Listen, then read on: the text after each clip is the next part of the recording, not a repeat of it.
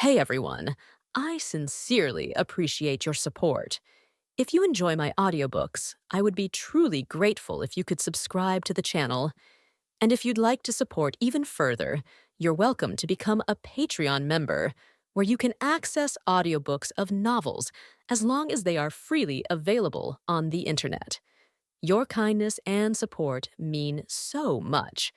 Thank you. Message received from Milo. I looked up, momentarily irritated by the interruption. I'd been going over growth projections for the mosses, lichens, and grasses that I was cultivating. I'd built one of Homer's farm donuts to grow as much base stock as I could manage before introducing it to the surface of Ragnarok. He went to 82 Eridani, right? Correct. So, message contains a description of a very positive potential colonization destination. Message also contains a record of the destruction of the Heaven vessel. What? I filed my work, cleared my desk, and pulled up the message from the in-queue. I could hear Milo's enthusiasm as he described the early survey of the system, and his fear as he relayed the information about the approaching missiles. There was a differential backup attached, but I had a bad feeling. Guppy, any chance on that backup? Negative. The transmitted backup was cut off before completion. Damn, there was a lot of information on this in the libraries. If I attempted to kludge something anyway to forcibly restore him, basically there was a very good chance that the result would be insane or simply non-viable. As sad as I was to lose one of us, I had no desire to see myself in that condition.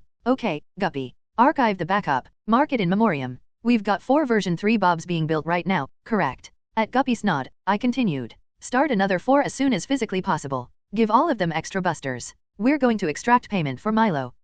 This Madiros character was really turning into a thorn. First Epsilon Eridani, then Alpha Centauri, now this. Time to take out the trash. I popped into Homer's VR. Hey, number 3. Homer grinned back at me. You know that'll never be as funny as number 2, right? Meh. I shrugged. Now that you've gone all establishment, you need a nickname. I popped up the list he'd sent me earlier. You're really going for this ranch donut, aren't you? Why not? We way over-engineered Farm 1, to the point of embarrassment, honestly. We've learned enough that I think we can give a half G at the rim without coming anywhere close to failure. And now that we've figured out atmosphere controls, he raised his eyebrows knowingly at me. In fact, the first couple of months of Farm 1 had been a nightmare. Every aspect of the environment kept going into positive feedback loops. We'd ended up putting 4 full-time Amos on the job until we were able to figure out how to dampen the resonances. Okay, General Bullmoose. Just remember the little people, okay? Homer laughed, and I called up a coffee. Things were looking up. The donuts, as we'd taken to calling them, looked like fat bicycle wheels. Carbon fiber cables ran from the hub to the rim, providing most of the structural support.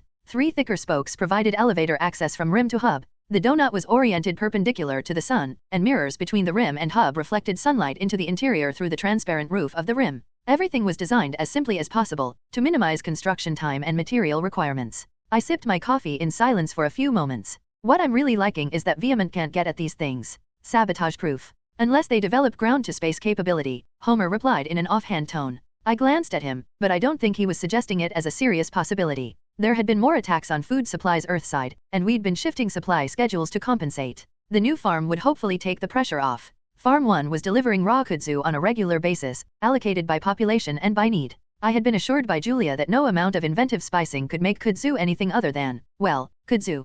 Plus it had digestive consequences similar to beans. Good time to be a replicant. Homer had come up with endless variations on the beans song, some of which had caught on Earthside. The second space farm would be going into production in a week, and my calculations indicated that it would bring us into a comfortable food surplus situation for the next 3 years. After that, falling Earthside production would again become a significant issue. The third station, which was still about half finished, would be a mix of crops, both for dietary variety and nutritional health. Homer was talking about establishing ranching on the fourth one: cattle, pigs, and chickens. Sheep, if the New Zealanders didn't eat all the stock first. There was genetic material in the Svalbard vault, but we would have to build the artificial wombs if we wanted to use that. Homer had turned into an industrial tycoon. He was understandably proud that his idea had worked, and so well, and it had become an all-consuming pet project for him. I finished my coffee and stood up. Back to the salt mines, I guess. Try not to blow anything up, okay? Homer saluted me with one finger as I popped out. The Deltans were attacked again before we pulled up camp, but not by gorilloids. I had become so obsessed with the gorilloid/Deltan struggle that I'd forgotten that this planet had a full-on ecosystem, as diverse and rich as anything Earth had ever produced. And that included more than one apex predator. In this case, the attackers were something that filled the same niche as a leopard or other jungle cat. Except that this species hunted in small packs. They took down a hunter who had stepped a few paces too far from the group.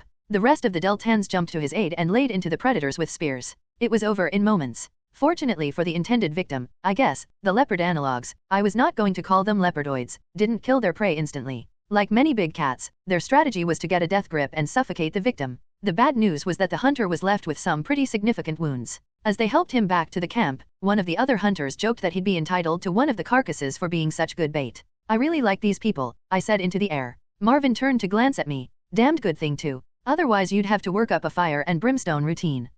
Yeah, brings up a point. I'm going to hang around and help them for a generation or so, but I'd better let myself fade into legend after that. I really can't afford to let them become dependent on me. Right. And that's probably when I'll take off. Marvin pulled up a star chart of the space around Delta Eridani. Places to go, species to meet. In the silence that followed, I reflected again on how little I looked forward to Marvin leaving. We'd diverged since he was created, into two distinct people. But we got along, which wasn't a sure thing. I smiled to myself as I remembered one of Bill's transmissions detailing some of the fireworks of Riker and Homer's early days. Wish I'd been there for that. It sounded like a great show. With the arrival of the latest batch of busters, we were sufficiently up to strength to be able to risk resuming the march. I announced this to the circle of elders but was careful to phrase it as information rather than as an order. I didn't want to fall into the trap of putting myself in charge of their fates, and I certainly didn't want the political fallout among the Bobs from creating that kind of situation. The elders discussed things, then announced we'd be leaving the next morning. Departure went without a hitch. The Deltans had benefited from a week or so of rest.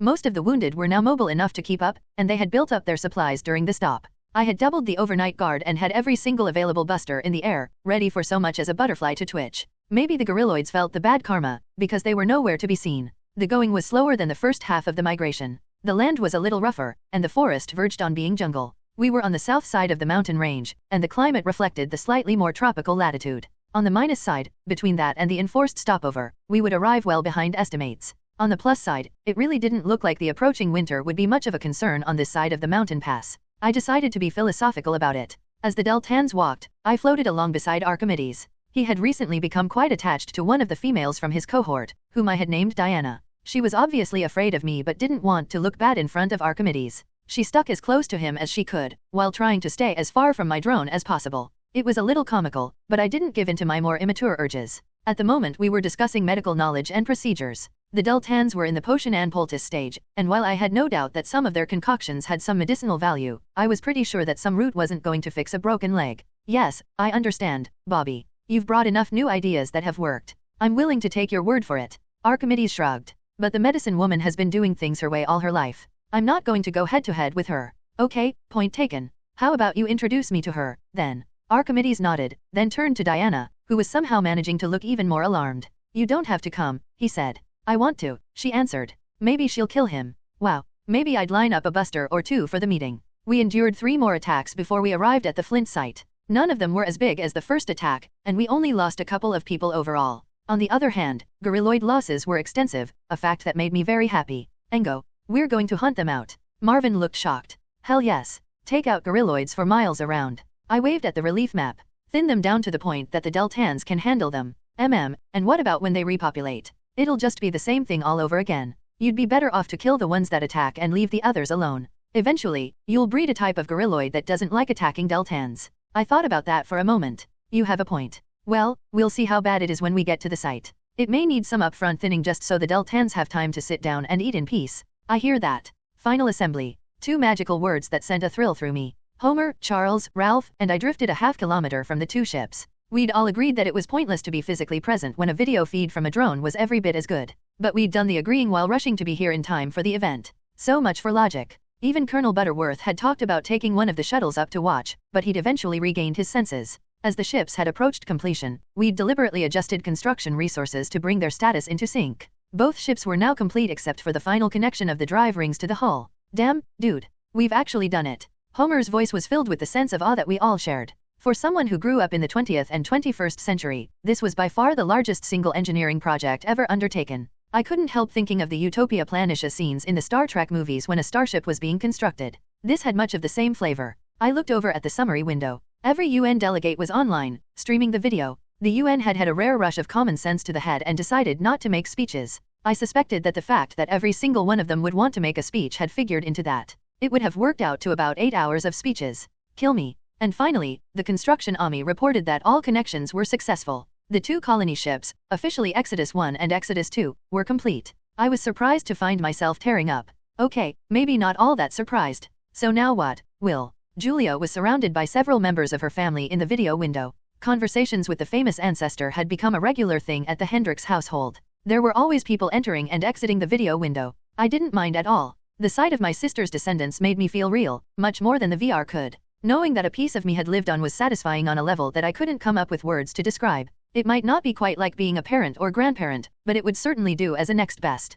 I popped up an inset list. System tests, integration tests, stress tests, and finally a shakedown cruise. Stuff happens, of course, but it should be pretty routine. And the third ship. Naturally, Julia was interested in that one. She and her family would all be on Exodus 3, along with the Spitz group. I had wrung that promise from Cranston before agreeing to his proposal. There was no reason for him to renege. The 300 or so people who couldn't fit on the third ship would be the first on to the fourth, and were guaranteed established homes when they arrived in Omicron to Eridani. Cranston had asked for volunteers, and surprisingly, he'd gotten them. I guess some people are happy to skip the hard work part. Julia sighed and smiled at me. Before you arrived, there was a general feeling that we might be the last generation of humanity. Some people were saying it was selfish to have more children. I'm glad it didn't turn out that way. She hugged her son, Justin, one of the newest members of Clan Bob, sitting on her lap. Justin had no idea what was going on. But the pictures were pretty, and he loved his Uncle William. I made a face at him and he laughed. Justin Hendricks, Space Cadet. A with grave newest day finally arrived when we reached the area of the Flint site. The former camp was at the top of a rise that stuck up out of the general forest level. On Earth, a castle would have been built there. From my earlier survey, I knew that it commanded a view of the forest for miles in every direction, right out to mountains and hills on the horizon. The site was rocky and bare but had a depression at the base of a rock shelf that formed a natural sheltered area. Several rock pools formed natural reservoirs, filled by the frequent rains. A central mesa rose from the shelf like the conning tower of a submarine. It was in fact, such a naturally ideal site that conversations kept coming around to why it had been abandoned. Don't know, was all we got from most of the elders. Moses commented that he only remembered his parents being very scared. He thought and it seemed likely that the place had been overrun by gorilloids. One of the other elders, I noticed, didn't seem comfortable with that explanation. I resolved to talk to him later. I directed the drones to do a quick survey to a mile in radius, looking for gorilloids. The results were chilling. This appeared to be a gorilloid preserve or something. The damn things were everywhere. But why? With no Deltans to eat, this felt like a badly laid out D&D scenario. The answer wasn't long in coming. I hadn't really done much in the way of biological analysis or investigation since I'd discovered the Deltans, and I guess this was my comeuppance for that oversight. The gorilloids were omnivores. The vegetation on this side included a tree with nutritious seed pods, the gorilloid's primary staple. The pods were tough to get to and tough to open, which explained the size and strength of the animals. And if the biochemistry of Eden followed that of Earth, the pods would be incomplete protein sources. So what has lots of protein? Deltans, of course. That looked like the explanation. The seed pods were more than plentiful enough to supply a large population of gorilloids, but the beasts would be crazy attracted to protein sources. And I just marched a couple of hundred bundles of protein right into the middle of them. Great. But there was still something about the gorilloid population that didn't add up. Without warning, a couple of loud booms reverberated through the forest. 2 gorilloids approached within proscribed distance and were neutralized.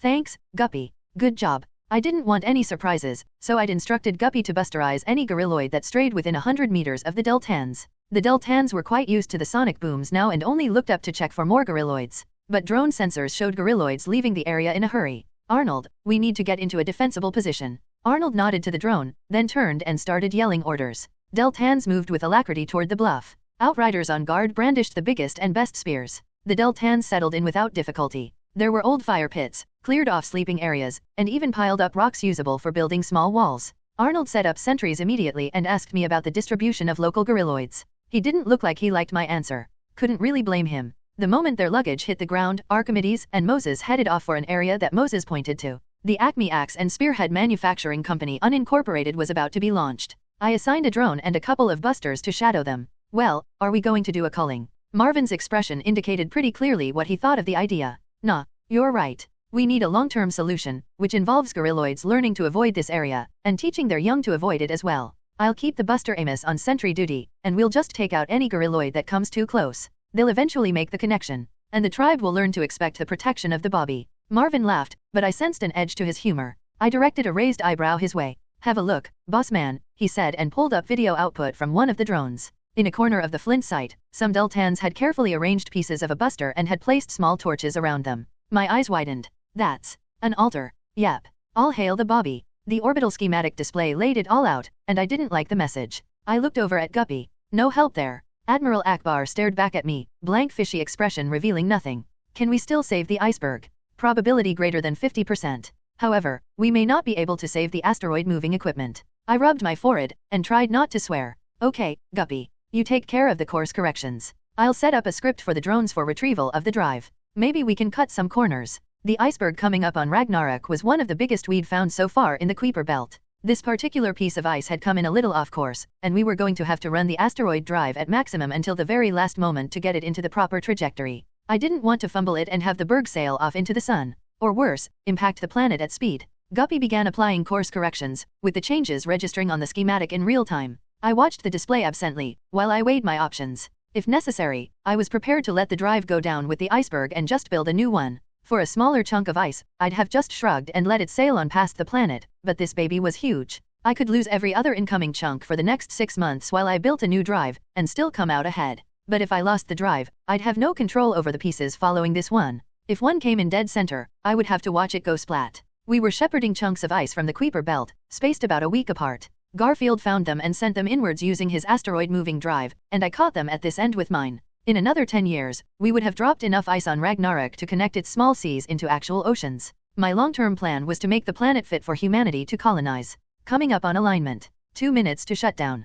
Thanks, Guppy. How much time will I have to get the drive off the berg? 650 seconds. Wow, that was tight. I reviewed the script that I'd written for the drones. 12 minutes required for a clean retrieval. That was with some wiggle room, but still. There were 12 separate structures that had to be released from their anchors and flown off the interplanetary iceberg before it hit atmosphere. I'd already written off the anchors, they would take far too long to extract. Hopefully they wouldn't do too much damage when they hit the ground. Garfield popped into my VR. How's it looking, Bill? He was watching the whole drama unfold, and thankfully hadn't tried kibitzing. There wasn't anything he could do, anyway, from his location in the outer system. Twice the number of drones wouldn't have been enough to save all the equipment. I grinned at him. Just another day at the office. Nothing to see here. Move along. Shutdown. Begin retrieval. I ordered the drones to start the retrieval process. From here on, it was up to the Ami artificial intelligences controlling the drones. All I could do was stay out of their way and not joggle their elbows. Either they'd save the equipment, or Ragnarok would have some new craters. 650 seconds later, the ice asteroid hit atmosphere.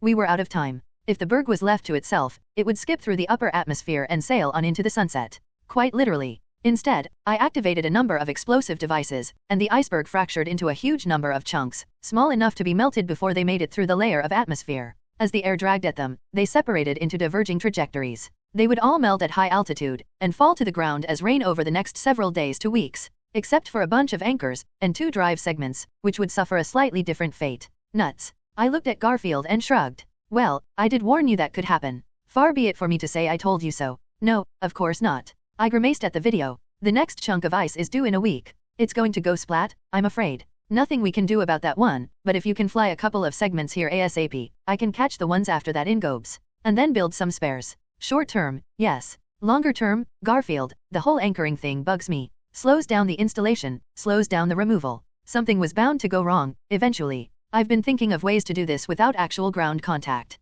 Garfield looked surprised. Seriously? Like, just position the segments in orbit around the ice chunk.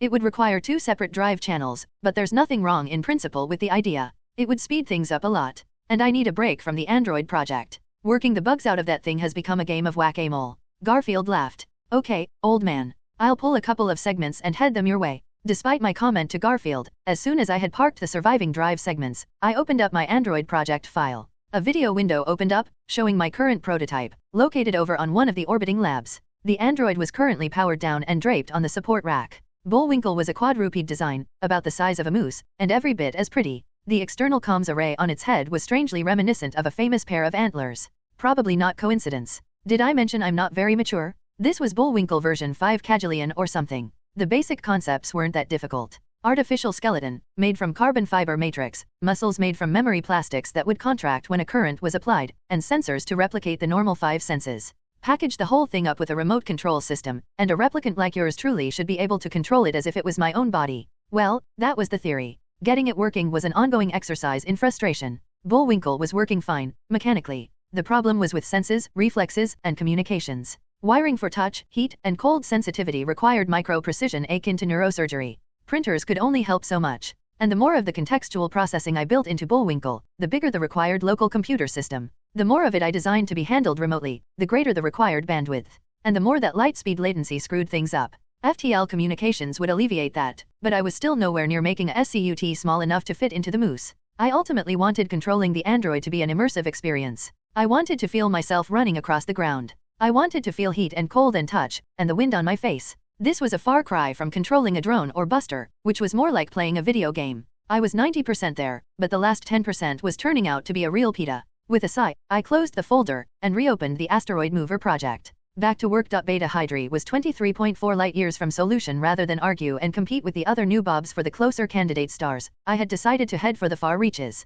I love to sail forbidden seas, and all that Melville-ish stuff. By the time everyone else worked their way out to this point, I hoped to have a working space station declaring, Mario was here. And let's face it, I really didn't want to be around the other Bobs. It still amazed me how oblivious they were to the differences between each clone. It was creepy. Not enough variation to make them separate people, but enough to give them different opinions. It was like seeing myself with brain damage. And yeah, Bob 1 had set the rule about Senior Bob being in charge, but I didn't see that holding for long. Original Bob had never been much of a follower. Well, whatever. I was here, they were there, and I liked it that way. Time to explore my domain. I dropped into the system, decelerating at a leisurely 2G. I could have come in a lot hotter, but on the off chance that there was a Madiros here, I didn't want him to know what I had under my hood. He'd see the 2G, a fraction of the output of my heavily shielded reactor, and he'd get cocky. I hoped. I really wanted a chance to meet up and hand him another ass-whooping. I had a couple of busters with his name on them. No, really. There wasn't a lot to do between systems, so I'd had the roamers stencil his name on a couple of busters. So far, though, there didn't seem to be anything Brazilian in the neighborhood.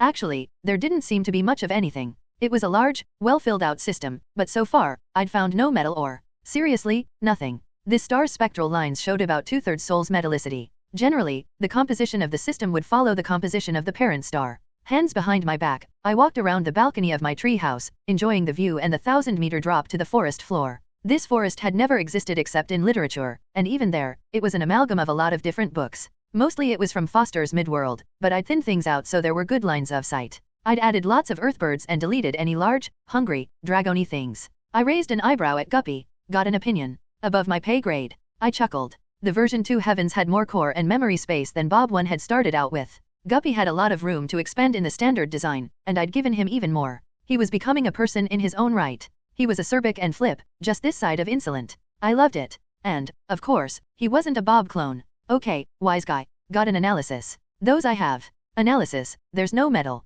Thank you, Captain Obvious. Any idea why? No, but I note that all of the other elements are within expected ratios. Only metals are missing. And completely so. And that was just not possible, not by any known theory of stellar or planetary formation. Guppy blinked once and turned to face me. I knew what was coming. Someone else was here first. Damn it. Madiros. But shouldn't there still be an auto factory around? I cut off what I was about to say and thought for a few seconds. Something was fishy with that theory, beside the originator. Hold on. How much ore are we talking about? Based on how much we think this system should have, how long would it take Madiros to turn it all into cute little meteori? Guppy thought for a moment. Or calculated. Whatever. 1,732 years. Give or take. So we can rule that out. We've only come 20-odd light years. And he would have had to travel for the same amount of time. I was belaboring the obvious, and I knew it, but I'd always found that talking something out helped to work through it in my mind. That does represent a flaw in the theory. Yeah, think. I pointed to the inner planets on the system schematic. We may end up having to do some planetary mining.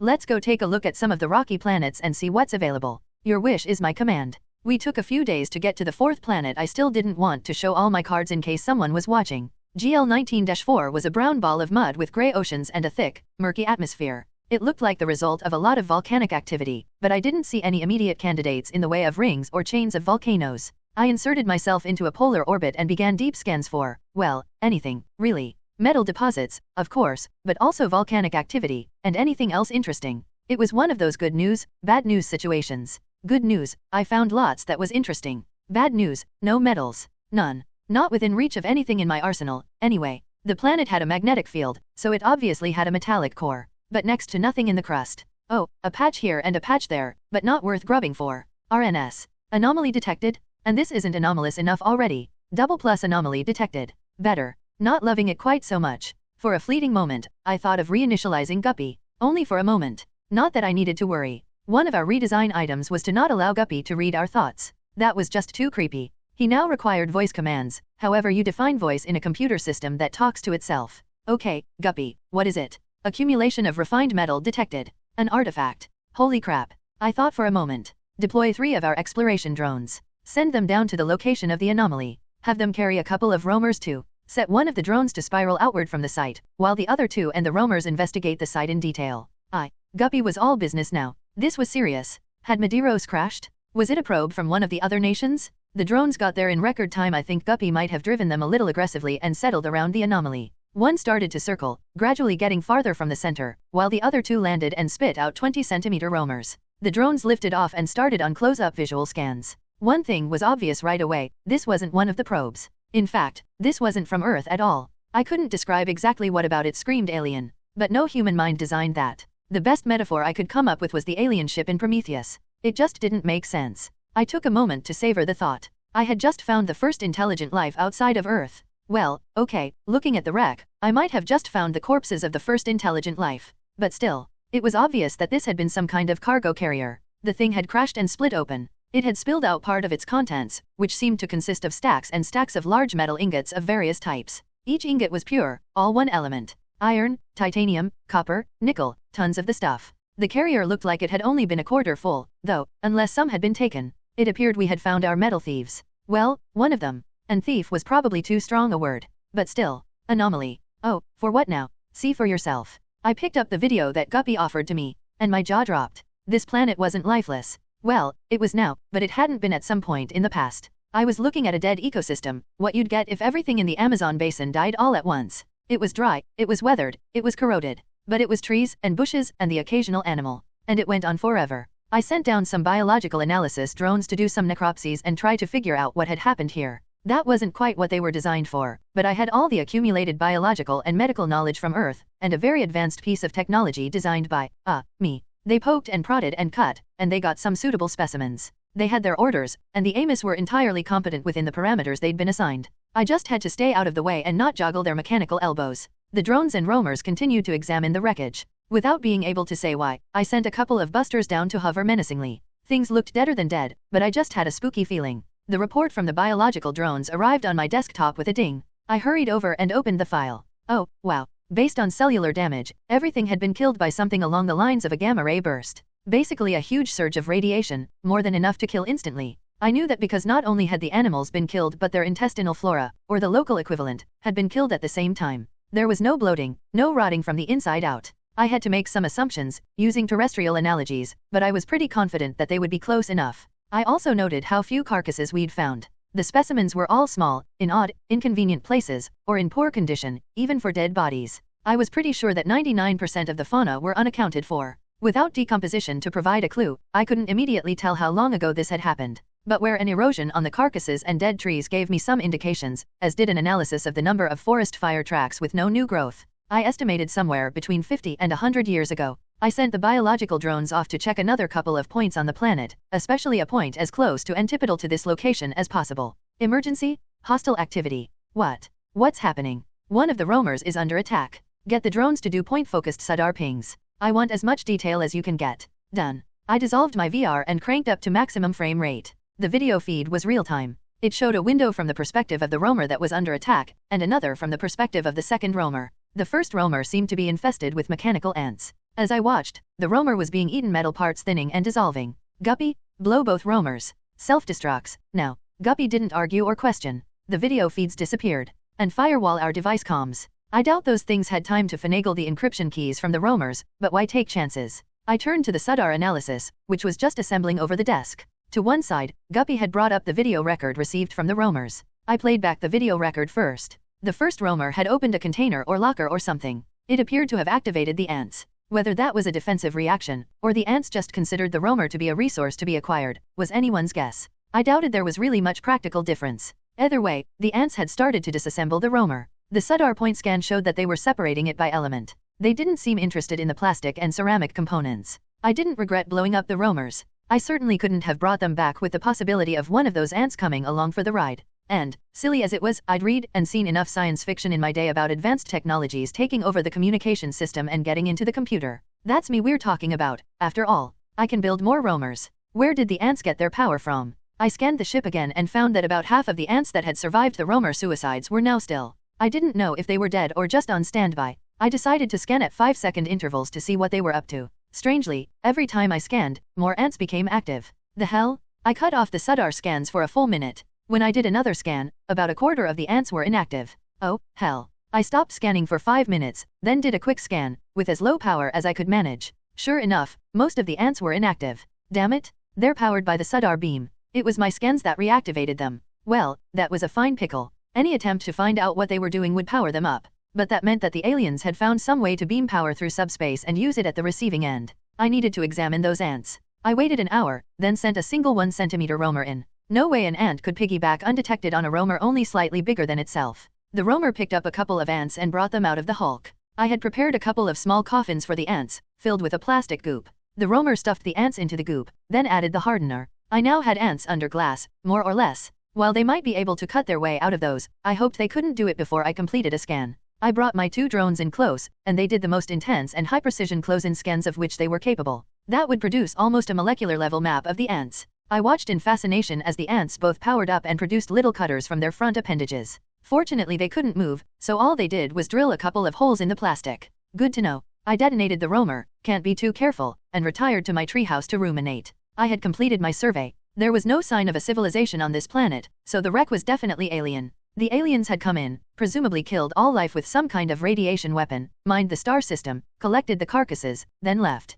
There were a lot of assumptions in there, but it fit the evidence. The scan of the ants had shown some interesting technology. I was already setting up simulations to test some of it. The scans of the Hulk didn't have any huge surprises. It appeared to be run by an AI or Omni of some kind. It had a fusion reactor. It had a surge drive. It had a SUDAR transmitter. However, the SUDAR unit seemed designed to transmit power to a tuned receiver as well as using the SUDAR as radar. I'd taken detailed scans of that for further study. Maybe the aliens had come and rescued the crew and left the Hulk. I doubted that. There didn't really seem to be any accommodation for anything biological. It was probable that the ship was completely AI. Was this civilization biological at all? The fact that they'd collected all the carcasses hinted at an answer, and not one that I liked at all. I could only think of one reason to bother collecting all that protein. And was this a one-time event? Or were they raiding systems on an ongoing basis? If so, which way were they heading? I certainly wouldn't want this fate to befall the solar system, even if there weren't any humans left. The dolphins and chimps still deserved their chance. I felt a pang of disappointment as visions of meeting Vulcans or Asgardians evaporated.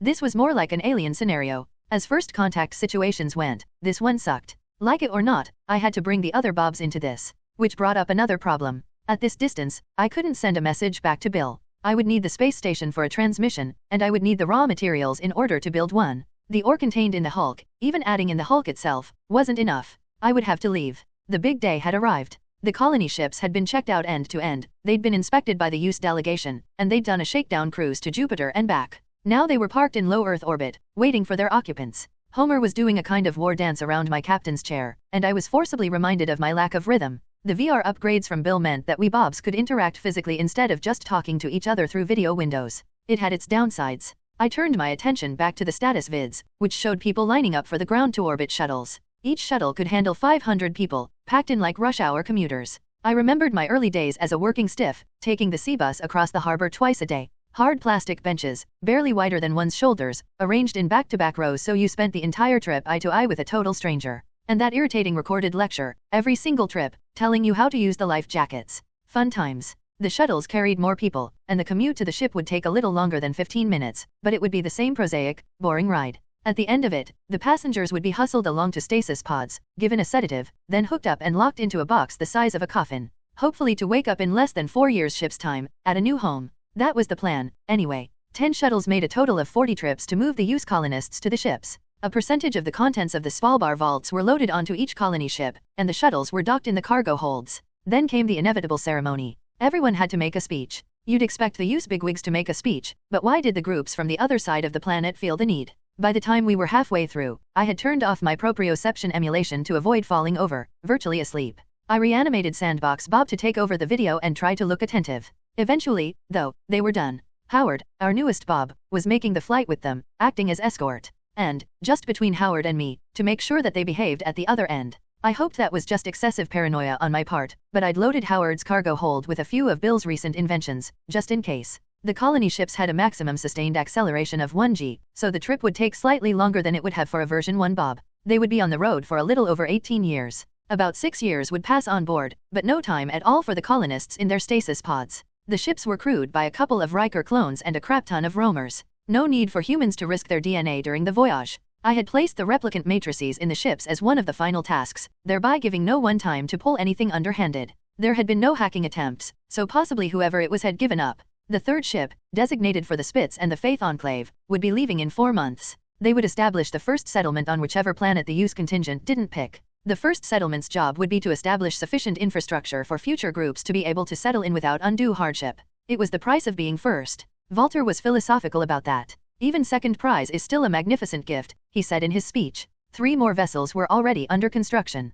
Between new builds and returning colony ships, we hoped to maintain a steady stream of exodus from Terra, as long as there were people who wanted to leave. Meanwhile, the resources left behind and the kudzu production would continue to feed an ever-shrinking populace for a long time to come. I just hoped we'd find more colonizable worlds before people started shooting at each other again. I found myself tearing up just a little as I watched the image in the holotank, which showed the colony ships passing the orbit of Mars. After more than a decade of work, of butting heads with, a bunch of butt heads, we had actually launched. It was an emotional moment. Even Homer was silent. Finally, with a groan, I stood up and stretched. Back to the salt mines. Homer grinned at me and pulled up a list. Stuff for today. I held an air horn over my head and pressed the button. A loud blayout filled the room. All conversation ceased, as every head turned towards me. Hey, everyone. Welcome to the first Bobmoot. I've built a matrix here at the Skunk Works that is more than big enough to handle everyone in the Bobiverse in VR. Bobiverse? Really? Garfield gave me the stink eye. I laughed. Just thought of it. I think it's pretty good, actually.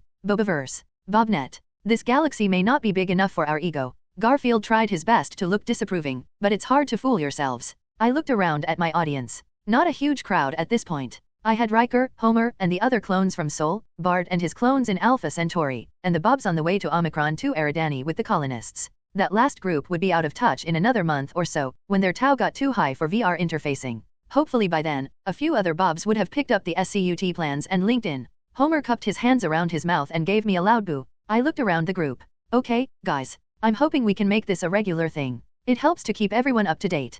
Plus it'll give you an excuse to inflict baseball on us. Bart yelled. I plead the fifth. I smiled at everyone. Meanwhile, we have beer, and coffee, and a pub to sit in. Shall we? We all popped over to the pub VR and settled into chairs. Time to celebrate. Do not engage an enemy more powerful than you. And if it is unavoidable and you do have to engage, then make sure you engage it on your terms, not on your enemy's terms. Sun Tzu, Art of War. We slowed down to subrelativistic speeds well short of 82 Eridani. We wanted plenty of time to scope out the situation, without alerting Madiros to our presence. Bill had made good on his promise to avenge Milo. 8 version 3 Bobs, including myself, were poised outside the system, just itching to give Madiros a piece of our collective mind. But Madiros had had 35 years now to establish himself. None of us thought we'd be able to simply waltz in and whoop his butt like back at Epsilon Eridani or Alpha Centauri. And because we have always been a cautious person, reconnaissance was going to be a major priority. We had 2 scout probes each, with heavily shielded reactors, 3 light-hour range SUDDARs, and Scud communications. And booby traps. We didn't want Madiros getting hold of any of that tech. And we had a new weapon in reserve, courtesy of Bill's Skunk Works. We deliberately came in from stellar north, at right angles to the plane of the ecliptic. While we didn't expect Madiros to be a 2-dimensional thinker, he was after all military. We did expect his assets to be mostly along the ecliptic. Our probes should be able to fall through that plane before he could react. We launched the scouts across a broad front, to get the best overall scan of the system. With no radio emissions and a heavily shielded reactor, there was a good chance most of them would go right through undetected. However, there was no way we were going to get away clean. Our hope was that if Madiros detected only 1 or 2 probes, he would conclude that there was only 1 Bob out here. I sent out a meeting invitation to the rest of the squad. Within milliseconds, 7 Bobs popped into my VR. I looked around the table. Strategy session, boys. Hannibal accepted a coffee from Jeeves as he popped up a system schematic. We will watch for anything hiding behind moons or planets. Not falling for that trick twice. We've got a good idea of where things are, thanks to Milo's preliminary report. Wheel. Abruptly, Hannibal disappeared from the VR.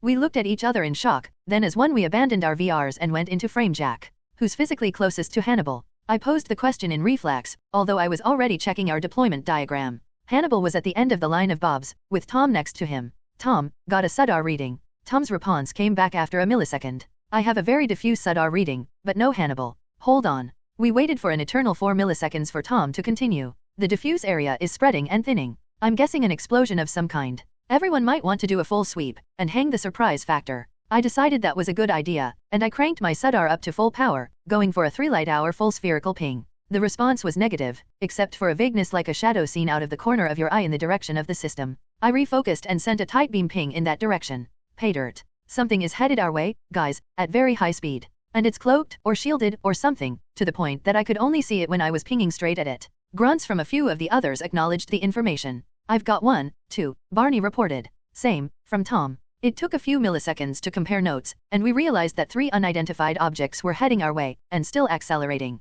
We launched 3 of our regular probes directly at them, to try to get a visual. They're dodging, Fred said. I think they're expecting the probe to try to ram. Well, not a bad idea if we can manage it, I responded, but first we want telemetry. It took a little over 15 minutes, at the combined velocities of the probes and the approaching objects, for them to pass each other. The incoming bogey was still dodging back and forth. The probes were only able to get a frame or 2 of poor images as they passed by, but they managed full SUDAR scans. As the results popped up over our desks, courtesy of SCUT instantaneous communications, there were gasps. Nuclear freaking bombs. He's built fission weapons. With shielded reactors and very, very large surge drives, Fred added. That jibes with the readings I've been getting. I think Hannibal is just a radioactive cloud. Now, Tom said. We are screwed. My ass, I retorted. How long do we have until they're close enough to be able to take us out? Tom, do you have a feel for the megatonnage? There was a moment of silence, before Tom popped up a sensor readout in our VRs. Because we were still in frame jack, it wasn't even paper, just a raw window with a data listing.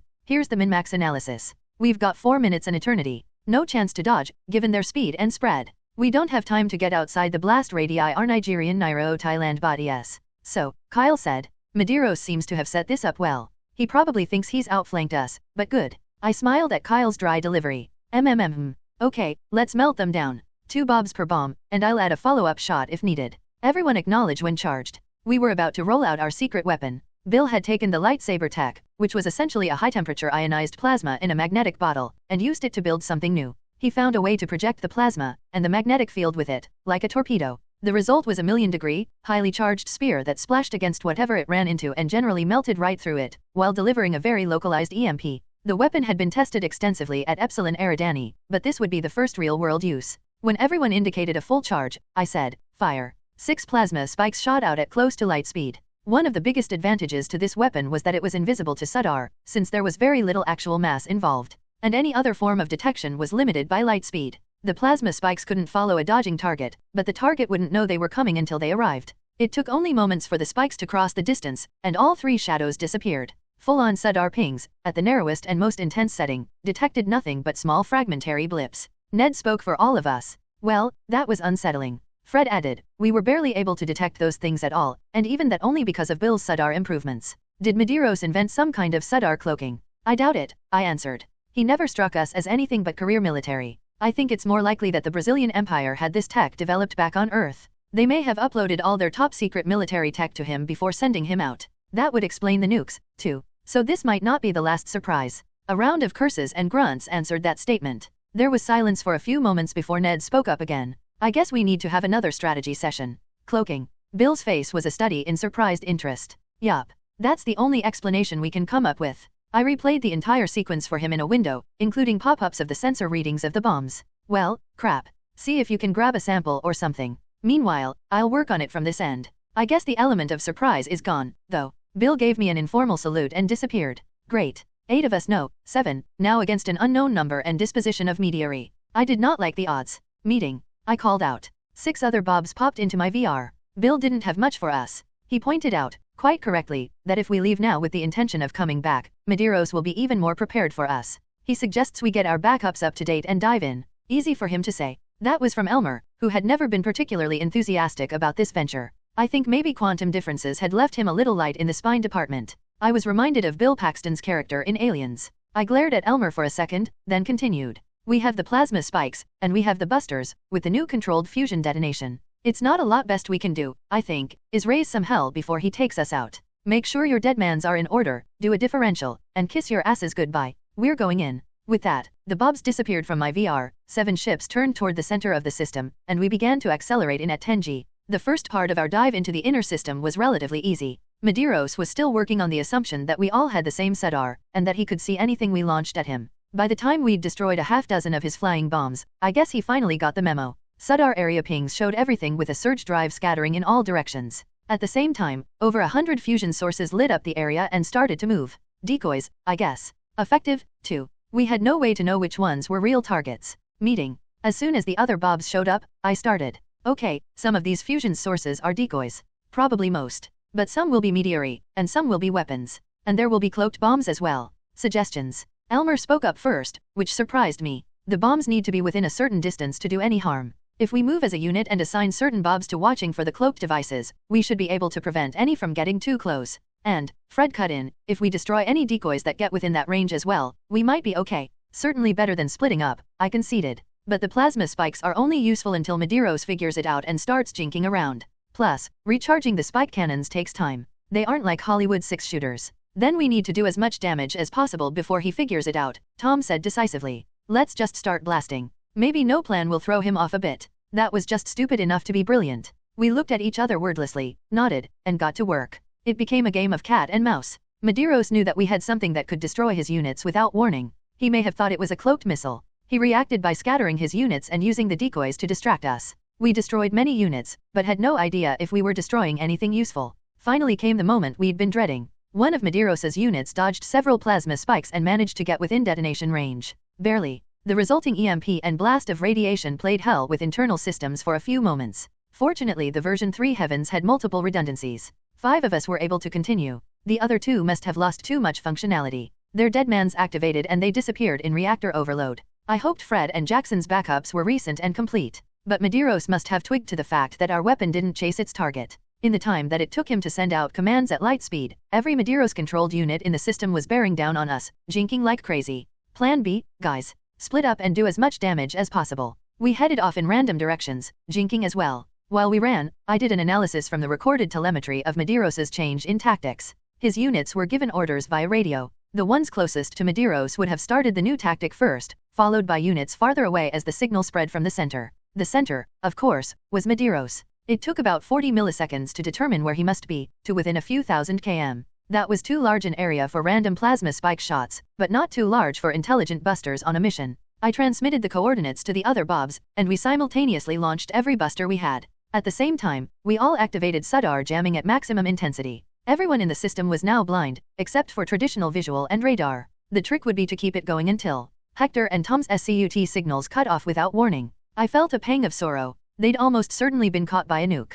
That left 3 of us, plus whatever busters were still going. I kept spiking fusion sources as best I could. The Omni pilots tended to be a little predictable. Many of them settled into a pattern of dodges that I could predict after several iterations. Then Barney dropped out. That left just Elmer and me. I had to give him credit. Now that things had hit the fan, he was no longer whining about the danger. I mentally upgraded him to Michael Bean. 2 nukes went off around me almost at the same time. They must have been a little impatient, or saw their solution deteriorating, because the distance was a little too great for annihilation. Not too great for damage, though. I was dead in the water for several minutes while Guppy scrambled the roamers to replace or reroute systems. You okay, Con? It was Elmer, checking up on me. A little damage. Roamers are on it. Don't try to cover me. We don't want to present a single target. No problem, dude. Having some fun of my own over here. Surge drive online. That's what I wanted to hear. I jammed the gas pedal all the way down to emergency level, and shot away at 15G. I wasn't able to keep that up long, but it saved my bacon, as another nuke went off behind me, just out of range. Finally, just when I had about decided I'd had enough excitement for the century, the busters converged on the point in space where we believed Madiros to be. Remote telemetry showed 44 busters bearing down on 3 Brazilian probes. The meteory must have finally gotten a visual warning, because they turned and scattered. But it was far too late. At least half of the busters made contact of some kind before there wasn't anything left that was big enough to register as a target. Just one small problem. Destroying Madiros didn't deactivate his units. We were still being chased by dozens of fusion signatures, at least some of which were real threats. Got any ideas, Elmer? How's your equipment, Con? Well, I'm going to need new underwear, but I'm still running. I'm not so good. My surge has gone intermittent, and I don't have time or parts to fix it. Elmer was silent for a moment, and sympathy and sadness washed over me. He was screwed, and we both knew it. I've updated a differential to Bill, so to quote the Celine Dion song, "Oh, please don't, Elmer." He laughed. Gotcha. So you turn off your SUDAR jamming and run silent out of here. I'll keep blinding everyone until the last moment. Give Bill my regards. Will do, buddy. Sayonara. Hasta la vista, baby. I did as he said. Once my SUDAR emitter went silent, the Brazilian units locked onto the only bright source of SUDAR in the area. As I ran from the area, Elmer's relayed telemetry showed close to 50 units converging. Then he was gone. I coasted for 2 weeks to get far enough away from 82 Eridani before I reactivated all systems. I had given a full report to Bill, and I spent the time doing more thorough repairs. The last thing I needed was equipment failure halfway between stars. Of the 8 Bobs that went to 82 Eridani, I was the only one left. I think we took the meteorite out, so I guess it was a success from that point of view. But I couldn't convince myself that the weapon had all been one way. I popped into Bill's VR. Hey, Bill. Hi, Con. Bill gave a flash of a smile. I still can't say that without wanting to yell it. We shared the standard laugh. Good names were getting a little scarce, and I was glad to have picked one that had some nerd lore behind it. Did we get all the backups? Bill shook his head, looking unhappy. 3 didn't complete. SCUT bandwidth just isn't dependable enough. Lots of dropped packets and resends. I've added them to the in memoriam list. Elmer. Bill smiled, a small sad smile. He made it. Guess he surprised all of us, right? I nodded, and let the silence extend for a few milliseconds. We're going to have to go back, you know. Bill nodded. We don't know for sure that we got all the meteorite, even if we got all the active ones. And those Ami units will still be wandering around, looking for things to blow up. Bill waved a hand. And, not to put too fine a point on it, I have to find out how he's doing that cloaking. That's a real danger to us. I rubbed my chin in thought for a second, then looked at my hand in amusement. We Bobs were so used to VR now that we felt fully human most of the time. But once in a while the incongruousness of an action would jerk one of us back to reality. Bill, I want to be in on the next wave. I owe that to the guys we lost. It will take me 13 years to get back, so load my backup into one of the new ships. I'll send you a full, and let me know if it comes through, okay? Bill nodded. I gave him a salute and disappeared from his VR. Madiros, I'm coming back for you. We'd arrived. I can't even begin to describe the feelings of joy and relief as I passed the Kuiper belt and officially entered the Omicron 2 Eridani system. No Vulcan cruisers flew up to intercept us, so I added a few to my VR. Just because. I did a quick scan of the system to confirm Milo's survey results and verify our orientation to the ecliptic plane. The 2 colony ships, Bert and Ernie, they named themselves that, yes, voluntarily came into the system at a much more sedate 1G deceleration. They would arrive at Vulcan and Romulus a week or 2 behind me. I'd been thinking off and on about what it would be like to be a colony ship. The guys would be essentially running a shuttle service for up to a couple of centuries. Fly to Earth, fly to Vulcan. Fly to Earth, fly somewhere else. Rinse, repeat. On the other hand, they were doing a very valuable service for humanity. Any Bob could appreciate that. And with our arrival, humanity now officially no longer had all its eggs in one basket. Now perhaps we could start to think about breathing a little easier. But just a little. I dropped into the L4 point between Vulcan and Romulus and dropped a beacon. We would set up there to do initial recon and to give Colonel Butterworth and his people a chance to make a decision. Since I had 10 days or so to kill, I sent some exploration drones to each planet to expand on Milo's survey information. Then I settled back with a cup of coffee to relax. Milo had left a couple of Amos and a bunch of auto factory drones behind to continue mining the system. The drones put the refined metals into bundles of ingots and set beacons on them. With a couple of decades of peace and quiet, the automation had accumulated several 100,000 tons of ready-to-use material, all in orbit inside the asteroid belt. Riker had started the Ami on building a farming donut a decade ago, to provide a backup food source. It would need only to be seeded from the stocks we'd brought with us. I hoped we wouldn't need it. Of course, I didn't hope that anything like as strongly as the colonists would. Kudzu was apparently not the food of the gods, although deities were often invoked when describing it. I had quick conversations with Bill and Riker, just to let them know we'd made it. Full reports would follow. Riker gave me a list of colony ships that were already launched and on their way. But no pressure, right? Exodus 1 and Exodus 2 settled into orbit without a hitch. We had a brief flurry of SCUT exchanges, then Bert and Ernie shut down the drives and went to station keeping. Welcome to the home of Spock, boys. I popped into the common VR and grinned at them. They were grinning back, of course. After all, Bob, Bert and Ernie had adopted Battlestar Galactica-style uniforms and command deck VRs. I was a little surprised by that, as it hadn't been one of my favorite shows. Although the Cylons were definitely badass. I was seriously considering putting up a couple of Vulcan cruisers to escort us in, Ernie said. I felt my face turn red, and Bert started laughing so hard he almost lost his seat. We took a minute to enjoy the joke. Belly laughs are one of the best things about being sentient, and you should never miss a chance for one.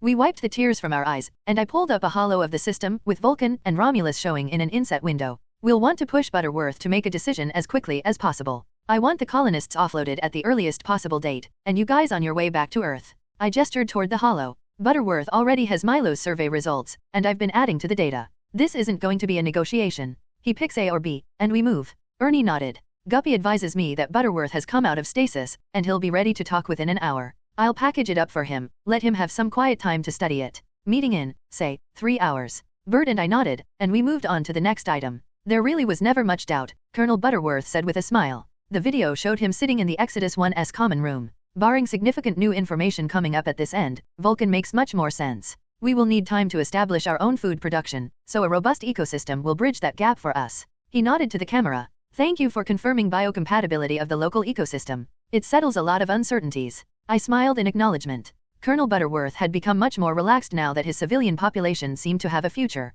He continued in a distracted voice, we'll hopefully be in a position to help out the Spits when they show up, until they have their food production set up. He arched an eyebrow at me. Farm 1 won't be producing yet, right? Not yet, Colonel. But since most of the colonists will stay in stasis until we're ready for them, ship's stores will be sufficient for the first month. Colonel Butterworth grunted. Still tighter than I like. The Colonel stared, rapt, at the virtual bulletin board that Bert had provided. The board showed real-time status of all current, upcoming, and completed colony setup activities. Video windows showed a constant rotation of views. Setup crews were awake and had begun shuttling printers down to Vulcan. On the surface, roamers were printing out modular residential units and assembling them. Omni-controlled bobcats and backhoes stayed just ahead of the construction, preparing the ground for the houses. In 2 days, we would start waking the first wave of civilians and shuttling them down to their new homes. And the universe would have actual Vulcans. Roddenberry would be proud. I am truly amazed and grateful for how We Are Legion, We Are Bob, was received by science fiction fans. The response has been both overwhelming and humbling. Thank you. It has been quite the journey, and along the journey I have had great help. First, I would like to thank my agent Ethan Ellenberg for not only taking me on but guiding me through all this. Your help has been invaluable and I am grateful. To Steve Feldberg, who saw the potential in We Are Legion and the series, thank you so much for the opportunity you have given me. Betsy Mitchell, thank you for editing my manuscripts and for the words of encouragement. It takes a village of sorts to create a novel, everyone from beta readers, critiques, artists, editors, publishers, and now a narrator. To Ray Porter, thank you for bringing Bob Johansson to life. I'd like to particularly mention the members of the Uber group and Novel Exchange group on Scribophile. I appreciate your input. And to my beta readers, thank you. Thanks in particular to Sandra and Ken McLaren, Nicole Hamilton, Sheena Lewis, Patrick Jordan, Trudy Cochran, and my wife Blaine, for reading the raw draft and early versions. It is not down in any map, true places never are. Herman Melville Bob. February 2167. Delta Eridani. An angry squeal erupted from the pile of deadwood. The 2 Deltans paused, poised to retreat. Seeing no further response, they resumed pelting the area with rocks. The individual I had named Bernie, his fur erect along his spine and ears straight out with excitement, chanted, "Here, Cuzzy, Cuzzy, Cuzzy."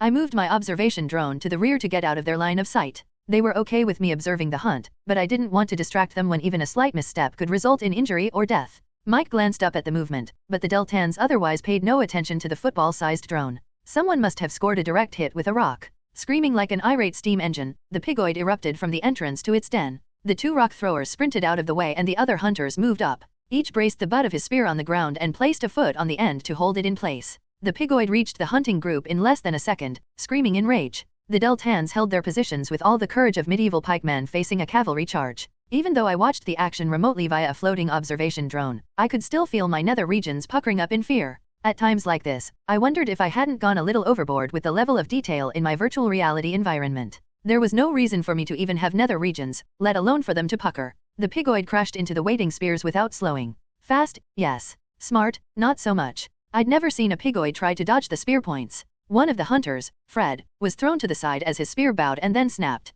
He screamed, either in pain or surprise, and blood spurted from his leg. A distracted part of my mind noted that Deltan blood was almost the same shade of red as human blood. The other Deltans held fast, and the pigoid was lifted right into the air by the leverage of their spears. It hung in midair for a moment, then crashed to the ground with a final screech. The Deltan hunters waited for any more movement, lips drawn back to show their impressive canines. Occasionally, a pigoid would get back up after this level of mistreatment and wade in for another round. No one wanted to be caught with their guard down. Bernie sidled up with his spear in one hand and a club in the other. Stretching as far as he could with the spear, he poked the pigoid in the snout. When there was no reaction, he turned to his fellow hunters and grinned. Not literally, of course. The Deltan equivalent of a grin was an ear waggle, but I was so used to the Deltan mannerisms that I no longer needed to consciously interpret. And the translation software took care of speech, converting idiom and metaphor between English and Deltan. I had assigned arbitrary human names to individuals to help me keep track of everyone. Truthfully, humans and Deltans would never communicate without a translator. Deltan speech sounded to human ears like a series of grunts, growls, and hiccups.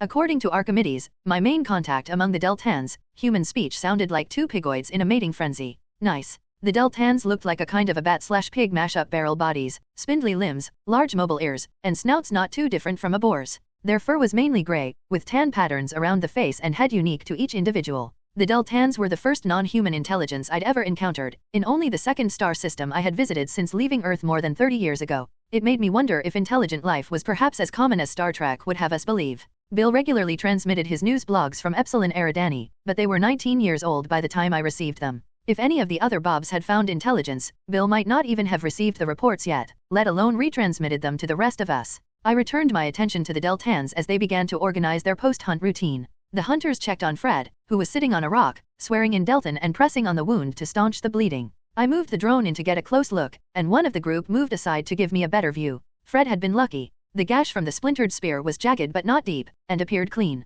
If the pigoid had gotten its teeth into him, he'd be dead. Mike made a show of trying to poke the wound with his spear. Does that hurt? Does that hurt? Fred showed his teeth. Yeah, funny. Next time you can have the bad spear. Mike smiled back, unrepentant, and Bernie slapped Fred on the shoulder. Come on, don't be a baby. It's almost stopped bleeding. Right, let's get this thing hung and bled. Matching action to words, Mike unwound his rope from around his torso. He flipped the rope over a convenient tree branch, and Bernie tied the rear legs of the carcass. Not making skills, not so good. The rope work was rudimentary, and probably slipped occasionally. I made a mental note to teach Archimedes some sailing knots. Mike and Bernie strung up the carcass and proceeded to field dress their kill, while the other Deltans started a giving thanks chant. As I watched, I had one of those incongruous moments where I half expected them to attach a hunting tag to its ear. Wrong century, wrong planet, wrong species, of course. I turned away from the drone's video window and chuckled as I picked up my coffee. Marvin, who had been watching over my shoulder, gave me a strange look, but I didn't feel the need to explain. Hell, he should be able to remember original Bob going hunting with Dad, way back when. I shrugged at him without comment. Work it out, dude. New Epsilon. Marvin rolled his eyes and returned to the lazy boy that he always materialized when he was visiting my VR. I spared a moment to let Jeeves refresh my coffee. As in every virtual reality space that implemented the Jeeves AI, he resembled John Cleese in Tux and Tales. As I took a sip perfect, as always I looked around the library from my seat in one of the antique wingback chairs. Floor-to-ceiling bookshelves, a large, old-fashioned fireplace, and tall, narrow windows through which a perpetual late-afternoon sun shone to illuminate the interior. And like a giant shiny black eye, one red corduroy lazyboy, occupied by a clone of yours truly. All in VR, of course. Physically, Marvin and I were a couple of glowing optoelectronic cubes, installed in the two spaceships currently orbiting Delta Eridani 4. But we had been human once, and our VR environments kept us sane. Spike wandered over, jumped up onto Marvin's lap, and began to purr. The cat's AI was realistic, right down to the total lack of loyalty. I gave a small snort of amusement and turned back to the video window. The hunters had finished field dressing their kill. The pigoid didn't really look like a wild boar. It was probably closer to a bear in general outline, but it filled the same ecological niche as a boar, complete with the same sunny disposition and affectionate behavior. Hunting them wasn't a one-sided proposition by any means. The Deltans took a chance on every pigoid hunt. The pigoid usually lost, but it sometimes managed to take down one or two of the hunters. The recent addition of Flint tips to the spears was changing the game, though. Yeah, I know. Prime directive, blah, blah. Pfft. This wasn't Star Trek, despite Riker's choice of name and VR theme. The Deltans trust their prize to a couple of spears, and 4 of them hoisted the ends of the spears to their shoulders. Mike beckoned with a gesture, and I maneuvered the drone over to float along beside him. 2 others put their arms around Fred and helped him to his feet. His leg hadn't quite stopped bleeding, and he showed a pronounced limp, but he'd make it back to the village. We marched triumphantly towards the Deltans' home, a couple of the hunters singing a victory chant. The others traded good-natured jokes and insults as they compared notes. I never ceased to be amazed at how very similar in behavior the Deltans were to humans. It made me feel nostalgic, occasionally, for genuine human contact. We soon arrived at the village, greeted by laughter and celebration. A pigoid kill was always a happy event. The Hekti would have a feast tonight, and would eat well for a week. Hekti translated as something like families of our fire. Of course, it flowed a lot better in Deltan. This hunting group was part of Archimedes' Hekti, which I'd more or less adopted as family. Fred was helped over to his family's spot, where his mate proceeded to fuss over him. One of the hunters hurried off to get the medicine woman, Krula.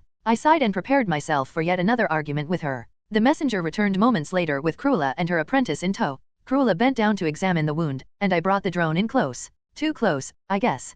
Krula straight-armed the drone and it shot back several feet before the Ami controller was able to stabilize it. The other Deltans stepped back in shock, and one looked like he was going to either flee or faint. The drone was small, and really not hard to push around. But still, you know, Sky God. I'd long since learned that the medicine woman feared no one and nothing. And she wasn't particularly good at taking advice, either. I gritted my teeth in frustration, wondering if this time Krula would pay attention to anything that I'd told her. Fred apparently was having the same thought. This would be a good time to try Bobby's hot water thing, he said to her. Krula glared at him, then at my drone. Maybe he can just dress the wound as well, since you don't seem to need me. Oh, by the balls of my ancestors, Krula, Mike said. Try something new, just once. Bobby hasn't steered us wrong yet. Krula snarled at him. Within moments, the hunters and Cruella had faced off in a yelling match. The hunters were my biggest supporters. Flint tips, spear straighteners, and hand axes were only a few of the improvements that I'd brought to their lives. They, at least, trusted that I had the Deltans' best interests at heart. Finally, Cruella threw her hands in the air and barked, "Fine. We'll do it your way. And if your leg falls off, don't come whining to me." She turned to her apprentice and snarled an order. The apprentice flattened her ears and ran off. Minutes later she was back, carrying a bladder and a soft leather skin. Cruella pointed to the bladder and said, "Freshly boiled water." She held up the soft piece of scraped skin and said, "Washed in boiling water." Then she glared right into the drone's camera. "Now stay out of my way." I watched in pleased surprise as she took the time to clean the wound with a piece of hide, using the freshly boiled water. This was progress. Granted, the hunters helped a lot by putting their collective foot down, but if Cruella got into the habit, incidents of infection would drop dramatically. I bobbed the drone once in acknowledgement, then sent it off to station keeping at the perimeter of the village. I returned to my VR once again, sat back, and closed the drone's video window. The change in procedure by the medicine woman was a major victory, and I was happy to get out of her way in return. It would allow her to save face, and she wouldn't feel the need to dig in her heels next time. I'd miss the rest of the celebration, but the pigoid's ultimate fate was a matter of routine, and well documented. And probably delicious. I thought of ribs in barbecue sauce and my mouth watered. I didn't need food anymore, being a computer and all, but I could do anything I wanted in VR. And if you're going to program in a coffee simulation, you might as well program in barbecued ribs. Spike came walking across my desk, meowed once, and plunked down on my keyboard. I accepted a coffee refill from Jeeves, then turned to Marvin. "Okay, excitement's over. What's up? You wanted to talk to me about something." Marvin nodded and stood. He dismissed the lazy boy and walked over to my work desk. Pulling up a wingback, he invoked a globe of Eden in midair over the desk, with a small section of one continent outlined in red. "This is the current range of the Deltans. I've excluded the old village, since they no longer live there. And that was more of a refuge than a permanent home." I nodded. They hadn't even been there for a full generation. Marvin bobbed his head in acknowledgement. "Anyway, I've been doing a lot of digging literally, in some cases, and I've arrived at a reasonable estimate of Deltan population movements over time." He looked at me expectantly, and I made a rolling motion with my hand for him to continue. "They do not appear to be from this area at all. It looks as though the sentient Deltan subspecies originated here." Marvin rotated the globe and pointed to a different part of the continent, and moved from there to the current location. "And they're no longer at the old location? Why, that's what I don't get, Bob. I've found a lot of evidence of abandoned Deltan villages, and some burial sites, but not nearly enough graves to account for the expected population. Predation. You'd think, but then we'd find Deltan remains here and there, at least in the form of piles of bones. You've seen what the gorilloids leave behind when they're done with a meal. They're not fastidious." I rubbed my chin, gazing at the globe. "That doesn't make sense, anyway. From your notes, the original area didn't have gorilloids at all. So they moved from a safer area to a more dangerous area, and disappeared in the safer area. Then fled the more dangerous area to set up in an even more dangerous area." Marvin shook his head in confusion. "They aren't morons. They may be just in the process of becoming human-level sentient, but they have common sense. We're missing something." I shrugged, and sent the globe spinning with a flick of a finger. "It's a mystery, Marvin, and we do love a mystery." We exchanged grins. "After all, Bob. But the important thing is that they're much safer here, compared to where we found them. They've settled in nicely in Camelot, the hunting's good, and the gorilloids are beginning to get the hint and have pretty much stopped trying to pick off Deltans." "You're really going to call their village Camelot?" Marvin gave me the stink eye. "Every time you say it, I hear Knights of the Round Table." I grinned at him and waggled my eyebrows. "It's only a model." Marvin rolled his eyes and stopped the globe. "Anyway, I'll keep at this, but we're at a disadvantage here. On Earth, scientists were building up from existing knowledge of a world they understood. On Eden, we're starting from scratch. Yay, and even then, it took years for them to figure out things like the fate of the Anasazi." I sat back and shook my head. "Yeah, I get it, Marv. I have to admit, I'm glad this is a pet project for you. I did some basic research and exploration when I landed, but it wasn't a priority for me." Marvin chuckled and, with a parting nod, disappeared back to his own VR. Howard. September 2188. Vulcan.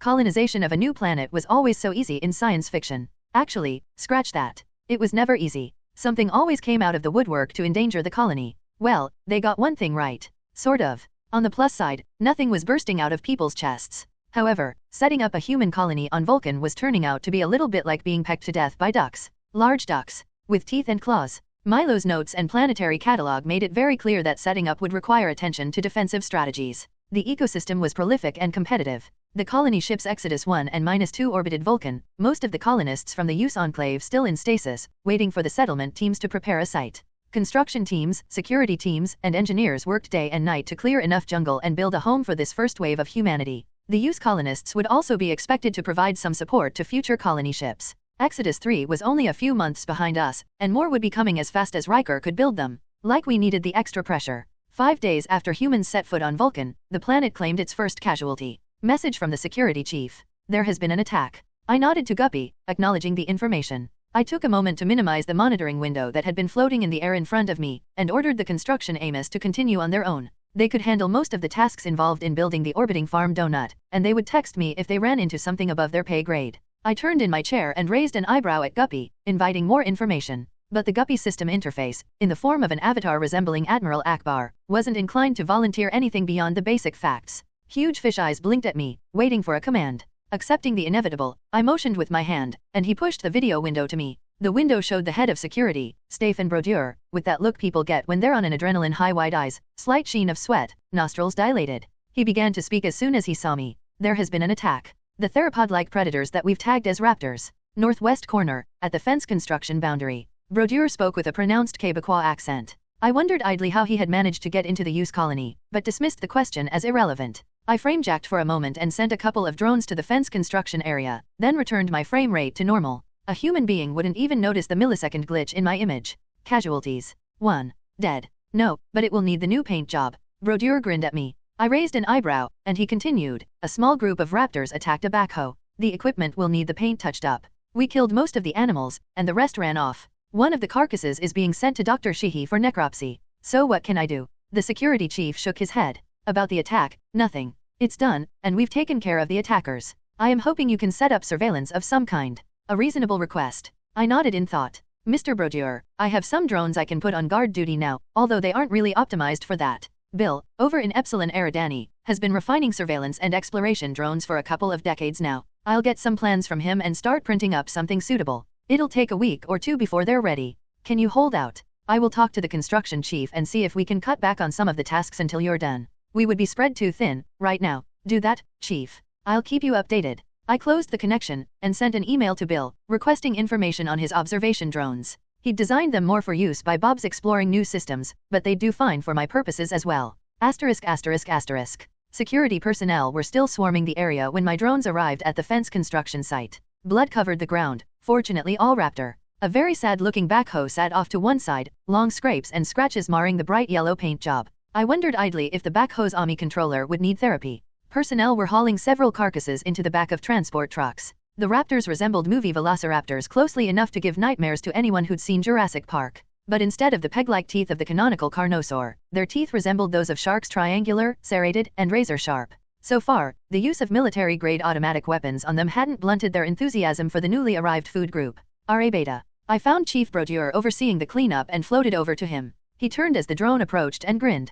And to think I turned down the desk job. I chuckled politely in response. Welcome to the frontier. Did you get all of them? No, he shook his head. We let 1 or 2 get away to communicate fear of humans to their friends. And how's that working out, so far? Chief Brodeur laughed and shook his head. I have a meeting with the colonel this afternoon.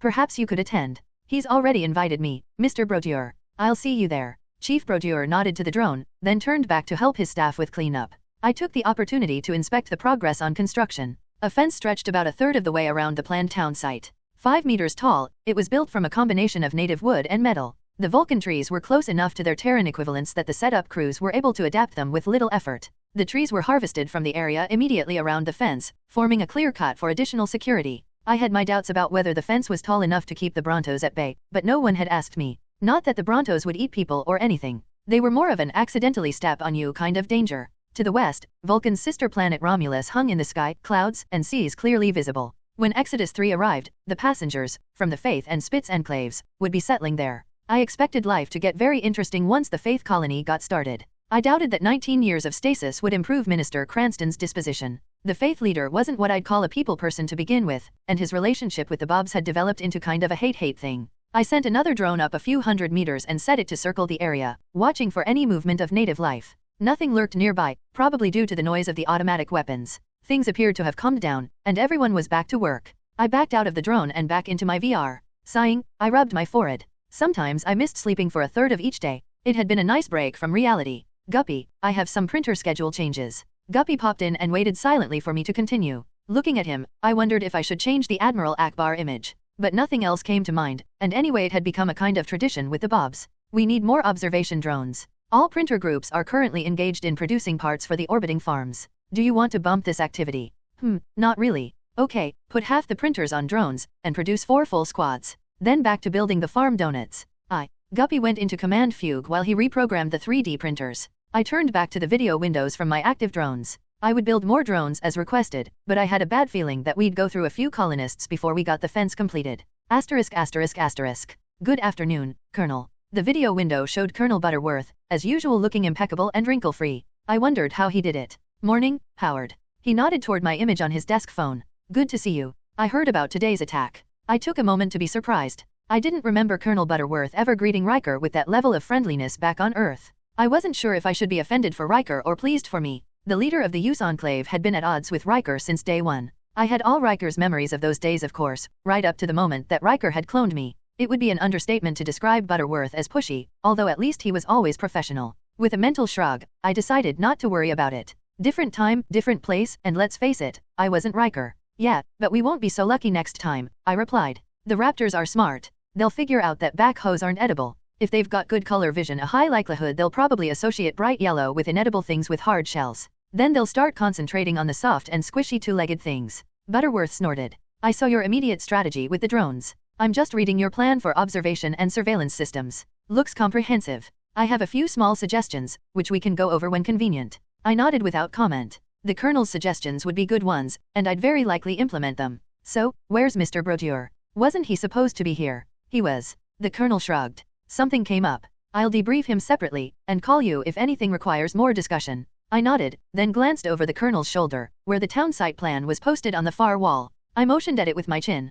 Kind of old school, isn't it? A paper poster tacked up on a wall. Hard copy still has its place, Howard. It's much bigger than an image on a tablet, and I can make notes on it with a color marker. Of course, I also take a picture, periodically. The Colonel gave me his trademark dry smile. In other news, we are ready to decant the farming specialists from stasis. Mr. Brodeur tells me that they will have the farm area enclosed within a week. Good. Bert and Ernie are getting antsy about unloading everyone soon. Butterworth winced as I mentioned the 2 colony ship Bobs. I wasn't sure which was more amusing, that he disapproved so much over our naming choices, or that he recognized the reference. Another month or so, Howard, then we can make that decision with confidence. The Colonel reached forward out of frame. And maybe by the time Exodus 1 and Exodus 2 get back to Earth for another load, someone will have found another habitable system and they'll stop shipping people our way. Without waiting for a response, he ended the call. Bob. March 2167. Delta Eridani. Archimedes placed the bone tool with care and tapped it with a rock. A fleck of flint dropped off the core, and Moses nodded in approval. Archimedes repositioned the tool for his next strike, and glanced at Moses with his ears pointed slightly forward. Moses made a small hand motion. Archimedes moved the tool a fraction to the left and his ears curled with concentration as he again tapped on the tool. The other Deltan adolescent, whom I'd named Richard, watched Archimedes then tried to copy his technique. But the tool slipped off the cobble and stabbed into his foot. He leaped up and hopped on the other foot, cursing with enthusiasm. After a few moments, Richard noticed Archimedes' grin and scowled. Snarling, he compared Archimedes to pigoid droppings, then stalked off, limping. Moses and Archimedes were the tribe's best flint experts and toolmakers. And based on Richard's performance, still the only ones. Archimedes was a teenager by Deltan standards past puberty, but not yet fully grown. He was, however, easily the most intelligent Deltan in the village, which meant, based on our searches, the most intelligent Deltan on the entire planet of Eden. Archimedes was the first Deltan in years, it seemed, who could understand Moses' flint-napping instructions. A couple of juveniles, like Richard, had shown some interest, but couldn't maintain the level of concentration required to complete a tool. Very likely Archimedes would have to wait for some of his own progeny before he'd be able to attract any apprentices of his own. Moses isn't looking so good, Marvin commented, looking over my shoulder. Yeah, I know. I think the march from the old village was harder than we expected. A couple of other elderly Deltans have died since they got here. I mentioned my theory about potential apprentices, and Marvin laughed. I can think of at least 2 females from Archimedes' cohort who are actively working on that. Yeah, gotta love adolescence. Between his flint-napping skills, his tool-making ability in general, and his position as primary spokesperson for the Bobby, Archimedes had a level of mojo totally out of keeping with his youth. All of which apparently went over quite well with the girls. Archimedes set aside the core and the tools, stood up, and stretched. He and Moses exchanged a few words, and Moses got up and wandered off. There was no 9 to 5 in Deltan society. Things got done when things got done. It looked like they'd had enough for the moment. Archimedes turned and looked around until he located the drone I was using to observe. He grinned up at me and made a head motion toward the practice range. I bobbed the drone in agreement, then floated after him as he headed in that direction. I opened the conversation. Things are looking good. Everyone seems to have settled in. Archimedes nodded. He walked in silence for a few more moments. Arnold is happy with the new village, Camelot. I had mentioned my name for the camp once, without running it through the translator. Archimedes was trying to render the word phonetically. It was a valiant attempt, but no human would have recognized the sound. Let's just go with your word for it, Archimedes. My language doesn't translate well into Deltan. Fine with me. That hurt my throat. Anyway, Arnold likes how we can defend the two access paths instead of the entire boundary. Camelot was located on a small mesa that was surrounded by scree and cliffs most of the way around. It reminded me a little of an aircraft carrier, including a rocky bluff in the center resembling a carrier's control island. Two paths, about 120 degrees apart, were the only ways on or off the mesa, unless you could fly. It was a huge improvement over their old village, which had been just a clearing in the forest. Guarding against guerrilloid attacks had been a full-time job at the old village, and they'd still been losing the battle. Arnob. 2 people were killed in the last 2 hands of days, though, right? I said. Archimedes shrugged. The guerrilloids are a problem. They are always hungry. And there are so many on this side of the mountains. Guarding is a bigger job when people are away from the village. All the more reason to make it less necessary to leave the village. I already had herding on my list of things to teach them. I still needed to find an appropriate herd animal to domesticate. I turned away from the drone window just long enough to sigh and shake my head. That Toto list just kept growing. I found myself in one of those all-or-nothing situations. I'd made a decision to help the Deltans avoid extinction. What had started as a small, anonymous intervention quickly turned into a full-time job as the Bobby, resident sky god. I hoped eventually to be able to leave them to their own fate, but that probably wasn't in the cards for a generation or so. We had arrived at the practice range, so I dropped the topic. Practice range was a trumped-up description, of course. The range consisted of a flat area at the side of the steep embankment leading up to the central bluff. Deltan staked up targets on the slope, and they used these to practice the new technology of spear chucking. We watched for a few minutes. Most Deltans could get a spear into the right area, point first, most of the time. But actually hitting one of the targets was an accomplishment, and usually resulted in a lot of dancing and taunts directed at the other students. Any thought of precision was an unreachable fantasy for most. Some Deltans were out terrible, and 1 or 2 couldn't get it through their heads that the spear had to fly point first. Those individuals generally stayed on pigoid hunting duty, where the spear never left your hand. Archimedes was exceptionally good with a spear, but he lacked the upper body strength to get any kind of distance. When he reached full adulthood, though, he would be formidable. Arnold was the other prodigy in this new technology. He had an intuitive feel for anything that involved killing. A natural warrior, he'd been the first Deltan to kill a guerrilloid with a hand axe, splitting the beast's skull with one blow.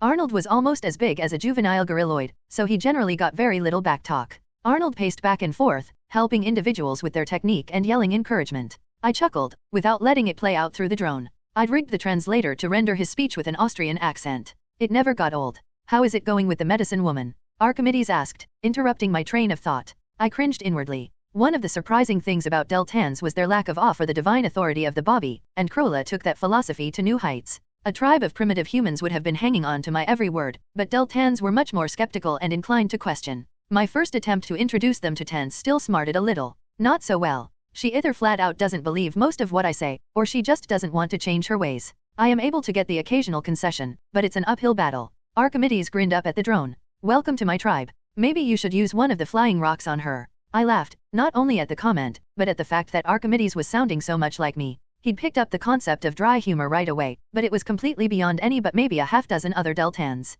And using a buster on the medicine woman was certainly tempting. A self-propelled 40-pound ball of steel impacting at Mach 1 didn't leave much room for argument. I'll take it under advisement. She's at least taken my suggestions for cleaning wounds. She's not completely closed-minded, just very conservative. Archimedes shrugged. He'd been dealing with that level of conservatism his whole life. It was a constant source of amusement to him that I was surprised by the attitude. We continued along the path, which led up to the top of the central bluff. It was a flat area, about the size of a small house. Completely exposed to the elements, it would be useless as a living space, but the view was spectacular. On a sunny day like this, many of the adolescent Deltans gathered here to do what teenagers did the universe over: get away from the adults. We endured a few moments of staring as Archimedes came over the crest, the football-sized drone hovering by his shoulder. But I was old news, and the kids soon went back to what they were doing. They appeared to be playing Rinhaxa, a sort of pick-up sticks with betting. Again, I was struck by how very human-like these people were. We only had 2 data points as of yet, but I wondered if there was some universality about the way intelligent species developed and behaved. Archimedes waved at Diana, who sat with some of her friends. She smiled and waved back, then glared at the drone and turned away. Not my #1 fan, for sure. I'd never given her any reason to hate me, as far as I knew. It might be as simple as competition for Archimedes' attention. Archimedes sat down, facing northeast towards the mountain range that split this section of the continent. I brought the drone down to a comfortable talking height and took a moment to enjoy the view. One of the 2 moons of Eden hung in the sky, twice the apparent size of Earth's moon. The sun, low in the west, imparted a golden highlight on the scattered clouds. The forest, stretching horizon to horizon, would have looked completely natural on Earth, before human beings clear-cut the planet. Archimedes gestured towards the mountains in the distance. Most of them were high enough to have snow year-round. That's a big journey. It was hard with you leading us back here, when we knew what we were heading for. It must have been harder when our parents and their parents were going the other way and had no idea what they'd find. He looked around at the village, spread below us on the mesa. It's so much better here. Except for all the gorilloids, of course. Archimedes showed his teeth, which I automatically translated to a frown. That's good, Archimedes. I want to see your people succeed. I don't know if there are a lot of intelligent species in all the worlds of the sky, but each one is priceless. So far, my brothers haven't found any others. How many Bobs are there? I smiled at the question, but Archimedes couldn't see that. I don't really know. I made 4 others before I left the last star, but they will hopefully have made more. I've made 3 here, so far. 2 have left, and Marvin is still here, helping me. You make brothers. It's complicated, Archimedes. I'm not flesh and blood, like you. Each brother I make is a copy of me, with my memories and everything. But usually a little different in personality. Marvin is more cautious than me and tends to keep me from implementing wild plans. Archimedes stared at the drone for a few more seconds, then looked away. Questions just bring more questions, and I never catch up.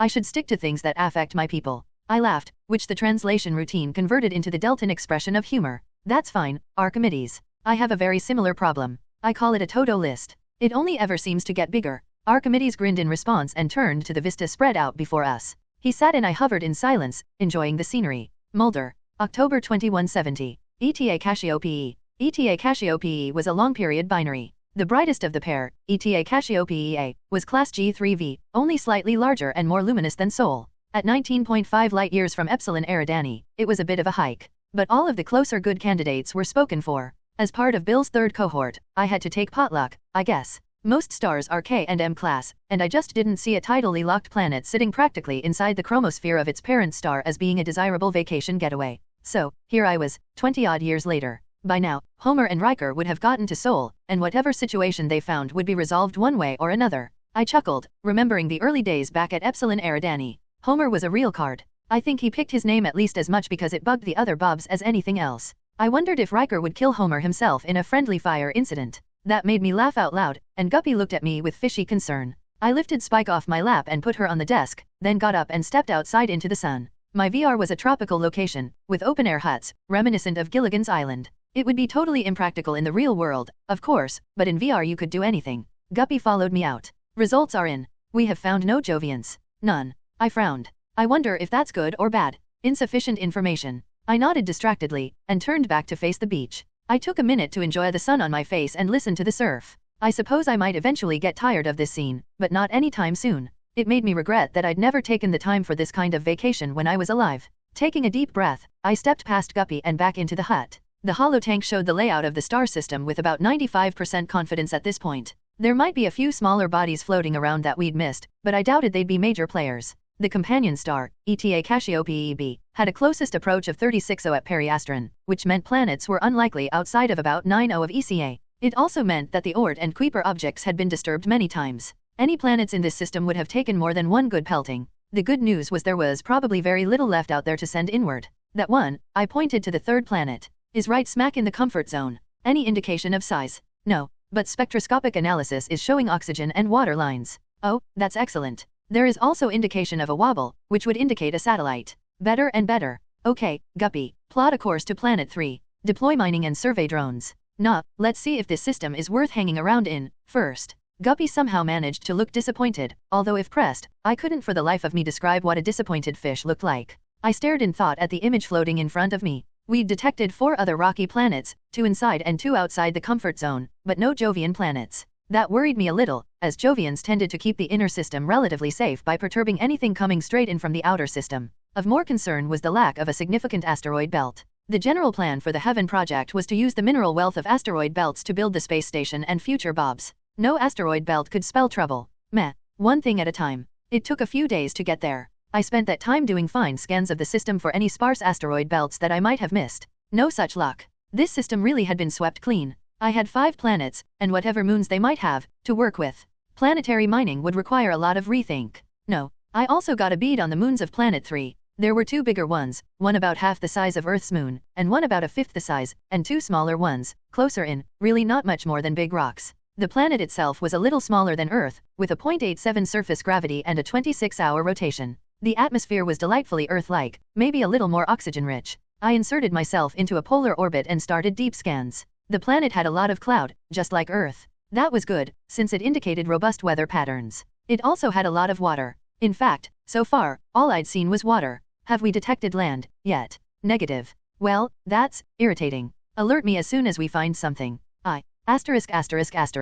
Scans are complete. But you were supposed to alert me. Oh. I examined the scans and started to laugh. Honest to God, a good belly laugh still feels good, even in VR. The planet had water, all right. Oh, did it have water? What didn't it have? Land. None. Nada. Not so much as an atoll. This was just one big ball of ocean. Not even any freaking ice caps to stand on. Which raised the question of what exactly was creating the oxygen. On Earth, that would be green plants. But plants, not to put too fine a point on it, tended to require dirt. Excuse me, soil. Guppy, are you sure about the chlorophyll? Affirmative. Huh. Weird. I was obviously missing something. This would require a closer look. I'd gotten a message from Bill with plans for planetary exploration drones while I was still incoming, but with no raw materials to work with, I was pretty much SOL. I sighed theatrically and turned to Guppy, who was standing at parade rest, as usual. I guess we'd better survey the system. Set a course to take us past each planet. Let's start with a flyby of this planet's moons.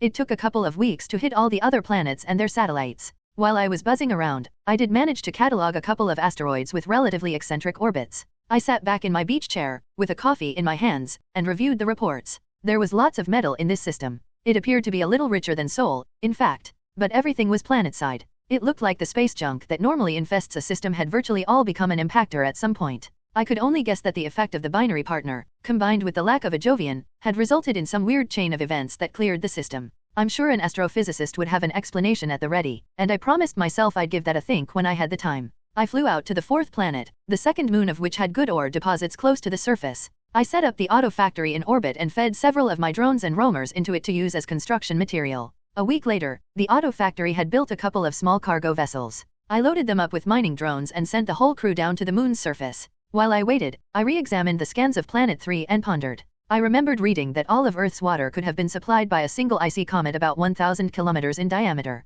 Given the amount of material in Sol's Oort cloud, that was barely a sneeze. Since this system seemed to have had its cloud cleared, it wouldn't be too much of a stretch to think that the planets got pounded early on. While the mining drone slaved away, I pondered the question of whether this world was even worth reporting as a colonization candidate. Oh, it had oxygen, and it had water, but the amount of effort required to build any kind of base would be incredible. I knew from the libraries that Earth in the 22nd century had started building and populating floating cities, but they operated only with the support of landbound industries. Well, not my decision. I would just send in a report and let the powers that be hash it out. If there still were any powers that be, that is. The war could have wiped out humanity entirely, for all I knew, which would make this whole exercise moot. Still, eventually, Riker would report back to Bill, and Bill would transmit the news in one of his regular blogs. Until I heard different, I was going to continue to play von Neumann probe. I owed that to Dr. Landers. Construction Ami controller is now online. Cool, thanks, Guppy. Order it to start on a couple of bobs, then the space station.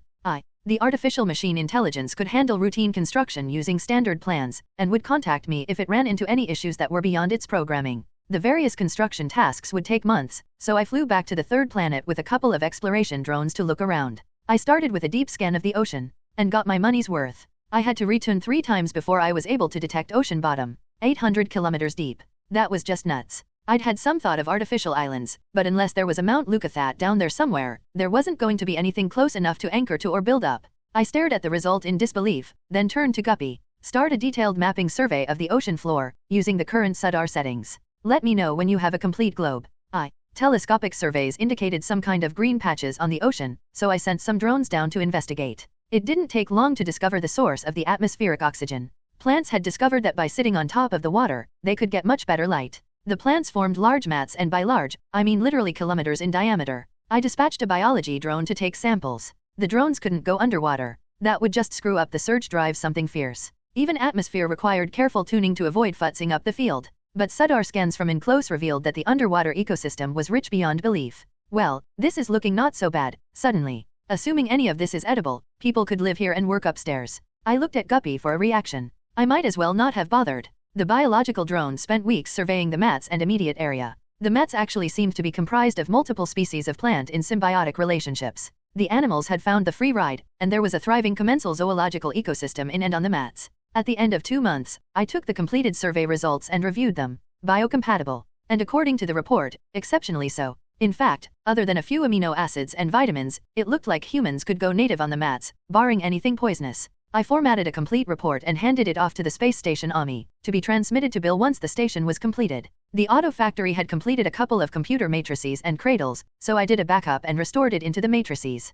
HEEC 3821-1 and HEEC 3821-2 came online. I expanded my VR to make room for company and invited them in. 2 Bobs popped into existence across the desk from me. I offered them beach chairs, and Jeeves brought coffee. I smiled at them. I guess you're wondering why I've gathered you here. H1 rolled his eyes. Funny, I knew you were going to say that. That got a chuckle from me. And wasn't what I'd expected, so my clones were already diverging from me. So, got ideas for names. H1 piped up, Skinner for me. I made a moe of appreciation. Keeping to the theme. I'm touched. I'm more of a Johnny Quest type, H2 said. Skinner and I chuckled dutifully. After a polite pause, I pulled up the system schematic with the auto factory area magnified in a cutaway view. Okay, you guys are going to be helping out around here until your hulls are ready to go. After that, it's up to you, of course. Both Bobs nodded. Johnny said, no prob with the helping out, but I'm blowing this podunk system as soon as my vessel is ready. He turned to Skinner. It's up to you whether you want to stay or not. Personally, I'd rather go look for something a little more interesting. Well, that was a bit harsh. But, his choice, of course. Skinner simply shrugged. I pointed to the image of the space station. The station is almost done. When it sends the report Bill Ward, we set the mining drones to automatic collection, and that really ends our responsibility here. Questions? Both Bobs shook their heads. I might stay for a while and do another round of Bobs, I continued. I'm curious about the life on 3. Poseidon would be a good name, I think. Oh, naming it and everything. You are a sentimental sort. Johnny was definitely a sarcastic SOB. I decided he couldn't leave soon enough for my tastes. Skinner seemed to agree with me, as he was looking askance at Johnny. This seemed like Mario or Milo all over again. I remembered Bob 1 wondering what he'd do if he found he didn't like any particular clone. Turned out it didn't matter. It's a big galaxy. Howard. December 2188. Omicron 2 Eridani. The fence was all but finished, the town had been laid out, and now it had an official name. Landing wasn't particularly inventive, but everyone thought it was appropriate. I was on a conference call with Colonel Butterworth and Stephen, discussing the recent deaths. The colonel had his usual glass of Jameson. Stephen was calling in from the field, so his image was up in a separate window. Teleconferencing was certainly a lot easier than it had been in original Bob's lifetime. And it made things better for me, since in this context, I was as real as anyone else. 2 dead, Stephen repeated, shaking his head. A couple of raptors hid behind transport trucks hauling logs and simply walked into camp, staying out of sight. The beasts are tricky. Are we sure they aren't intelligent? Colonel Butterworth cocked an eyebrow at him. By which, I assume you mean human-level sentient. And the answer is no, to the extent we can determine. I've discussed this with Dr. Sheehy and her staff, and they assure me that the raptors have no language, beyond stereotyped verbal signaling. They use no weapons, not that they need any, and we see no evidence of structures. He shrugged. In the absence of some other form of evidence, they appear to be only animals. Very smart ones, but nothing more. It doesn't have to be all or nothing, Colonel. Butterworth looked at me, one eyebrow still up. I understand the philosophical point, Howard. However, in the real world, we are here to propagate our species. It is simply not possible to do that with a zero footprint. I would be happy to stop killing raptors, if the raptors could be persuaded to stop trying to eat colonists. He smiled. Failing that, we and they will continue to interact in the ways that competing species have always handled such situations. Stephen nodded and grinned at me, and that is where we come in. I knew there was no good answer to this discussion, and there were other things at the top of my mind. On another subject, are we on schedule to decant the rest of the colonists? As long as the second farm donut is ready to go into full production, yes. Butterworth took a sip of his whiskey and stared at it thoughtfully. I'm going to have to start rationing this more stringently. The next barrel is 16 light years away, if any still exist at all. He shook off the thought and looked at me. I ignored the comment about the Jameson. We're on schedule, Colonel. Bert and Ernie are anxious to get going back to Earth for another load. And in 35 years or so, another 20,000 people would have to find a place to settle on either Vulcan or Romulus. Would I still be here? Or would I have handed it off to one of my clones by then? Stephen said, security is ready. The fence will be finished within 48 hours. Your observation drones are helping greatly. I nodded to him. It's kind of ad hoc, right now. Eventually I'll want to put together a really good, automated system. I turned back to the colonel. Farms are ready, and I'm building up a surplus in anticipation of need. And we have adequate shelter, although many will live in barracks for another month or 2. Colonel Butterworth looked at each of us in turn. I think we're ready. Please pass the word to the Exodus pilots. I grinned. Finally. Opening day. *****. I accepted a ping from Bert, and he popped into my VR. I saw that he was no longer wearing the Battlestar Galactica uniform. Well, the joke had been wearing a bit thin. Hey, Howard. I just got your email. Butterworth has agreed to offload the balance of the colonists. I noted Bert's obvious excitement. I guess it was a question of pride. Bert and Ernie wanted to be on the road, hauling colonists. Orbiting Vulcan, acting as floating warehouses, just didn't cut it. Bert sat and accepted a coffee from Jeeves. It looks like Exodus 3 will be here mid-next year. Yep. Riker told Sam to take it a bit slow on the flight, to give us more lead time. We agreed to get the Spitz off Earth within 6 months of the first 2 ships. Nothing was said about arrival times. Lawyering. Makes the universe go round. I smiled, then grew serious. We've needed the extra time. Milo wasn't kidding about Vulcan's ecosystem. They've had to go back and reinforce the fence, then add electrical wiring to dissuade the Brontos from chewing on it. And to keep out the raptors, and the giant snake things, and those burrowing armadillo things. I shook my head. We're making progress, but it's like wading through molasses sometimes. Well, not really my problem. Bert took a sip of coffee. Shuttles start moving people down this afternoon. Just make sure you have somewhere to put them. I'm about ready to just hover over the tarmac and turn the shuttle sideways to dump em out. He grinned to show he wasn't serious. Or at least not completely so. Okay, Bert, I'll let the Colonel know. He finished his coffee, disappeared the cup, and popped out with a wave. Mulder. April 2171. Poseidon. Subspace Communications Universal Transceiver. Kind of forced, but we had a tradition, going back to Faith, of bad acronyms. The radio transmission from Bill contained a complete set of plans and operating instructions. So, I built the SCUT from Bill's transmitted plans, and now I was ready for the magic moment. I just hoped it wouldn't blow up. I flipped the switch, and the console immediately started scrolling information. Sol. Epsilon Eridani. Alpha Centauri. Omicron 2 Eridani. I followed the menu prompts and registered myself on the network, then selected Epsilon Eridani and pressed connect. The transmitting icon came on, and I began to speak. Hi, Bill, this is Mulder out at ETA Cassiope. I've found. Bill popped into my VR. Hi, Mulder. How's tricks? Holy, I was speechless. It was just under 20 light years from here to Epsilon Eridani, yet this was Bill, sitting across from me in my VR. Bill laughed. It never gets old. Welcome to Bobnet. Instantaneous communications across interstellar space. He waggled his eyebrows at me in our standard Groucho Marx impersonation and took a sip of his coffee. I nodded slowly in appreciation.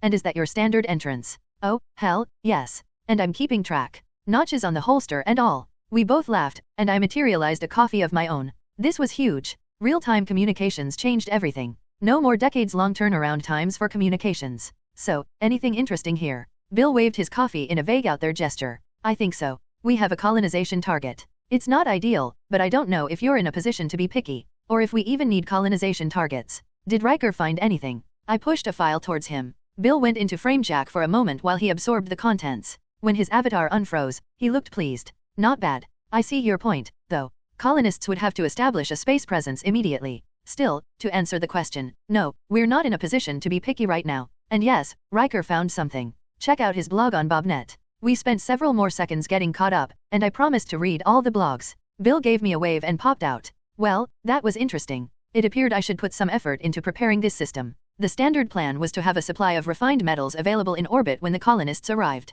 And I'd have to write a bestiary, with detailed information. Some of the creatures in planet were truly impressive by any definition. The Kraken, especially, needed an entire chapter of its own. Time to buckle down and get serious. Riker. July 2171. Seoul. I looked at my list of Totos for the day and sighed. I was a little surprised at how much I was missing my family. Julia and Clan Bob were all aboard Exodus 3, in stasis, heading for Omicron 2 Eridani. There would be no contact until they arrived at their destination and were revived. I tried to remind myself that it was an eye blink at my life scale, but any way I looked at it, I would still have to experience every day of those 17 years. 24-hour days, since I didn't sleep, experienced in millisecond intervals. This train of thought seemed destined to send me into a deep funk. With an effort of will, I brought myself to task. The first item, as always, was a status check on colony ship construction. I checked the summary window rather than doing a personal inspection. Unless some significant step was due, I didn't need to micromanage. At that moment, Charles popped into my VR. Hey, Riker. One of the first clones I'd made here in the solar system, Charles was still hanging around and helping out. He knew the politics of Earth almost as well as I, and the location of everything in the rest of the system far better. If he ever decided to leave, it would be crippling. Charles. What's up? I wanted to update you on the sabotage. So what's the scoop? It looks like we've got two different groups working. Vement is definitely behind the attacks on infrastructure. They've left the usual calling cards afterwards. Everything is designed to target food production. They're very tech-savvy and obviously know what they're doing. Vement appeared to be some kind of radical environmental group, whose ultimate goal was to save the world by removing humanity. And they weren't picky about ethical questions when it came to their methods. Charles popped up a couple of images and samples of the Vement statements. He waited for me to review them before continuing. Some were the typical pompous ravings of self-important people, all pronouncements and assertions, written with nose firmly in the air. Others were acerbic and even ironic. This latest fell into the latter category. A friendly reminder that you are a scourge on the universe. Do it a favor and disappear. This public service message brought to you by voluntary extinction of human existence means Earth's natural transformation. Charles continued when he saw he had my attention. The attacks on Florianopolis don't fit the profile, though. There's no announcement afterwards, and the attacks seem aimed at maximizing fatalities rather than damaging infrastructure. They're not sophisticated, either, mostly just brute force explosives. I think those are just attacks on Brazil, or what's left of it. There's still a lot of resentment against them for the war. I nodded thoughtfully. This confirmed my private opinion. That also means the second group might not be a single organization. It could be multiple groups or even independent individual actions. Agreed. For all that more people are dying in those acts, it's less of a long-term issue and can be handled by local law enforcement. The Vement stuff worries me a lot more. They haven't gotten at any of our space-based assets, but considering the technological expertise they've already displayed, I wouldn't be surprised if they figured out a way. I had my mouth open to describe the steps I was taking to track them down, but then hesitated. I wasn't entirely sure why I couldn't realistically suspect Charles of anything, but I got a sudden feeling that I should play this close to the vest. Vement was good. Maybe they could decrypt communications between Bobs. I had implemented full scanning of all communications in the solar system. A half-dozen Amos monitored all communications, watching for keywords or patterns. It was a scattershot tactic, but I really had no other options. There was no reason to inform the other Bobs. I wanted them to act natural, anyway. RAS. Charles interrupted my train of thought. How's the construction going? Oh, I was just checking that. Generally still on track. I'm going to check with Homer, next, about food production. Charles nodded. Okay, let me know if you need any help in that area. I gave Charles a nod, and he saluted and popped out. Next on the list was food production. I sent Homer a quick text about the space-based production facilities, and he reported that the wheels of industry were turning smoothly. I smiled at his response. I'd taken to calling him General Bullmoot, and rather than take offense, he thought it was hilarious. Typical Homer. My smile disappeared as I pored over the attached spreadsheet. Food production Earthside continued to drop as the climate deteriorated. The pounding that the planet had taken during the war was sending Earth into an ice age. As the glaciers advanced and snow accumulated farther and farther from the poles, arable land became tundra, then tundra became ice. We had to balance food production with moving higher latitude enclaves into more equatorial locations. Homer's space-based farms were taking a lot of the pressure off. As each farm donut was spun up and began producing crops, we were able to move estimated time of habitable Earth remaining later by a couple of years.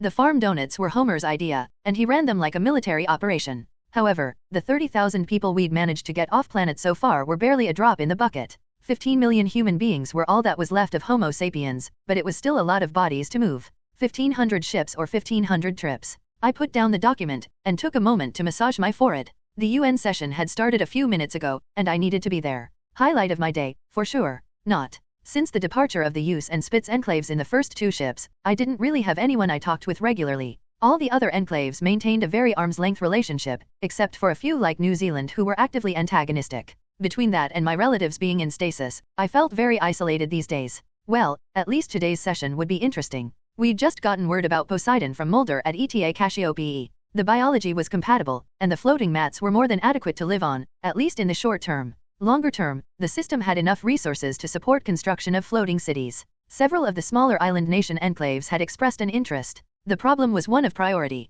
Exodus 4 and -5 were almost finished. Would we send one to Poseidon, or send both to Omicron to Eridani? The member from the Maldives was speaking. Representative Sharma was campaigning hard on behalf of the tropical island nations. Common wisdom held that they should be last out, since their climate was still the most moderate. Yes, as the representative from Vancouver Island has pointed out repeatedly, the Maldives and other equatorial nations still have moderate climates. What the representative has failed to do is explain why that matters. If we emigrate, our lands become available for those in extreme hardship. Either way, the hardship cases are ameliorated. She motioned to the image of Poseidon. The important question is whether we settle a second system, or whether we continue to pour all of our emigrants into Omicron to Eridani. We are better off now, as a species, than we were a few years ago. We are spread through 2-star systems. But 3 systems would be better, and 4 even more so. All other things being equal, let us at least go for 3. The challenge to the member from Vancouver Island, and to other objectors, is to show specifically why things are not equal, and not by using faulty associations. Representative Sharma stuck out her chin defiantly, held the pose for just the right beat, then released the audio, giving up the floor.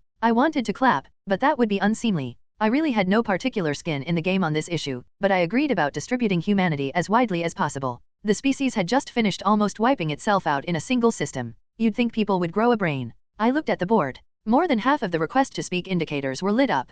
I sighed, disconnected from my public avatar for a moment, massaged my forehead again, and wondered for the 1000th time how I'd let myself get roped into this duty. I hoped today they'd call for a vote. Howard. April 2189. Vulcan. The holotank glowed with overlapping information windows, all competing for attention. Several nodes blinked red, demanding immediate input. I cranked up my frame rate a little. Not enough to overload the VR hardware, just enough to be able to get ahead of all the demands on my attention. Guppy, you've got coordination of the drone mule team, right? Affirmative. Good thing. I thought my head was about to explode. We were about to spin up the third farm donut, which would increase our capacity just in time for the arrival of the third colony ship. Farm 1 and Farm 2 were already in full operation, generating a comfortable 0.25 G in the rim. Riker and Homer had found through trial and error that crops didn't do well below that level of gravity. Specialized drones maintained the farm sections, which were producing all the kudzu you could eat. Yum. Of course, I didn't have to eat it, what with being a computer and all, but the humans were not so lucky. Until the colonies were to the point of being self-sustaining, everyone's daily calorie intake was up to 50% kudzu. And because of kudzu's digestive side effects, meals and other social gatherings tended to be outside, or involve open windows. One of the status windows dinged. Guppy was starting the spin-up of Farm 3. After a lot of debate filled with discussion of gyroscopes, compressed air propulsion, and traditional JATO units, Homer had settled on a very old-school system for spinning up the orbital farms, which we were still using. We tethered 4 drones to the rim with cables, 90 degrees apart, and had them fly in circles until we achieved the proper RPM. Primitive, but effective. I watched the status displays as Farm 3 came up to speed. No issues. And more importantly, no sabotage. It seemed that Vement was either still completely confined to the Sol system, or they hadn't acquired any assets here. But we didn't know how many members might have gone out with the various colony ships. We would have to be vigilant until humanity was well enough established to survive its own craziness. I shook my head. Enough daydreaming. I ran final checks on Farm 3, then directed Guppy to start planting operations. Farm 3 would grow regular crops. Vegetables, wheat, berries, stuff people actually wanted to eat. I really needed to get this right or there would be talk of lynching. *****. Coming up on beacon. 50 clicks and closing. Sam's image floated beside the system schematic. Exodus 3 was on track to merge neatly with the L4 point shared by the twin planets, Vulcan and Romulus. The Vulcan colony had declared a holiday, as it was unlikely anyone would be getting anything done anyway. I was transmitting my displays down to the landing city network, which was broadcasting out to every TV in town. Exodus 3 slid up beside the communication beacon without as much as a wobble. Sam ran through his shutdown checklist and changed status to station keeping. With the formalities out of the way, I popped over to his VR. Welcome, Howard. Pull up a chair. Sam waved a coffee mug in the general direction of a Victorian wingback. I looked around his VR. It had the feel of an old English drawing room, the kind of place Sherlock Holmes might have hung out. Sam was drinking a coffee, but a quick inspection of the menu showed that I could order from a broad selection of drinks. I decided to see how well Sam had simulated cognac. I indicated my choice to Jeeves, and sat down. I've started to decant the setup cruise, Sam said. I looked over the maps and resource summaries that you provided. Pretty thorough. He grimaced for a fraction of a millisecond. No doubt Cranston will still find something to complain about. I accepted the glass of cognac from Jeeves and took a moment to taste it. Not bad.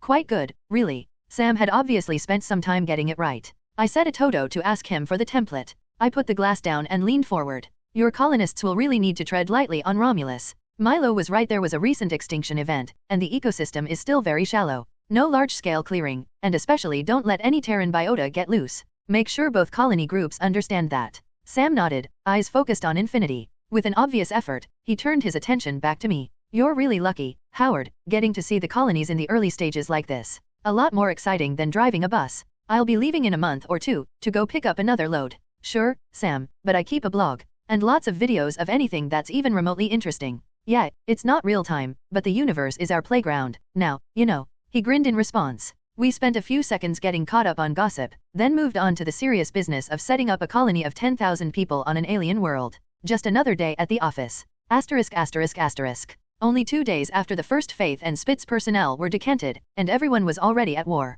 Or maybe back at war was more accurate. The three-way battle between the Use, Faith, and the Spitzbergen Enclave for berths in the first colony ships had been a major pain in the ass for Riker back at Earth. It appeared that not much had changed, and now I'd inherited the problem. You couldn't actually come to blows in a video conference, of course, but the blustering and yelling more than made up for the lack of bloodshed. I put my head in my hand and shook it slowly back and forth. It took a few seconds for everyone to notice, then the yelling petered out. Tell you what, I said, how does pistols at dawn sound? 3 ways. That should be interesting. President Walter looked slightly sheepish, Minister Cranston indignant, and Colonel Butterworth amused. But at least they'd shut it. The 3 colony leaders settled themselves behind their desks and waited for me to continue. I understand a certain amount of competitiveness, I said, looking at each person's image in turn. But isolationism will just get you dead. And I sure as hell will not buttress any such attitude with extra support. Cranston's face turned red. You are not in charge, replicant. We will make our own decisions about what's best for us. What makes you think you have the right to dictate? Or for that matter, the moral high ground? I tilted my head and smiled innocently at the leader of the Faith Colony.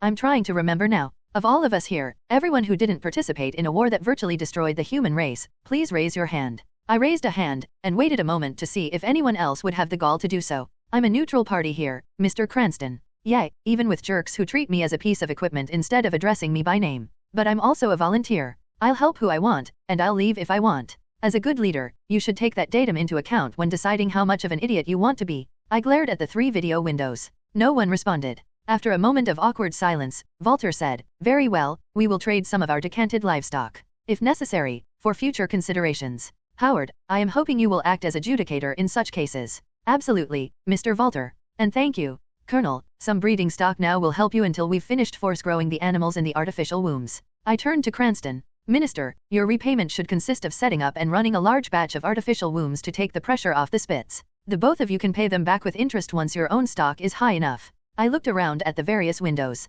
No one commented. With a sigh, I checked my agenda for the next discussion item. Asterisk asterisk asterisk. You show a lot more patience than Riker ever did.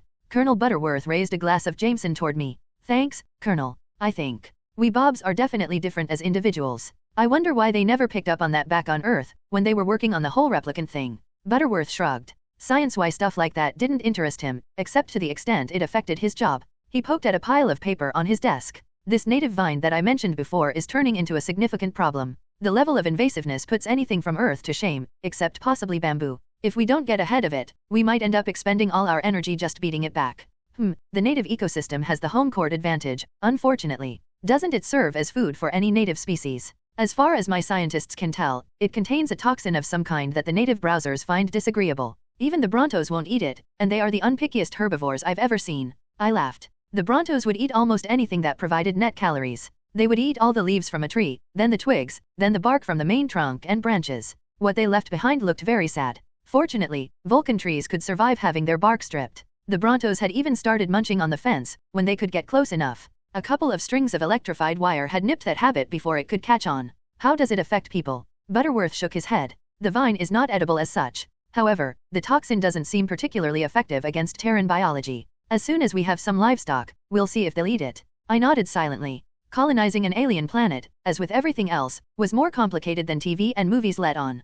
Clearing the land and building houses was just the beginning. We had neither the resources nor the desire to commit planetary ecological genocide, and doing so would doom the colony anyway. But learning to live here was going to be a case of mutual accommodation. Fortunately, so far no alien diseases had found humans compatible. I wasn't really surprised. Even Terran viruses were generally specialized for a specific species or lifestyle. Eventually something would make the jump, but by then we would hopefully be ready for it. The Colonel brought up a few more minor items, then we signed off. So far so good, but my movie-conditioned mind was still waiting for the inevitable disaster. Bob. September 2169. Delta Eridani. Marvin popped in and started to speak several times, without success. I couldn't identify the expression on his face, but it reminded me of a fish that had just eaten a lemon. Something was definitely up. I'd been going over the auto factory schedule with Guppy. I turned back to him. It doesn't look like there are any surprises. Make the changes I've listed, and let me know if anything goes off schedule.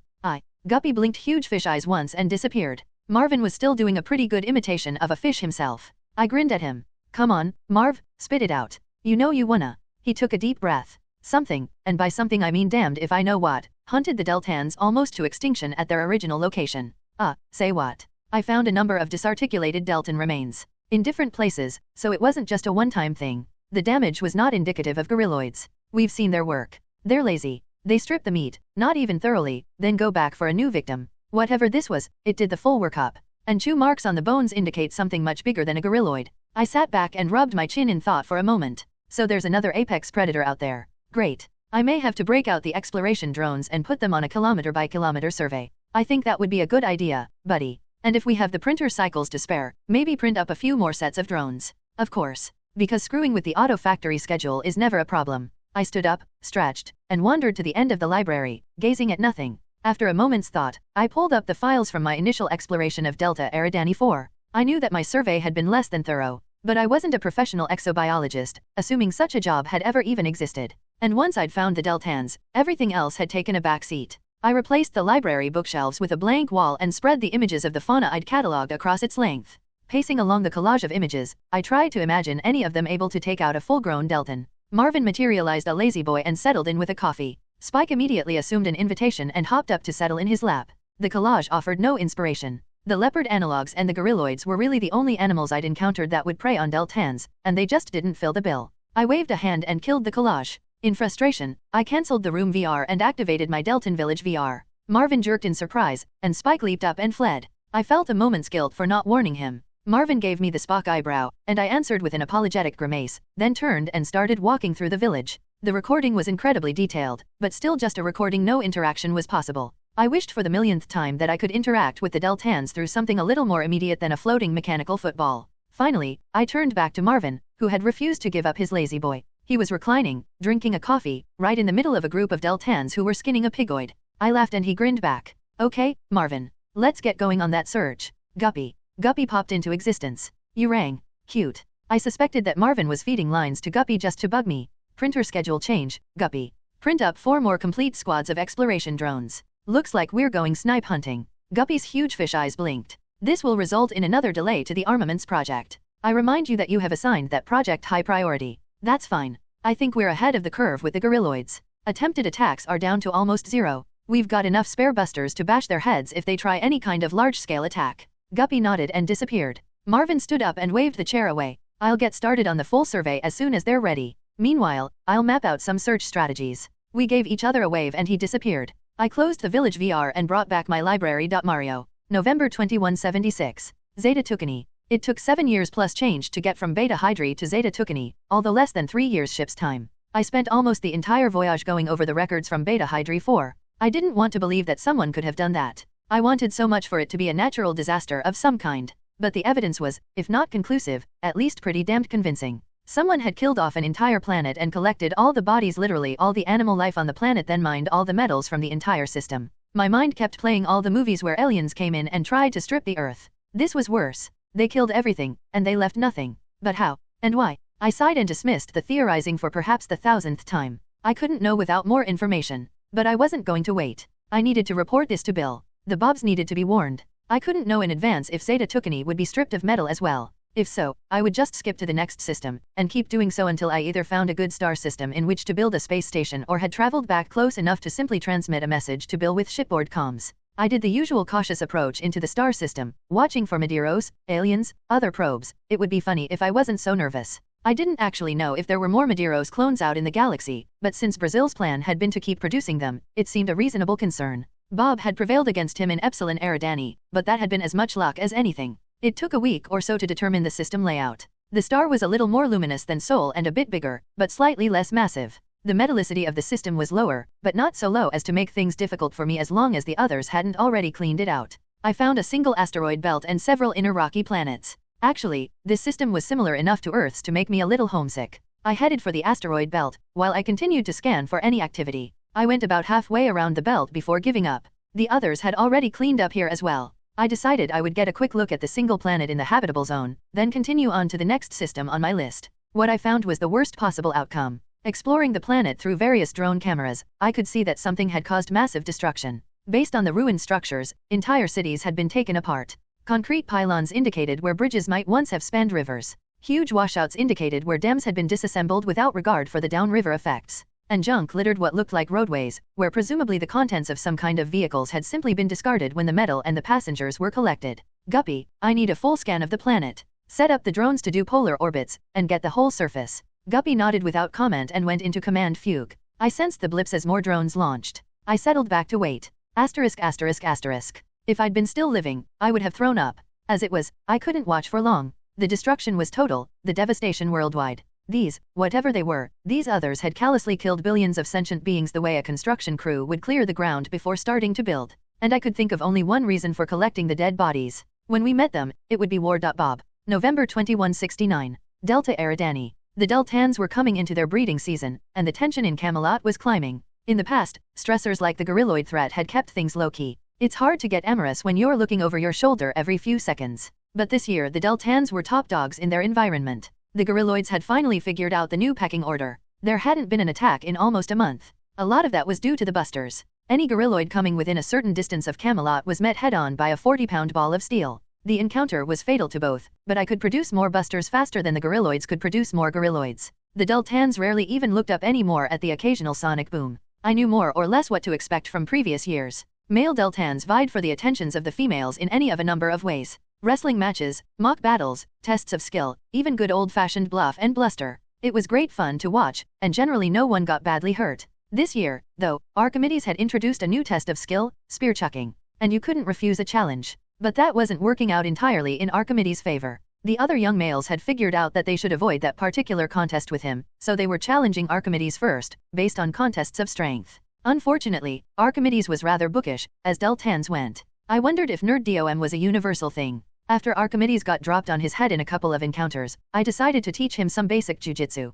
It turned out to be harder than expected, because the Deltan skeletal system didn't always bend the same way as a human's would. We had to improvise a few locks and throws based on their different physiology. But the principles were still applicable, and Archimedes was motivated. We narrowed it down to the 5 or so most useful moves. He spent a day going through the steps in pantomime, establishing the muscle memory, before he rejoined the circus. Almost immediately, a couple of young toughs tried to push him around to establish dominance. His response was slow and tentative, but it was a completely new concept and his opponents didn't even recognize the danger until they were on their butts looking up at him. After that, Archimedes strutted around the village like he owned the place. Marvin laughed, watching all the antics. I'm sure there's some element of vengeance in there. Getting back at all the childhood bullies by proxy, perchance. You know, Marvin, this habit of yours of analyzing my motives is a real pain in the ass. Especially since they were your childhood tormentors, too. Marvin grinned and waggled his eyebrows. Sadly, he was probably right about my motivation. I was doing what I could to make sure Archimedes did better at the metaphorical mating dance than I had as a teenager.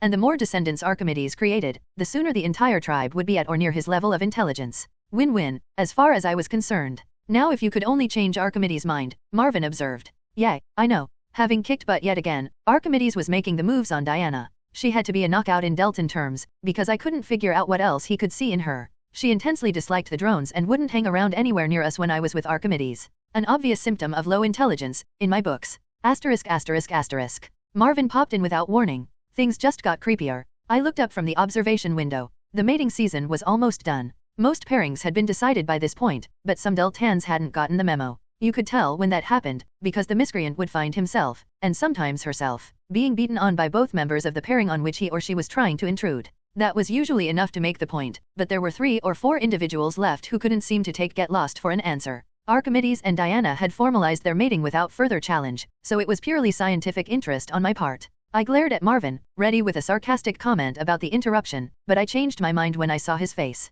He looked distinctly freaked out, and Marvin tended to be level-headed. I set the video window to record and minimized it. Okay, Marv, what's up? With a flick of a finger, Marvin popped up an image in midair, showing an ancient set of bones. By this point, we were both experienced enough with all things Deltan to recognize parts of a Deltan skeleton. And this one had the bite and claw marks that I'd seen on some of Marvin's other specimens. Looks like another victim of the mystery predator. What's special about this one? I found it less than a mile from Camelot. Oh, son of a bitch. If the range of this thing included the immediate area, and it was still around, I may have brought the Deltans back to be the main course. I remembered some comments that had been made when the Deltans first arrived at Camelot. In particular, one of the elders hadn't been happy with the explanation that it was the gorilloids that had driven the Deltans out. Unfortunately, he'd only had vague memories to support his feeling. I grabbed a drone and went looking for Moses or Archimedes. I found Archimedes first, fortunately not with Diana, and explained the situation to him. That's not good, he said. If we were safer at the old site, and you brought us back here. Yeah, I know, Archimedes.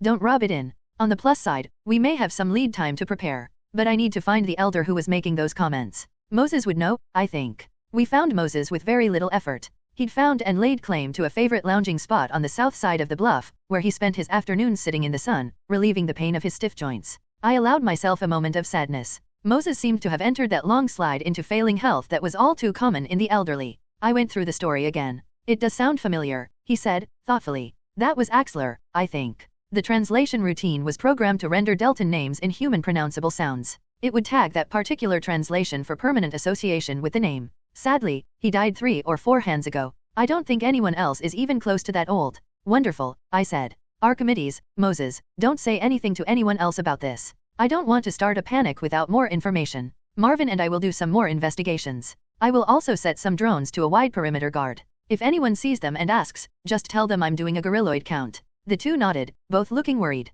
Asterisk asterisk asterisk. But where have they gone? Marvin scratched his head, staring at the globe. Look, maybe Deltans weren't their primary prey. Maybe they discovered that Deltans were delicious and started hunting them preferentially. After the Deltans left, they would have just gone back to whatever they normally hunted. Right, which is why I've expanded the search. But let's face it, we're talking about millions of square miles. A predator can have quite a range. As he talked, Marvin was dividing the land area on the continent into segments. I could see from the metadata that he was assigning drones to each segment. He sat back and stared at the results. After a few moments of consideration, he handed it off to Guppy for implementation and turned to face me. How are we for busters? I raised my eyebrows in alarm. Damn, good point. I haven't been keeping up with production. Between the gorilloids all growing a collective brain, and us taking the printers off schedule to build the extra exploration drones, we're down to less than a dozen. Marvin grinned. Welp.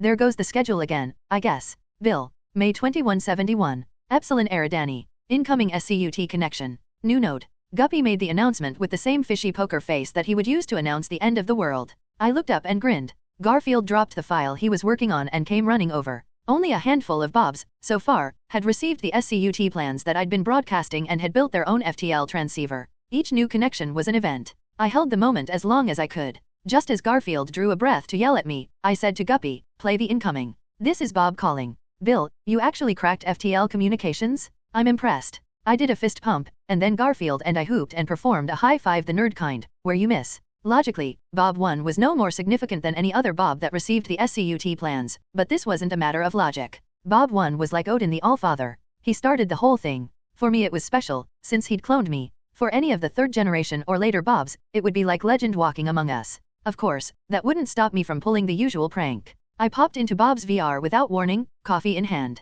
I noticed, as the VR synced, that he'd been doing some enhancements of his own. The versions weren't incompatible, but there would be video glitches. I'd have to upgrade him to my latest release so he would be fully compatible with Bobnet. Holy Bob jerked in surprise, and Spike bolted from the desk she'd been sitting on. I laughed. Works every time. Hi Bob. Welcome to Bobnet. Bob smiled at the implied tip of the hat. I took a millisecond to look around his VR. This appeared to be a planetary environment, a village of some kind. Some species of natives were going about their business. They were obviously intelligent, since they had spears and axes and stuff. They looked a little like walking bats with a dash of pig thrown in, by way of long snouts with flat nostrils. Their fur was short, generally gray, with brown overtones. Kind of ugly, really. The level of detail was impressive, and I couldn't remember any movie or book that featured creatures like this. I looked over at Bob, who was trying to suppress a smug grin and failing badly. With a jolt, I realized that this had to be real, or at least a VR based on reality. This was first contact.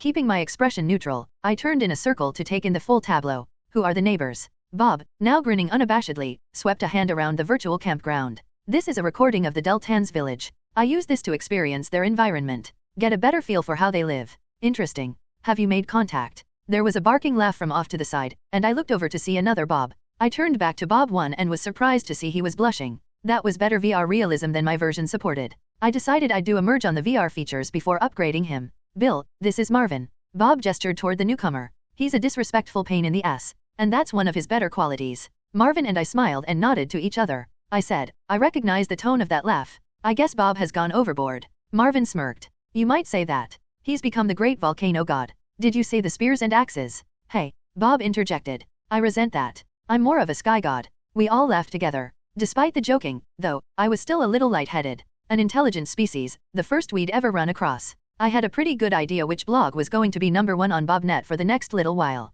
Alright. Bob motioned me to a couch and coffee table setup sitting incongruously in the middle of the native village. So, Bill, what's new in the galaxy? I sat down, accepted a coffee from Jeeves, and took a moment to pat Bob's incarnation of Spike, who had come back to investigate. The cat's AI appeared more independent than my version. Another item to merge. It dawned on me that Bob was still the reigning master of VR coding. Wow, what's been happening? I thought for a moment. Well, Milo discovered 2 habitable planets at Omicron 2 Eridani. Named them Vulcan and Romulus. Bob laughed. Of course he did. What else could he do? I grinned back at him, then got serious. Riker and his clone, Homer, had a big battle in Seoul with the last of the Brazilian Space Navy, and discovered that humanity had almost wiped itself out in a system-wide war. They're building colony ships and are hoping to get some people to Vulcan before the Earth stops being livable. Bob interrupted. How many people left? About 15 million, give or take. And how big are the colony ships? I nodded, understanding where Bob was going. 10,000 capacity. Yeah, I know. 1,500 ships or 1,500 trips. But we can only do what we can do. Bob nodded. He looked worried, and I couldn't blame him. Riker and I had this conversation regularly. So far, we hadn't found any shortcut. I tried to change the subject to lighten the mood. We've got a minimum of about 20 Bobs running around the galaxy right now, by my estimate. I waved a hand in casual dismissal. You know, the usual. Blah, blah. Bob visibly shook off the funk and tried to smile. Sounds like you've taken to the job of Central Clearinghouse with a vengeance. Got anything going in Epsilon Eridani besides the SCUT? I'm slowly terraforming Ragnarok. Riker has sent some seeds and plant samples my way with an outgoing Bob. They should be here in 3 years or so. Then I'll try to get some basic moss/lichen hybrids growing. Oh, and the android project. I've got a quadruped android working, more or less, and I can control it remotely. It's slow going though, and I've barely scratched the surface. I'll want one of those when they're available, Bob said. I'd like to be able to go down to Eden as an actual presence instead of a floating camera. I nodded. It looked like Bob was pretty invested in the lives of the Deltans. No real surprise, though. Mario. May 2180. Glyas 54. This time, I was lucky. Unlike Beta Hydri and Zeta Tucani, Glyas 54 was untouched. I had no clue about what might determine the course of whatever beings had stripped the two other systems. If they traveled as a single unit, and they were traveling in a straight line, they might never meet up with any of us. My concern was that, if they were mining that much metal, they were probably building something. The obvious answer to that would be more of them. And that would be bad. This was not a particularly interesting system. The primary was a small K, almost a red dwarf. It had a single lonely planet orbiting in close, and a bunch of space junk. Of course, space junk was what I needed. Although the overall metallicity of the system was low, most of it hadn't aggregated into planets. The manufacturing process was routine, even if I only had memories of having done it once as Bob 1 in Epsilon Eridani. It took a couple of months to build and deploy the space station. Once it was up, I squirted every bit of information I had on the others back to Bill. The station had the added bonus that I would be able to transmit to it from any of the stars in the immediate area, and it would relay my messages to Epsilon Eridani. I also decided that I didn't want to be alone, so I started construction of 4 more Bobs. Bashful, Dopey, Sleepy, and Hungry all agreed to accompany me to deal with the potential threat. Yes, they named themselves after dwarves. And yes, it was pointed out at some length that there was no Hungry in the original crew. Hungry didn't care. Apparently I can be very perverse. And stubborn. Anyway, there's that joke about the 50 dwarves. We sat around the desk in my treehouse, sipping tropical drinks with little umbrellas. Except Hungry, who refused to go along with the theme. He had a coffee. I suggested we rename him Surly and received a middle finger for my trouble. Sleepy opened the discussion. We have to figure out the vector and size of the invasion, or infestation, or whatever it is. Is it heading for Earth? Or away? And what they're doing with all that metal? If they're building more ships, it must be a massive fleet. How would we not see them coming? Dopey looked around at us, palms up. And all the, food. Yeah, I nodded slowly. We have no information, really. We have to find them. And we have to get a report back without becoming part of their harvest. Their ants are surprisingly efficient. I've learned several things from them, which I've already squirted back Bill Ward. There was silence around the table as everyone digested this. So we each pick a system outward and head there, Sleepy said. We should keep a transmission channel open at all times, so we'll have a record if one of us disappears. Yes, I nodded. The open line should run all the way back to Bill. If necessary, stop and build a relay station. Keep up a constant stream of commentary and observations and send regular differential backups. Just in case. Sleepy took a sip of his drink before responding. Sounds like a plan. Although I don't like the implications. If I get taken down, the Bob that gets restored won't really be me. What, you're positing a soul, now, for us? Surly, Hungry, rolled his eyes. Every time the crew of Star Trek transported, they faced the same philosophical question. Sleepy rolled his eyes back at Hungry in exaggerated mockery. Again with the fictional TV series. Is that where you get all your life lessons? Hungry frowned. Well, you should know, shouldn't you? Children. Am I going to have to separate you? I glared around the table. Can we focus on the planet-destroying, rampaging alien Watsits for now? Sleepy and Hungry both looked embarrassed. After a moment of silence, I continued. I would also suggest that we have some kind of self-destruct capability built in. Maybe a dead man trigger. Personally, I don't want to have to feel myself being slowly disassembled if I get caught, and I certainly don't want it or them to learn anything from me. Wow, this is getting morbid. I don't feel quite so negative about the backups, now. I chuckled. So let's pick our destination systems, put together a working comms link, and get this show on the road. Riker. December 2170. Seoul. The image on the video made me curl my lip in a sneer of both contempt and disgust. Half a herd of cattle lay dead in their paddock, 50 animals, poisoned by something in the food, according to the vet. On the other video window, Ms. Sharma, UN representative for the Maldives, waited silently. She was attempting to maintain a stone face, and failing. The slaughter represented the third act of full-blown terrorism this month. Vement was ramping up from a nuisance to a full-blown threat. This was the first time they'd taken lives, though, even if livestock. I hadn't come out and said it, but I considered this an act of war. If I caught up with this group, and it came down to an exchange of ordnance, I wouldn't have any ethical issues with taking some of them down. I admitted to myself that I really didn't know if I'd be able to pull the trigger. It was one thing to talk war, it was another entirely to actually take a human life. But I would want to. That much, I was sure of. Food supply continued to become more critical as Earth's climate deteriorated. Over half of the 35 remaining enclaves around the planet were at least partly dependent on food subsidies from our orbital farms. The Maldives were still nominally self-supporting, but this assault on their food capacity would mean we'd have to kick in, at least in the short term. Representative Sharma finally couldn't hold it in any longer. This is senseless. Senseless? Cattle? What have they proven? What have they accomplished? Cowards. I nodded at every word. For all the bickering in the UN, the various representatives were united in their hatred and contempt for Vement. After an event like this, I could probably push through any special measure I wanted to, with little debate or opposition. Too bad I didn't have anything in my queue. This is going to hurt, Ms. Sharma. Those cattle represent a lot of high-quality calories, not to mention the breeding capacity. I took a moment to check the herd numbers. It's not life-threatening, but it is damaging. I think, if the handlers hadn't noticed the animals getting sick, we could have lost this entire herd. And that would have been devastating. I will move to set up a task force at the UN meeting tomorrow, Ms. Sharma said. I think there's been a general feeling up to now that if we just ignored them and didn't give them the attention they obviously crave, that they'd go away. No longer. I nodded without comment. I had the pronouncement from Vement up in another video window. These people were several screws short, but there was no doubt they were deadly serious. The essential message was that humanity had made a mess of the solar system, and it was time for them to bow out and let the universe recover. And because we might be reluctant to go along, Vement was going to help us towards that goal. Great. Violent, self-absorbed crackpots. On top of everything else, I forwarded the missive to Homer, Charles, and Ralph, and also sent a copy on to Bill. Not that he would have any specific ideas, but I'd gotten in the habit of looping him in on everything. I smiled briefly at the thought. Universal Archives. Homer popped in a few milliseconds later.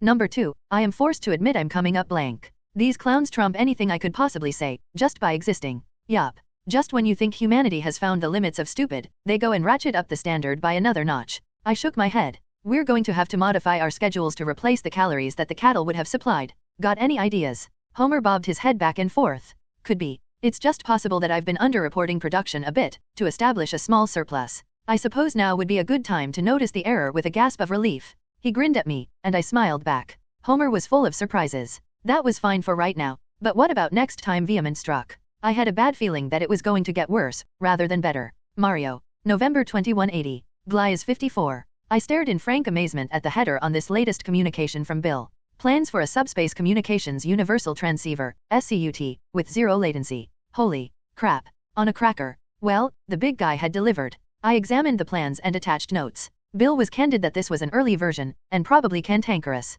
He also wasn't sure about the range. Yeah, disclaimer. 100+ years after our death and we still felt the need to lawyer at ourselves.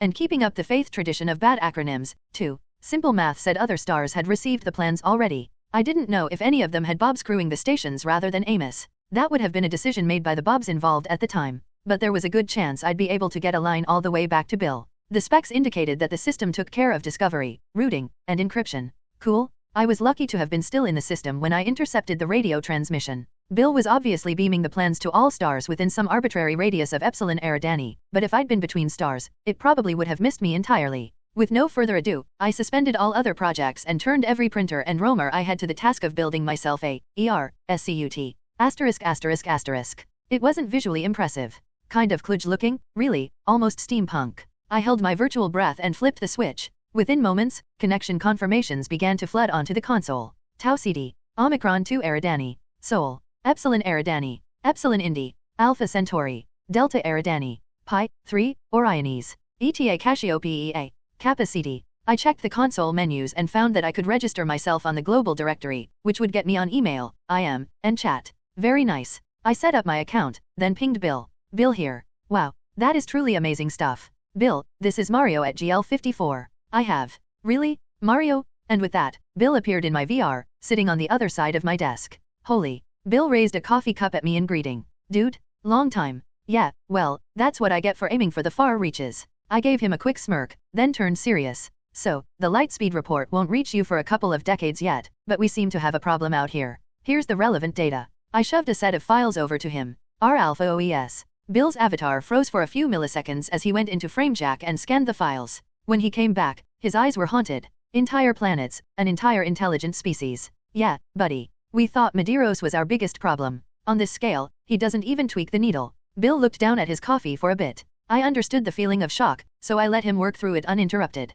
Finally, he looked up. This has immediate ramifications. We've got humans out here to worry about too. At the expression of surprise on my face, he waved a hand dismissively. Stuff's been happening. Read my current affairs blog when you get a chance. Bill put his coffee down on the desk, and I was momentarily bemused by how well the VR was meshing over a 23 light-year distance. This is not the way I envisioned a first contact situation, I mused. I sure hope this isn't the norm in the universe. Although it would explain the Fermi paradox. Second. Bill flashed a wan smile. Bob beat you to first place by a couple of years. His is more of the good kind, though. Like I said, read the blog. He visibly shook himself. I've been running a lot of projects here. The SCUT is just the most dramatic. I'll pull a few other files and send them your way, stuff you can use for making weapons. I nodded. Anything that'll help. I don't get the impression that busters are going to be enough against someone who can zap a whole planet. Yeah, I'll bump up the priority on anything that looks like it can be weaponized. He picked up his cup. And I'll push this info out to every Bob in the directory. You'd be amazed what can come out when all the Bobs get together to brainstorm. You guys are on your own, though, physically. Even if we assembled a flotilla, it wouldn't get there for a couple of decades. I've already started.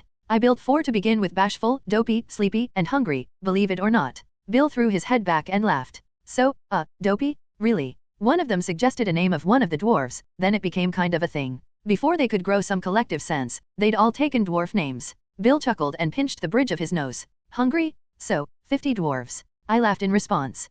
Yep.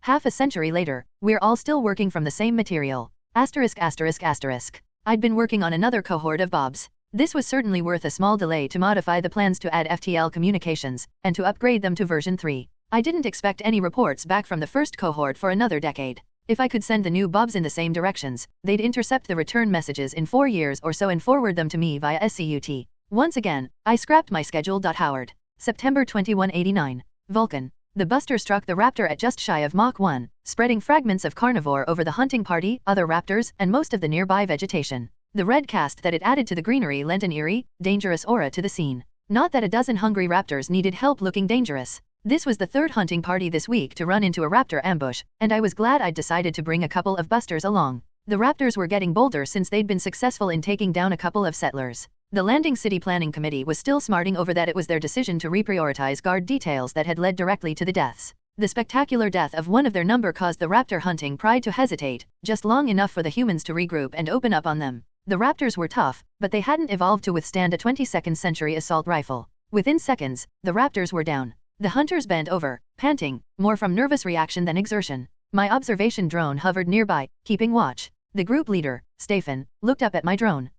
Thanks there, big guy. They come out of nowhere, those bastards. I bobbed the drone once by way of acknowledgement. The raptors had set up an ambush for the hunters and almost pulled it off. They were intelligent. There were still ongoing arguments about how intelligent. The original 3-person hunting parties were now double the size, and everyone involved took the duty very seriously. No prob, Stefan. A little buster billiards now and then is great fun. Stefan laughed, and the group organized themselves back into a proper skirmish line. We had another kilometer of perimeter to cover before we could head back. I silently ordered down another buster from orbit, and assigned a mining drone to come pick up the remains of the one I'd just expended. Bob's personnel busters were a versatile tool for wildlife control. I still wasn't sure if it was more economical than rigging up an armed drone, though. I resolved to discuss Bob's plastics-backed shells, if I ever had 5 free seconds to rub together. Security was turning out to be a much bigger deal than we'd initially planned for. This planet's ecosystem was incredibly rich, diverse, and competitive. Even many of the plant eaters had weaponry that would give an Earth predator pause. In that particular, it was very much like the popular vision of the dinosaur era.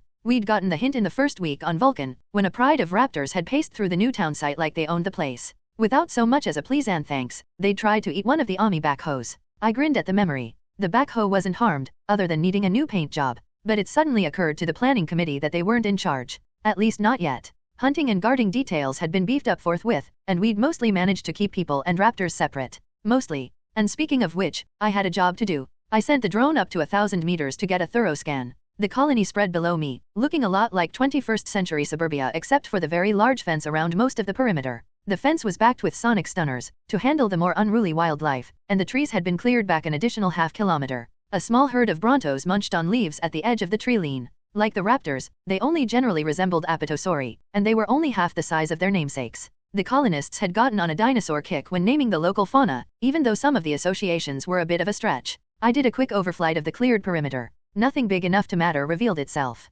Satisfied, I turned back towards landing. The larger buildings at the center of the town comprised the administrative hub, while the airport and 2 manufacturing centers formed a triangle around it. People and goods moved around in communally owned Omni-driven vehicles, available in all sizes from commuter cars to buses. The colonists had decided to build their new life on Vulcan with some social changes, starting with the abolition of private vehicles. Only 3 months after landing, the city looked and felt established and stable. I was truly impressed at how quickly everything had gone up. Of course, the use staff had had literally decades to refine their plans while they were stuck in the enclave after the war. No surprise that they'd worked out a lot of the bugs. I finished my aerial sweep.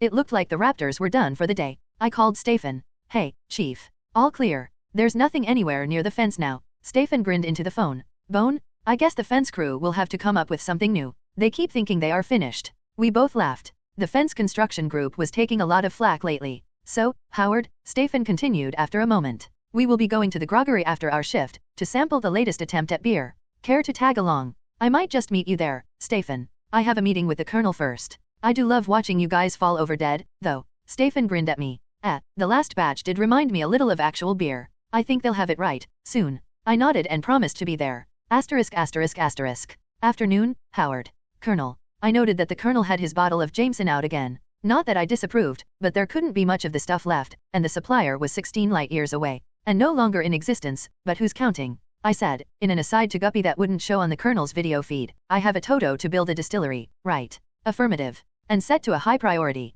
Well, all work and no booze. I chuckled, and merged back into my public avatar. The colonel had been talking during this sidebar. I frame-jacked momentarily and played back the video to get caught up. No deaths for the last 3 days on the patrols. I hope we've gotten ahead of this issue with the raptors. I put my hands behind my head and stretched while I considered that statement. The raptors weren't really dinosaurs. They weren't really anything Earth equivalent. They were bipedal hunters, slightly larger than the velociraptors in the first Jurassic Park movie. They had large mouths full of teeth more reminiscent of a shark's than the peg-shaped teeth of the canonical Carnosaur. The raptors and the use settlers had discovered that biocompatibility was a two-way street. Judging by the subsequent increase in raptor incursions, humans had proven to be a tasty treat. I wouldn't want to get complacent, Colonel. These are intelligent animals. They won't just keep marching into weapon range like a horde of zombies. Yes. The Colonel waved a hand in a dismissive gesture. Which is why I like the aerial surveillance system that you are implementing. Thermal imagers at night. And take out any that approach within a minimum radius. Well, I doubt that the committee will give you any grief about that decision now.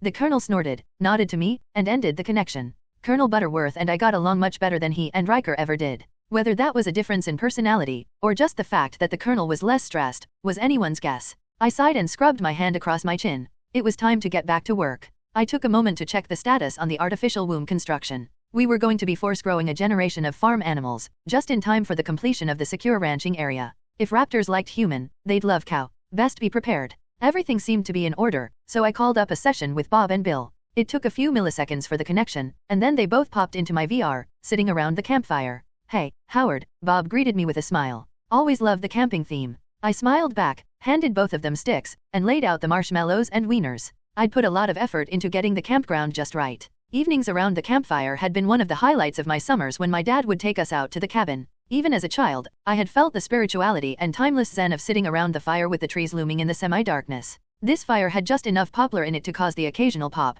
but not so much that it began to sound like gunfire. I'd edited out insects. We Bobs tend to be a little obsessive about realistic detail, but come on, who needs mosquitoes? Once everyone was properly set up and ruining perfectly good marshmallows, I started the meeting. One of our hunting parties ran into a dozen raptors today. They'd set up an ambush, and a pretty good one. I had to busterize one of them or we'd be down another settler. Bill shrugged. I've said it before, I know it looks like really intelligent behavior, but pack predators on Earth did that kind of thing all the time. It's easily explained by instinct. Get Jurassic Park out of your mind. Bob was grinning at me, so I just smiled and nodded. Yeah, okay, point taken. Anyway, Bob's automated surveillance system should be pretty valuable, once we get it set up. Especially with Bob's new and improved ordnance. Guppy ran the surveillance system on Eden for years, Bob said. It'll be interesting to wire up a dedicated Guppy to handle the job, though. No replicant oversight. You sure about that, Howard? Not entirely, I admitted. But I wouldn't dare suggest using up resources to build Bobs just for running guard details, you know. Bill and Bob said in perfect unison. Butterworth would have a cow. We all broke up in laughter. With certain notable exceptions, the Bobs all had similar senses of humor. What tickled one funny bone tickled all. There were a few milliseconds of contemplative silence. I looked at Bob. How's it going with the Deltans? Bob smiled a sad smile and shrugged. Archimedes has a growing family. Now, time marches on.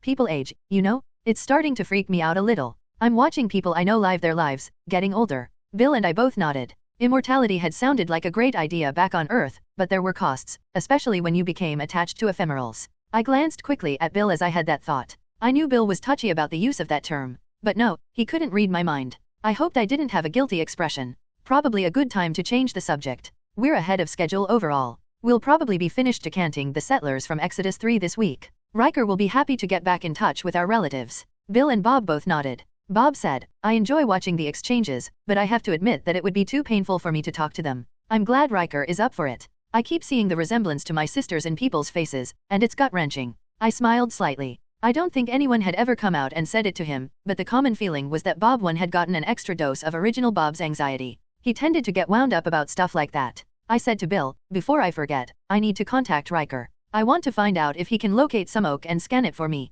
Oak. Bill raised an eyebrow at me. If Riker can get a good enough scan, I should be able to print some real oak barrels. It'll take forever to print something biological, you know. I know, Bill. It's more a proof of concept at this stage. I'll have a printer doing nothing but making staves until I have enough. Bill looked confused for a moment, then grinned. Going into business? No, just doing my part to maintain morale. We talked for a few more milliseconds about miscellaneous items, then they signed off. And Guppy popped in with my next Toto. Oh, that one. I'd been putting that off. Asterisk asterisk asterisk. Butterworth was livid. This was no mere cow he was having, this was the whole herd. I listened, jaw agape, as he carpet-bombed his tirade with expletives. I hadn't even been aware he knew the F word. Turned out he was an expert in its use as a verb, noun, adjective, adverb, article, and several forms of punctuation. I made sure I was recording. Finally, he calmed down. Relatively. Sort of. So these others moronic name, by the way, are going around depopulating planets? Just because. Well, according to Mario, I noted that Butterworth couldn't quite suppress an eye roll.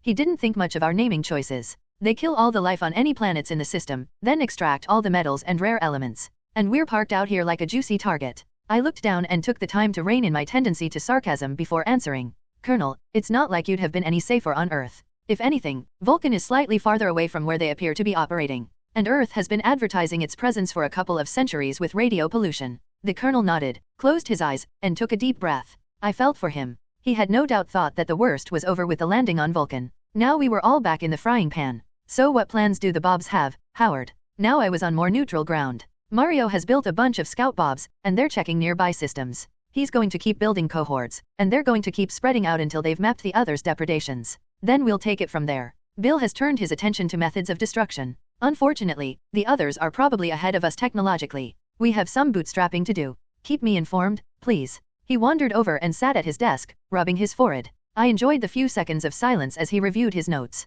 Farm donuts, he said, looking up at me. Those appear to be exceeding expectations. Yes, Colonel. Bill came up with a lot of engineering improvements while breeding up the plant stock for release on Ragnarok. He has something called free time. I hope to experience it someday. Butterworth snorted and gave me a wry smile. We were both going full bore, getting the colony up and running. The fact that replicants didn't need to eat or sleep just meant that I was available 7 days a week, 22 hours and 13 minutes a day, or 31:49, on Romulus. Scheduling was going to be a headache once the Romulan colony was up and running. Funny, I couldn't remember any science fiction stories that actually dealt with how you'd handle timekeeping on a new planet. And that means, Butterworth continued, that we'll be able to set up the Spitz and Faith colonies on an accelerated schedule. I expect you're looking forward to your descendants coming out of stasis. No one more than Riker. I grinned. I have to admit it's been a pretty popular program in Bobnet. Butterworth grimaced. Bobnet. 7 billion people on Earth in the early 21st century, and Faith decided to replicate a nerd/engineer with a Star Trek fixation. He grinned at me to take the sting out of the comment and reached for the disconnect button.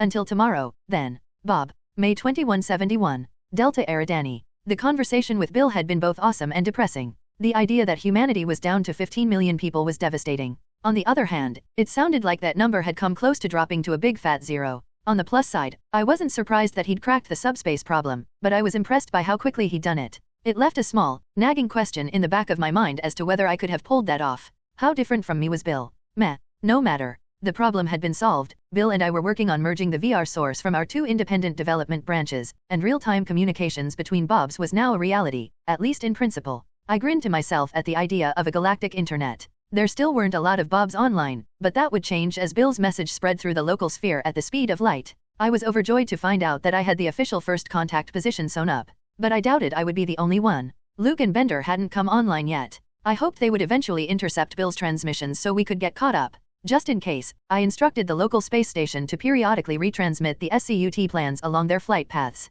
One way or another, they'd eventually receive the plans. The lack of significant progress on Bill's android project was a little disappointing. A lot of the basic tech was being developed back on Earth when original Bob was still alive, but it was proving difficult to put all the concepts together into an artificial body that could operate like a complete organism. Oh, well, sooner or later, Bill would make some breakthroughs. Meanwhile, I had my own projects. Marvin had taken delivery of the exploration squads and was deploying them into his search grid covering the Deltans' original territory. At the level of detail we were trying for, he expected to be finished in 3 months or so. ******. I just lost a drone. Marvin popped into my VR unannounced. He had a perplexed expression on his face. Define lost. Have a look. He popped up a video window. It showed a panoramic view of Eden from several hundred meters in the air. The drone was flying a search pattern, looking for clearings that could be potential former villages. Suddenly, the image began corkscrewing wildly and breaking up. After about half a second of this, the image disappeared. The hell, I muttered. I'm assuming that was an attack from above. It would appear so. I did a frame by frame, and this was the best I could come up with. He popped up a still image. It was out of focus and broken up by video interference lines, but there was an impression of something biting or chewing on the drone. I ran some filters and cleanup routines on it. The result is partly extrapolated. He switched to a second image. This one was still grainy and lacking in detail, but I could make out what appeared to be a large beak or muzzle, filled with teeth. Wow, I said. I would sure hate for that to be the last thing I saw. Guppy, are we getting any telemetry at all from the drone? Marvin asked. Negative. Attack likely took out the power system. Well, I want to take a look at the wreckage. I'll set up a SUDAR search. Highly refined metal should stand out like a lamp in a cave. Marvin stood up, gave me a salute, and disappeared.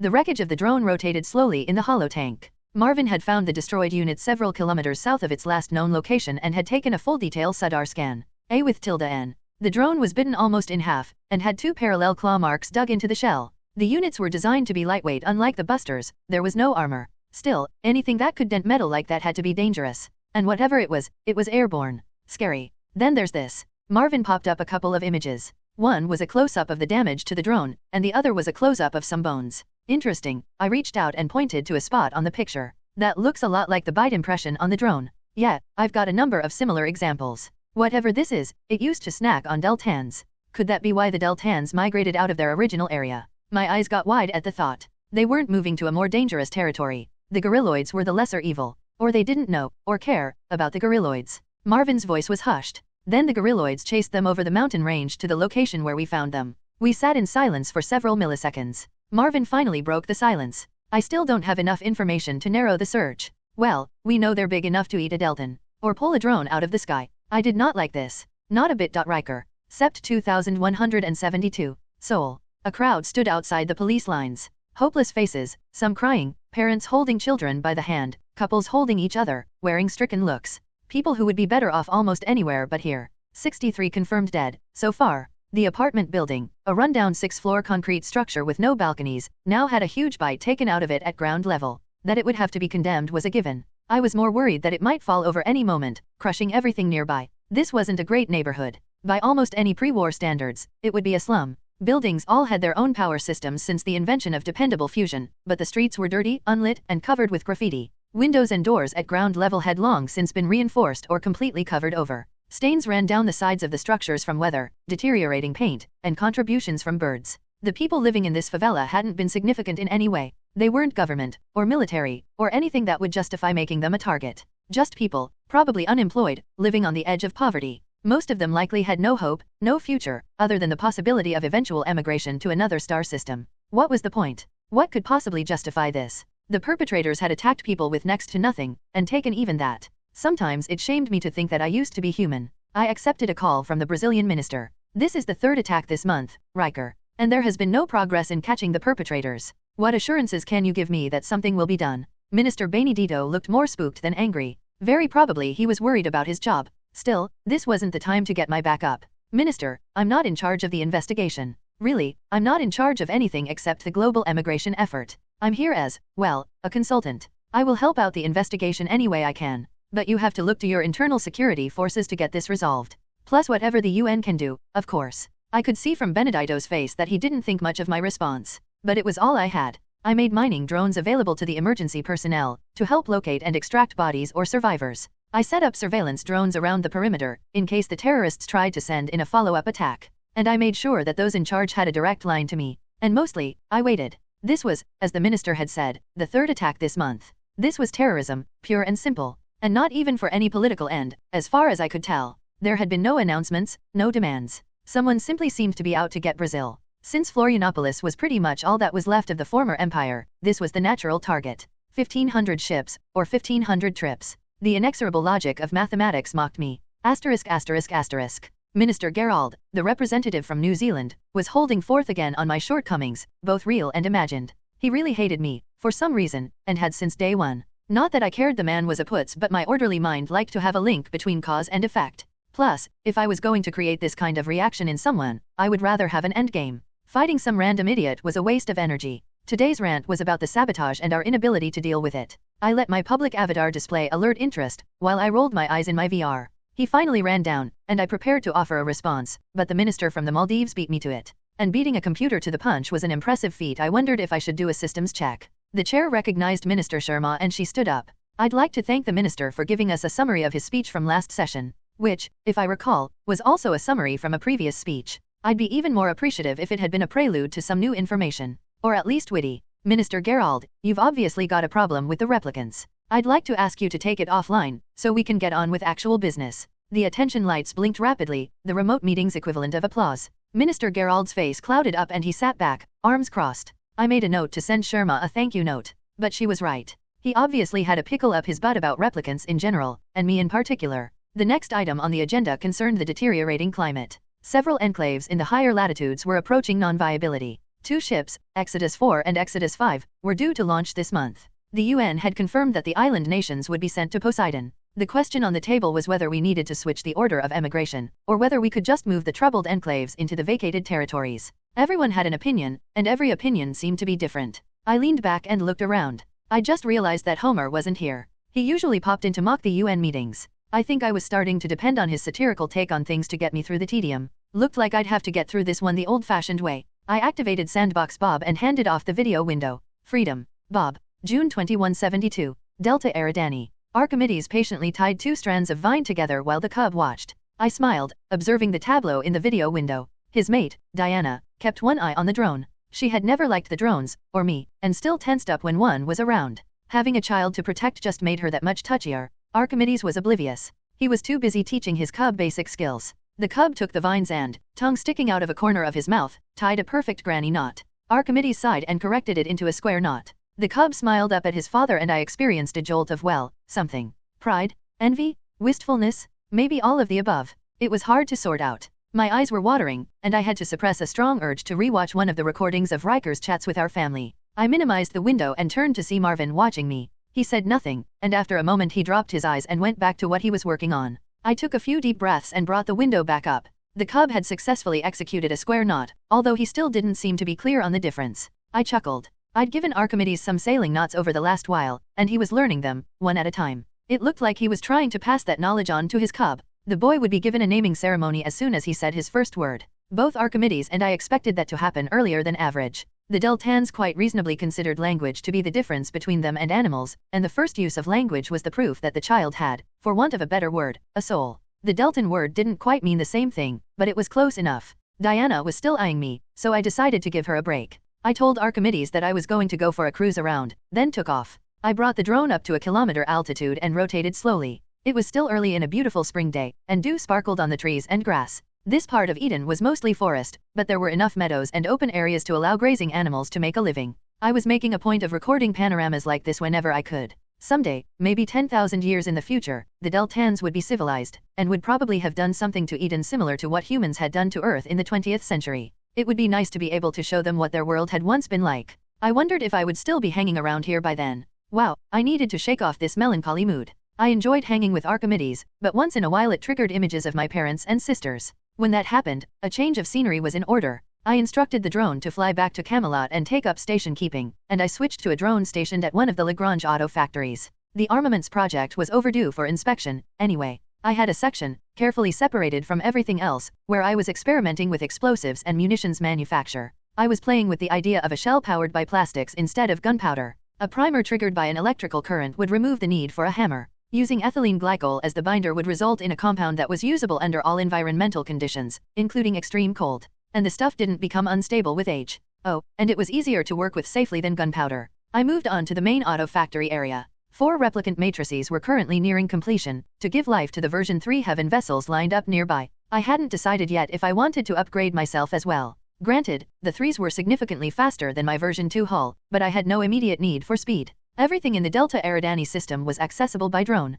I seldom had any need to fire up my surge drive. Come to think of it, I hadn't left orbit around Eden in years. Despite my ongoing reluctance to replicate, I felt a moral obligation to get more of me out into the universe. Besides the simple fact that more Bobs exploring meant more interesting revelations, there was the implied promise to Dr. Landers to perform the task that he'd resurrected me for. By extension, I had a responsibility to what was left of the human race. Riker was doing a magnificent job of getting them off planet. It was up to the rest of us to find places for them to go. My brooding was interrupted by a text from Marvin. There's been an attack. I sent the drone back to station keeping and re-entered my VR. Marvin was waiting. Gorilloids? I asked, sitting down. No, I think it might be our giant claw. A foraging party was out gathering food when one of them was grabbed. They say they couldn't really see it, except they got the impression it was really big. It flew away with the victim, and everyone else hightailed it back to Camelot. What do you mean, they couldn't really see it? Did it jump out of a tree?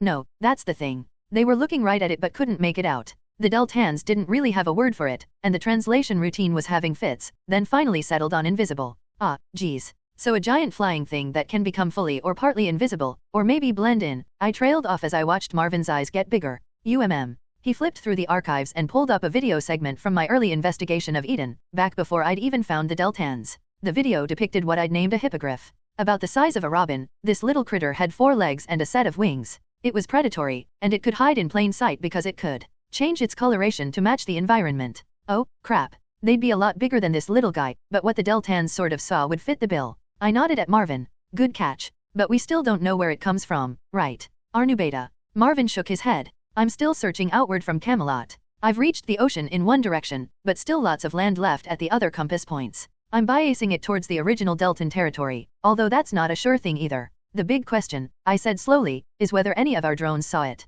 I already checked. There weren't any in the area. Everything we could spare is out searching. Somehow this thing snuck inside our perimeter. Wonderful. Wonder-freaking-ful. I haven't just brought the Deltans back to the fire, I've put them back in the frying pan. Some sky god. *****. I watched from a distance as the tribal elders gathered to discuss the recent death. I wasn't invited to attend, since I was probably the subject under discussion, and I didn't feel like forcing the issue. Archimedes was told to be there, and he looked nervous enough for both of us. He and Diana exchanged frightened looks before he left. The meeting went on for quite a while, and there was a lot of gesticulating and yelling. I'd probably never mentioned directional microphones to the Deltans, so I guess I couldn't blame them for not realizing that I could hear everything. Archimedes passed on my theories, which in retrospect probably made things worse. But it would have come out sooner or later. The central theme of the meeting, though, revolved around whether I was malicious or just an idiot. Either way, a lot of people believed that they'd been safer back at the old site. Objectively, that wasn't true. They'd been slowly going extinct, and wouldn't have lasted more than another generation or so. But explaining population trends to essentially innumerate people was a losing game. They understood death when it happened in front of them, far better than they understood attrition. The meeting took about 2 hours. When Archimedes came back to his spot, he looked very hangdog. He sat down and accepted a piece of jerky from Diana. They're about evenly split, he explained. Half think you've led us here to be food for the flying things. The other half ask how you could have known about these things if we didn't know. And we're from here. I thought about that and sighed. If the Deltans had been human, those would have been the 2 camps, but the split wouldn't have been 50-50. Deltans were surprisingly rational. You're not in trouble, are you? Not really. Archimedes glanced at Diana and smiled ruefully. But my, stock is down. I think that's how you say it. Don't worry about it, Archimedes. You're still the best damned weapon maker in, well, anywhere. If you need to distance yourself from me for a while, that's fine. But either way, Marvin and I will continue to look for the hippogriffs. Archimedes nodded. His cub toddled up and dropped into his lap, head first. *****. Well, that explains it, Marvin said. I stopped at the shoreline and I shouldn't have. The things seemed to be centered on a rookery out on this island. Marvin pointed to a large island a kilometer or two offshore. Obviously volcanic in origin, it was steep, deeply folded, and very probably had a lot of lava tubes that would make perfect homes for large flying things. How many of them are there? Can't tell for sure. Marvin shrugged. They're always coming and going during the day, but unless I start tagging them, I don't know how many nests or dens or whatever are in those caves. But certainly scores of adults, at minimum. I frowned. That's a significant population of predators. So what do they eat when they can't get Deltan? Marvin waved up a picture. Seals. Well, seal equivalents. Or maybe closer to walruses. They seem to fill the same niche. They spend most of their downtime basking on the beach, and they hunt in the water. They're a little more mobile than seals or sea lions, but still basically sitting ducks on land. Although I'd imagine they could do some damage with those tusks. I stared at the picture for a few milliseconds, rubbing my chin. I turned to the globe and expanded it until it showed just the island and the Deltans' past and current range. So the hippogriffs discovered the Deltans, who were probably easier prey, chased them out of their original territory. Marvin continued the thought. Then eventually caught up with them after they moved into gorilloid territory. The Deltans could handle the gorilloids, with flint weapons to help, but they couldn't handle both predators. They retreated over the mountain range, which put them out of range of the hippogriffs, but lost them the flint resource. Without that, they couldn't quite hold their own against the gorilloids. I finished. And then we, and by we I mean you, led them back to the flint site, where they are, once again, on the menu. Marvin gazed at me with one eyebrow raised. So what now? I sat down, called up coffee, and leaned back in thought. I think we can agree that just doing nothing is off the table. Marvin nodded and I continued. Likewise, asking the Deltans to move again is probably a non-starter. I doubt they'd do it even if I had a good, safe destination in mind. Plus, the Flint site really is their best long-term bet, generally speaking. Approaching predator detected. We both looked up at Guppy's announcement. We'd used all available drones to set up a tighter perimeter around Camelot, and set them to looking specifically for anything large and airborne. It appeared we had a bite. I pulled up the video that Guppy offered. The hippogriff was hard to make out.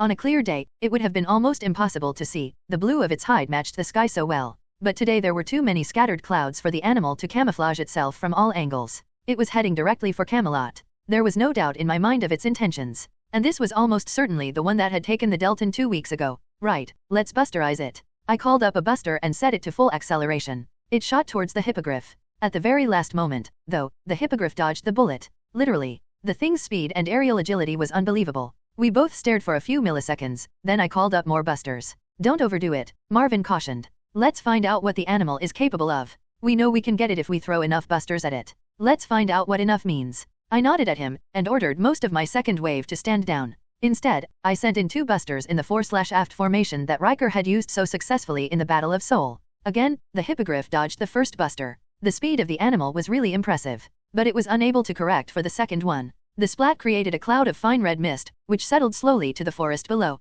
I didn't like that, Marvin said. We got it with the second one, but it was close. I think if we want to take them out dependably, we should go with an encirclement using 3 or more busters. The question is whether this was a one-off or whether they fly some kind of patrol pattern. Maybe there won't be any more coming this way. Marvin didn't look convinced. Predators almost always have a patrol pattern of some kind, if only to protect their territory from competitors. I doubt we've seen the last of them. *****.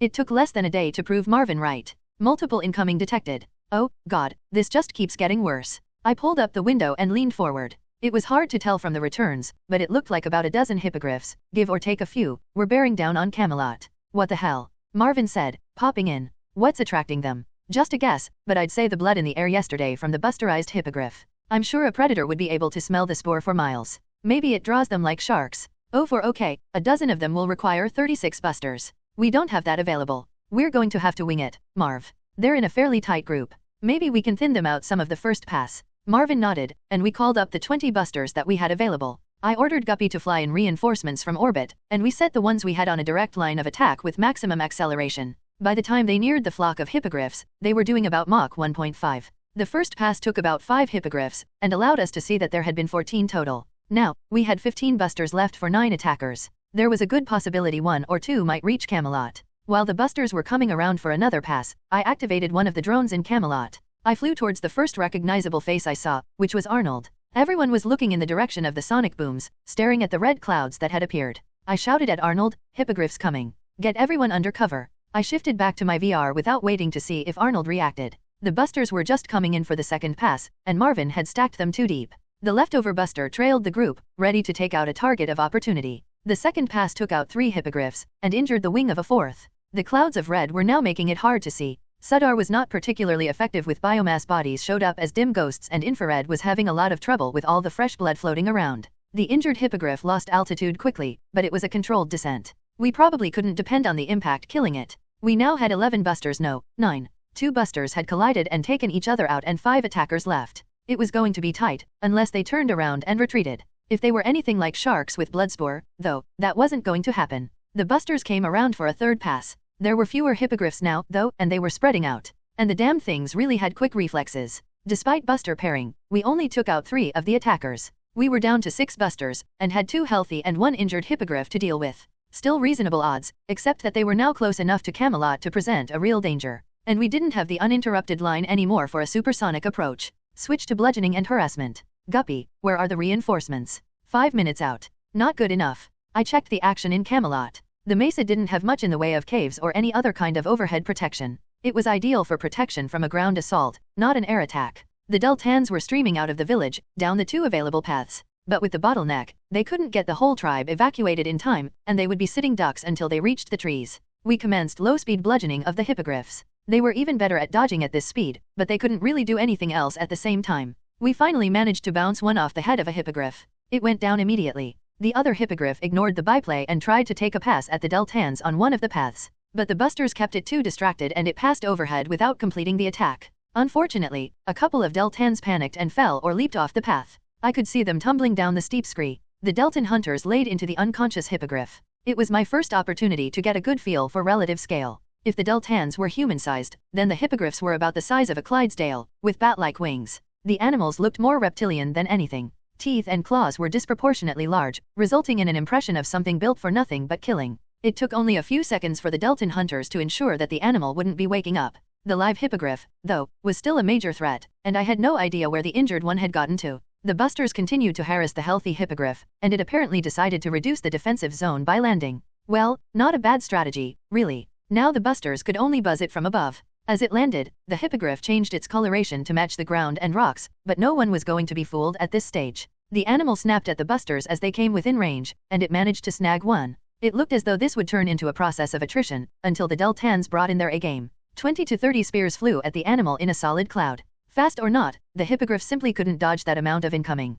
Within moments, it resembled a pincushion. The hippogriff screeched and snapped at the spears sticking out of it. Arnold grabbed another spear from someone, ran straight toward the hippogriff, and made an Olympic-caliber throw from point-blank range. The spear went right through the animal's neck and it dropped instantly. There were cheers from the hunters. The jubilation lasted only a moment, however. Screams from the retreating tribespeople brought our attention back to the paths out of Camelot. The injured hippogriff had made its way to the base of the scree, found one of the people who had fallen, and was eating him. I sent all my remaining busters straight at it, with no allowance for pulling up if they missed. 2 impacted with enough force to kill the last animal. It was too late for the Deltan, though. ******. The good news, if it could be called good, was that we'd only lost 3 Deltans. A 4th had a broken leg, and I was going to have a confrontation with the medicine woman if she didn't listen to me this time. I'd lost 18 of my 20 busters. 20 more made it down from orbit, too late to do any good. And once again I was pulling all my printers off of their assigned duties to make more busters. The Deltans had called another tribal council. For them, 2 councils in a month was akin to panic.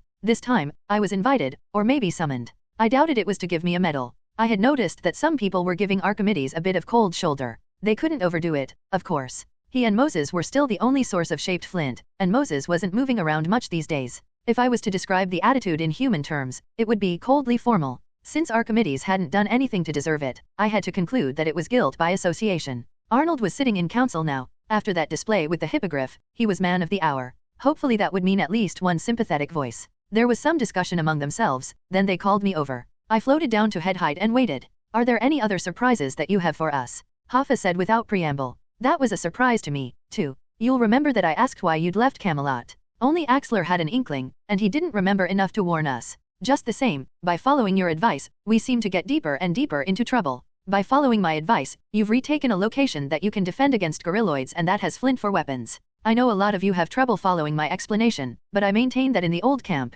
your children would have been the last of the Deltans. I paused for dramatic effect before continuing. As for the hippogriffs, they're a problem because they're a surprise. I'm going to find out more about them, then I'm going to remove them. I've noticed, Hoffa said, that despite your talk, it's still we who do most of the fighting. Really? When was the last time a group of your hunters had to beat off a gorilloid attack? Did you hear the sonic booms? 2 hens and 4 hippogriffs approached Camelot, but only 3 arrived. Hoffa's ears were straight back and his eyes were narrowed to slits. I was mishandling this, but I couldn't stop myself. I'd never been able to handle short-sighted stupidity. That's 3 more than would have arrived at our old camp. In VR, Marvin and I rolled our eyes in sync. I've already talked about that. Perhaps next time, we should leave your Archimedes out as an offering for them. I sent the drone straight up 10 feet. Don't ever threaten my family. Not ever. As I finished saying the words, I realized that I'd turned the volume up. It had probably been painful to sensitive Deltan ears. The entire council was cringing, and possibly not just from the volume. I slowly lowered the drone back to head height.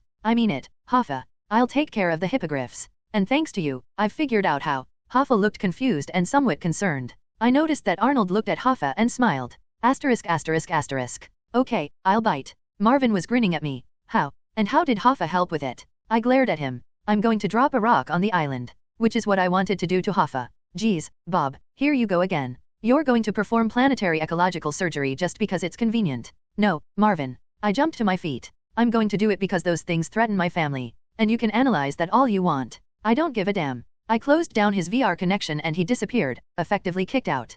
Pretty rude, and I'd be apologizing later. But for the moment, I was too steamed to care. *****. I had a far more immediate problem, though. Assuming I was right about the hippogriff smelling blood, then today's battle would bring yet another wave tomorrow, maybe much larger. It would take time to find a large enough mass to destroy the island. I calculated an initial size of 100 tons would about do it. We had identified a number of nickel-iron asteroids in the system, some of which would be about the right size. I received a ping from Marvin. It was time to eat crow. I invited him in, and we looked at each other warily. He broke the silence first. You know we're no good with this crap, right? It was enough. I broke down laughing, and we nodded at each other. Done. Possibly identical twins could come close to understanding, but certainly no one else. We sat down and I described my thoughts on the impactor. Huh, he replied. So, a couple of months to build Bill's asteroid mover, a couple more weeks to move the asteroid into place. You think the hippogriffs will just wait around? I'm open to suggestions. I understand you're angry, Bob, and you want to smash the island to smithereens. But all you need to do is hammer it enough to take out the hippogriff population.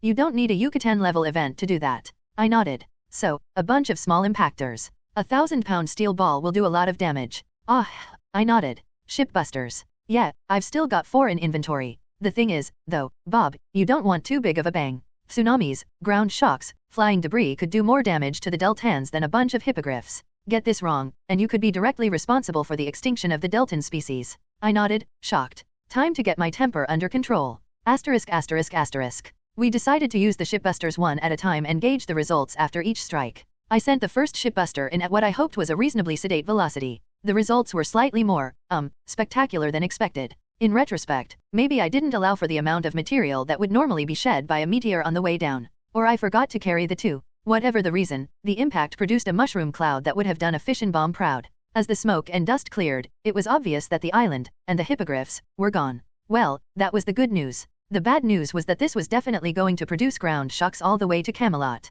And at least some debris. I flew several drones over to the camp, to find everyone already awake, staring at the bright cloud to the southwest. Archimedes looked up at the drone as I arrived. Did you do that? He said in a hushed voice. I wasn't sure of the expression on his face.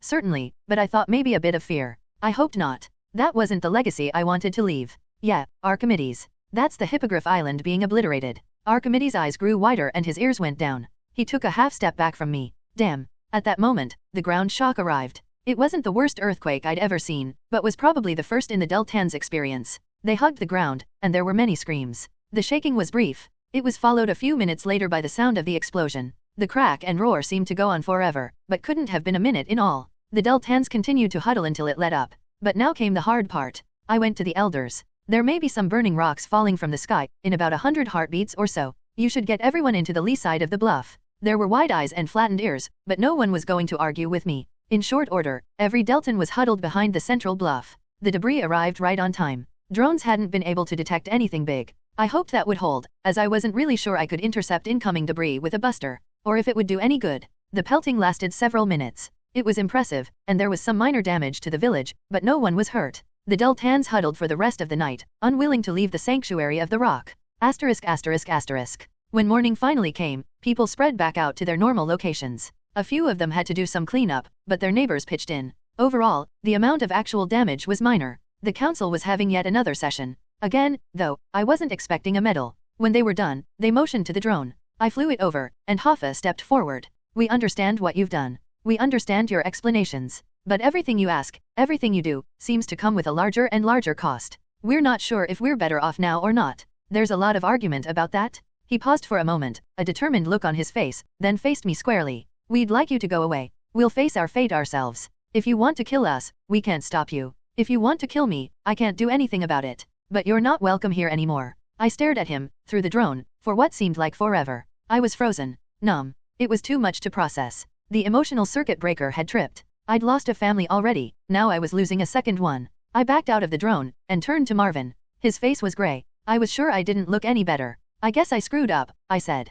Look, let's just clear out for now, he replied. Give things time to cool off. You can talk to Archimedes later. I nodded, and re-entered the drone. I floated over to Archimedes, who was not looking well. Deltans didn't display shock the same as humans. His facial fur was lying in disorganized mats. But the wide eyes and flat ears were probably universal. A disconnected part of me started theorizing about why that might be, and I squashed it. Archimedes, I'm going to take off until things cool down. I'll talk to you later. He nodded. I noted that Diana had a look on her face of either satisfaction or triumph. I'd never hated anyone as much as I despised her at that moment. Howard. October 2189. Vulcan. Things that make you go you. This definitely qualified. I couldn't take my eyes off the video, as the doctor made an incision on the patient and proceeded to extract a small bundle of eggs. A few had hatched and the larvae were trying to burrow away. At that moment, right there, I was so thankful that I was no longer biological. I glanced at Butterworth's video feed and noticed that he was paying an extreme level of attention to his glass of Jameson.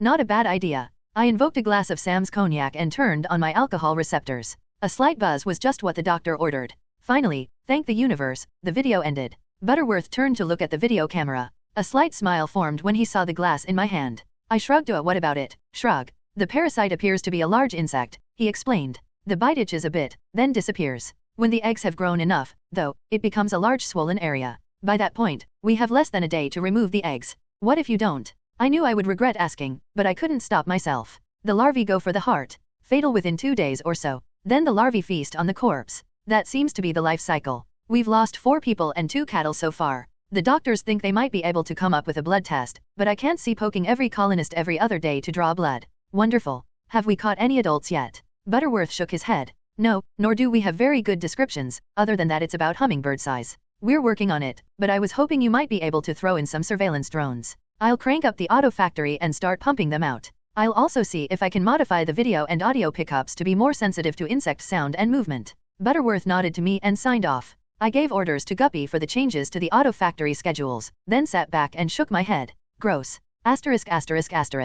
The Spitz and Faith colonies were done offloading to Romulus. Colonists were staying in temporary quarters until the towns were built. Army construction equipment worked full speed to clear some land and set out street plans. We'd learned from the US's experience on Vulcan, and we were building a fence right away. The wildlife on Romulus wasn't nearly as big or plentiful, but there was a joke going around about carnivorous rabbits. Everyone was fine with excess caution. The Faith and Spitz colonies were set up on separate continents. The land area on Romulus was divided into 8 land masses, each about the size of Australia, and a number of smaller archipelagos. Separation of nations wouldn't be a problem. The really important item, from my point of view, was that our relatives were now awake. As part of our deal with Cranston, Julia Hendricks and family owned a communicator, so didn't have to schedule time on the colony system. At the appointed hour, I connected to the conference that Riker was advertising. I noted with a chuckle that we were up over 30 Bobs subscribing to the feed. I watched as Riker made the call and Julia came online. A dozen or so random family members jostled for position behind her in the video, and on her lap, with pride of place, was Space Cadet Justin. Uncle Will, he yelled. Hey, cadet. Enjoy the spaceship ride. I could hear the pride and joy in Riker's voice. I and every other Bob shared it. These were our sister's descendants, and a major reason why we put up with idiots like Cranston and Vement. I remembered Milo, who had expressed a strong lack of caring about humanity's fate. A momentary wave of sadness washed over me at his memory. I wondered what he would have thought of the current situation. I pulled myself back to the present, where Julia was talking about their experience. Well, trying to. Justin didn't seem willing to give up the floor. And we went in the big ship and we sat and it was boring and then there was a bump and they took us down a big hallway and they gave me a needle which I hated and they made me sleepy and they put me in a box and... Amazing. He didn't even seem to be stopping to breathe. The soliloquy went on for another minute, while Julia increasingly failed to keep a grin off her face. Finally, having said what he needed to say, he yelled, "Bye Uncle Will," and shot out of frame. This prompted laughter from everyone, family and Bobs both. Julia turned back to Riker with a smile on her face. He has 2 speeds. Asleep, and what you just saw One of the family members, who I remembered as Philip something, leaned forward. Will, how long until some other colony gets planted on Romulus? Riker shook his head. Can't say. We've got 2 more colony ships heading to your system right now, but the Enclave leaders will decide whether they want to settle on Vulcan or Romulus. Howard tells me that Romulus is looking a lot more attractive these days, though. There were chuckles from the family. News of the Raptors had already spread. Riker talked to Julia for a few more minutes, fielded some questions from other family members, and got Julia to promise to call him as soon as they were in private residences.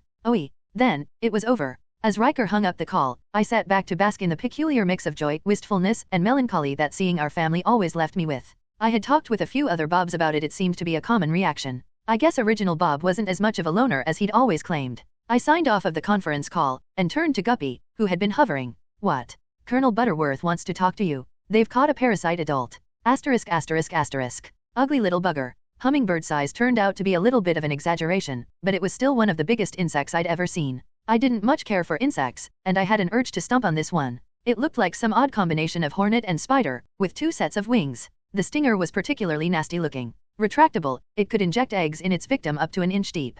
I had to turn off my gag reflex, watching the necropsy. Well, now we had specifics. I bundled up all the data and shot off an email to Bill, asking for suggestions. Then I connected to Butterworth. Howard, you've seen our new neighbor. Yeah, not my favorite creature. I've sent something off to Bill, and I've got a couple dozen new drones ready. I'll program them with the data and get them to scan the area. See what we come up with. Butterworth nodded and disconnected. The colonel looked outwardly calm, but I knew this was worrying him. Big things like raptors, we could handle. Small stuff, not so much. Humanity could conceivably end up prisoners in their own homes if we didn't get control of this pest. Riker. December 2174. Seoul. We lost a cargo drone, Charles said, popping into VR. There was an explosive package waiting where it landed. As soon it touched down, the bomb went off. He sat down and accepted a coffee from Jeeves. It was a supply delivery to Vancouver Island. They've still got enough of a fishery that they're not facing immediate starvation, but the loss of equipment and resources is still painful. I looked up and muttered a few choice expletives. I take it we lost the entire food shipment.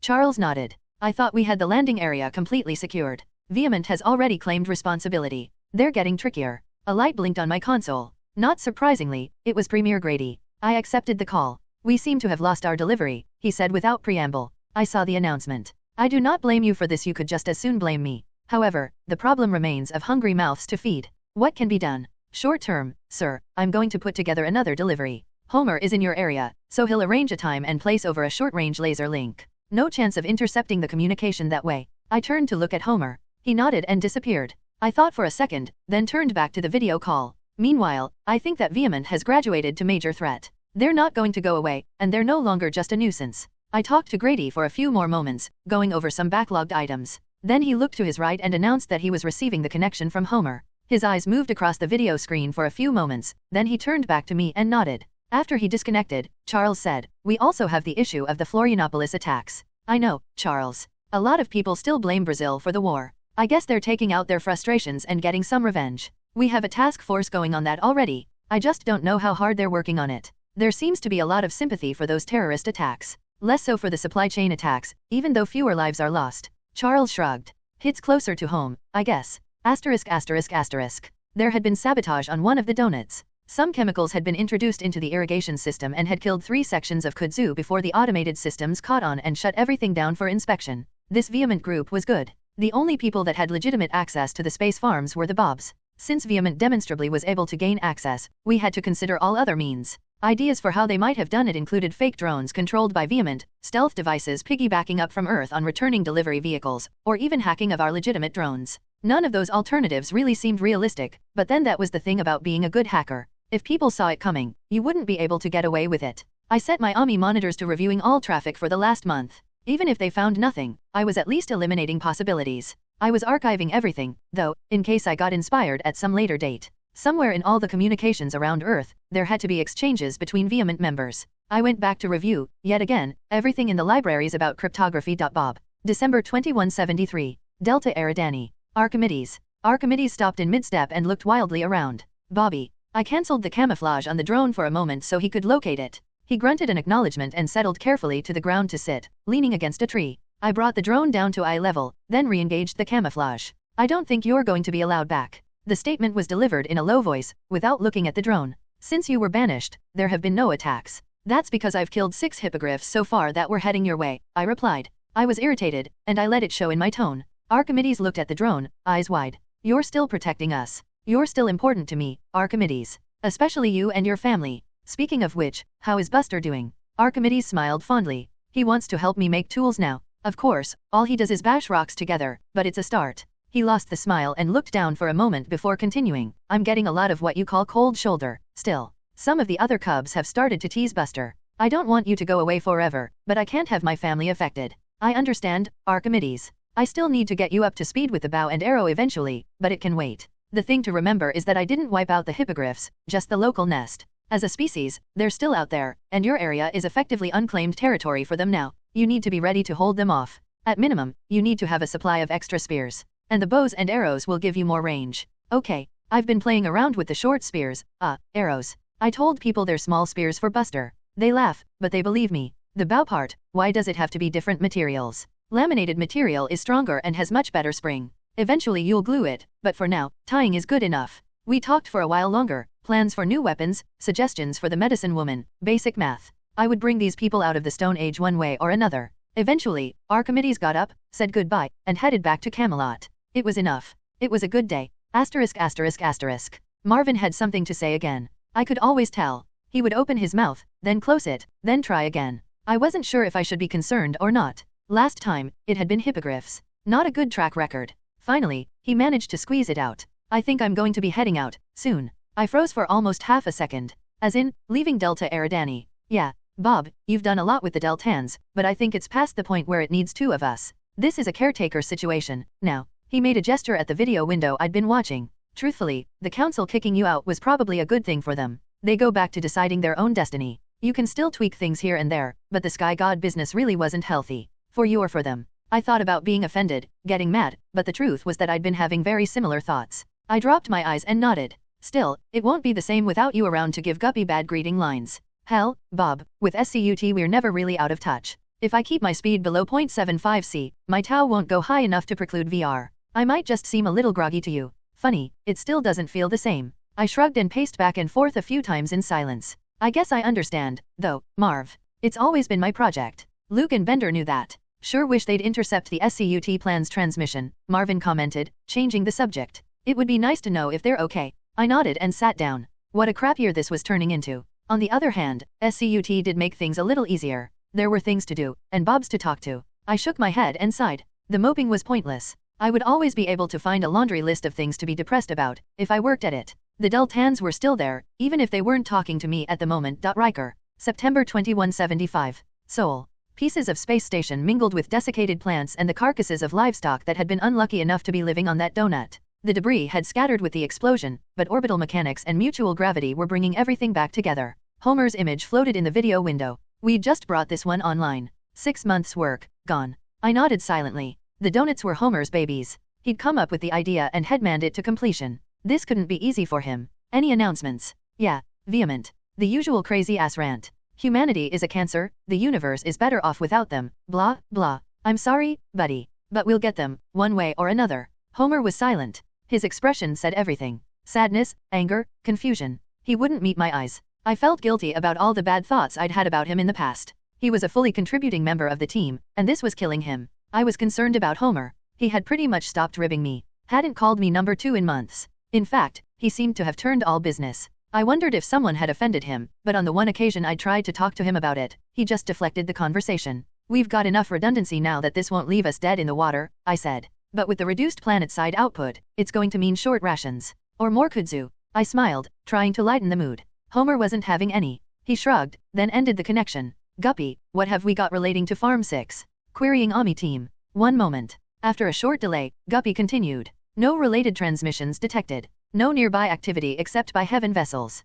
Crap. They were covering their tracks too well. Something will break. Something has to. Guppy didn't comment. He wasn't much on encouragement. Huge fishy eyes blinked once. *****. Just to really make my week, there were several terrorist attacks on Florianopolis as well. I kept wondering if there was some anniversary coming up that was triggering all the activity. The terrorists were getting smarter, and hitting more critical targets. One of the attacks had taken out the power system. It would take a couple of days to fix. It wasn't the first time that the actions of Vement and the Brazilian attacks seemed to be coordinated. I wondered if there was some connection. It was almost certainly two different groups, but maybe they were talking to each other, sharing intelligence. That could actually be of benefit to me. The old Earth, pre-war, had global technology and every form of communications you could imagine. This post-apocalyptic reality was far more limited. There were fewer methods of communication for collusion between the two groups, or even crosstalk between Vement cells. But I'd been monitoring all channels. At least everything I could think of. So either I'd missed some form of communication, or they were using some kind of steganography, which would be almost impossible to recognize unless you knew what you were looking for, or they had gone low-tech. Option 3 would be too slow. Number 1 I couldn't do anything about, so that left 2. Steganography was by definition inefficient, since you had to spread the message out enough for it to be unnoticeable. Therefore the transmission medium would have to allow a high bandwidth, which would immediately rule out a lot of possibilities. And there were statistical methods that could ferret out steganographic messages. I retired to my VR, to give this more thought. Bob. March 2174. Delta Eridani. I hadn't had to kill a hippogriff in months. It wasn't clear if they'd learned to avoid the territory, or if there simply weren't any left that were close enough to bother the Deltans. Since Marvin's departure, I was handling all the drones myself. I could automate a certain amount of the tasks, but I still eventually had to review the mission recordings. Honestly, I couldn't be bothered. I kept my eye on Archimedes and his family, probably a little more than I should. I had occasional flashes of myself as the overbearing grandparent who kept wanting to visit. It was an embarrassing image, and I resolved to contact Archimedes a little less often. Marvin was long gone, heading for Pi 3 Oriones. I think he was hoping for an intelligent species that he could be in charge of. It seemed we actually had a paternal streak. Or maybe maternal. He was, as promised, keeping his top speed low enough so that he could still interface via SCUT connection. We'd found a balance, where he frame jacked up a bit and I slowed my time sense some, and we could then interact at the same time rate. It worked. Today, I was visiting Marvin. In Delta Eridani, as Senior Bob, I generally played host. It was interesting that traditions and modes of behavior were developing even among a bunch of post-human computers. Generally, the Senior Bob in any system was in charge, and played host to the other Bobs. It made sense to me, which meant it pretty much made sense to all the Bobs. Marvin apparently had a bit of a luxury streak in him. His VR environment was an open-air patio and rancher-style house at the top of a low mountain, in a semi-tropical climate. The ocean stretched out in all directions, right out to the horizon. It was a beautiful, if somewhat mundane scene, except for a couple of anomalies, the very close horizon, the low gravity, and the presence of Earth hanging in the middle of the sky. You know there's no air on the moon, right? I grinned at him. Marvin shrugged. I'm going through all the science fiction books I've read over the years and replicating the environments for a while. It's interesting, and it's good practice at VR programming. I nodded. It wasn't really important. We were stalling, and we both knew it. Finally, I brought up the elephant in the room. My two newest clones, Pete and Victor, are almost ready to leave. Victor is willing to follow the trail of either Luke or Bender. Pete is not interested at all. We have to make a choice. Marvin took a moment to brush his hand through his hair. I remembered that habit from when I was original Bob. Apparently death wasn't enough to remove nervous tics. I guess Pete is adamant, he asked. Yup. Like Milo with Earth. This is the expression of not caring. He's going off in whatever direction he decides on, and that's that. Marvin chuckled. A recurring theme. Great. Well, it's a coin toss, then, isn't it? The thing is, Marv, what if something bad happened to both Luke and Bender? They were heading for different stars, but in the same general direction. What if they ran into something? What, like the Borg? It just seems unlikely, Bob. What would be the motive? Don't know. Maybe another Madiros. We don't really have any information. I shrugged, conceding the point. Well, we'll leave it up to Victor. He'll transmit constantly over SCUT, so we'll know if something happens to him. Marvin nodded, a worried look on his face. Howard. November 2189. Vulcan. There was a call on my queue from one of the biologists. I was a little surprised. Normally I talked only to Butterworth, not there was a rule or anything. Still, curious, I dialed the call. She. A woman appeared on screen for a moment, then disappeared off frame. I got an impression of thick red hair, tied into a ponytail. Dr. Sheehy? This is Howard Johansson, returning your call. Her disembodied voice drifted back to the phone. Oh, thanks for getting back to me. Colonel Butterworth wanted me to call you if we had news. We have news. I waited for a moment. And she returned and grinned into the video. Sorry. I love the drama. Anyway, we have a possible treatment for the vine. Which is, honestly, Sheehy, keep this up and I'll drop a rock on you. Bunnies. I'm going to drop a rock on you. Dr. Sheehy laughed. I couldn't help noticing that she had a great laugh. Also freckles, dimples when she laughed. I mentally slapped myself. This could go exactly nowhere. She disappeared again, then returned holding a small section of plant.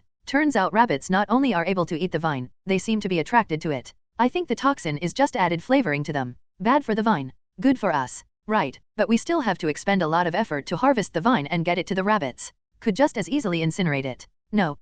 Dr. Sheehy shook her head. Rabbits are self-replicating. Aggressively so. You may have heard, she grinned at me. And they make great stew. I smiled back at her. There was a certain poetry in the solution. Granted, we'd be unleashing a Terran scourge, even if a fluffy one, on an unsuspecting planet. But Vulcan attacked first. Have you asked Butterworth about it? He says Council will have to approve. But they're feeling a little humble these days. He thinks he can ram it through. Well, alrighty then. Dr. Sheehy paused for a moment before continuing. You heard about the Bronto attack yesterday. Well, attack is not the right word. They tried to eat the fence again. Yes, and we had to kill one that had figured out that he could just avoid the electrical wires. That's one smart Bronto. IQ up in the 2, maybe 3 range. Dr. Sheehy smiled at her own joke. Anyway, before they airlifted the carcass away from the clearing, someone got the bright idea to cut off a big hunk of meat. It passed toxicology tests, and it passed the barbecue test. So now Bronto is on the menu. You may find your kudzu sales dropping. Whoa, you were not supposed to be hunting for sustenance until the impact studies are completed. Is the council good with this? Dr. Sheehy gave me an unbelieving look. Try to picture the council telling 20,000 people that they have to eat kudzu instead of steak, when steak is lumbering around in plain view every day. Can you say lynching? RN Epsilon. Yeah, okay, point taken. Well, I still have the Romulan colony market. They don't have Bronto. Dr. Sheehy grinned and shrugged, then disconnected. To be honest, this was good news from my point of view. The more the colonies could do themselves, the less I had to do. I could even conceivably take off in a decade or so. And on that subject, the Guppy-controlled surveillance system wasn't going to build itself. Back to work. Riker. December 2175. Sol. You seem incapable of preventing them from striking at will. Ambassador Gerald seemed to be enjoying the situation, which made his attempts at portraying anger unconvincing. I'd ignored his jibes in the past, but I was getting tired of it. And what have you been able to do, Ambassador? Found the source of those hacking attempts yet? Made any arrests? Got any suggestions? Anything besides endless carping? I exchanged glares with the ambassador for a moment, then moved on. We're working on replacing the donut, but it'll still be a few months.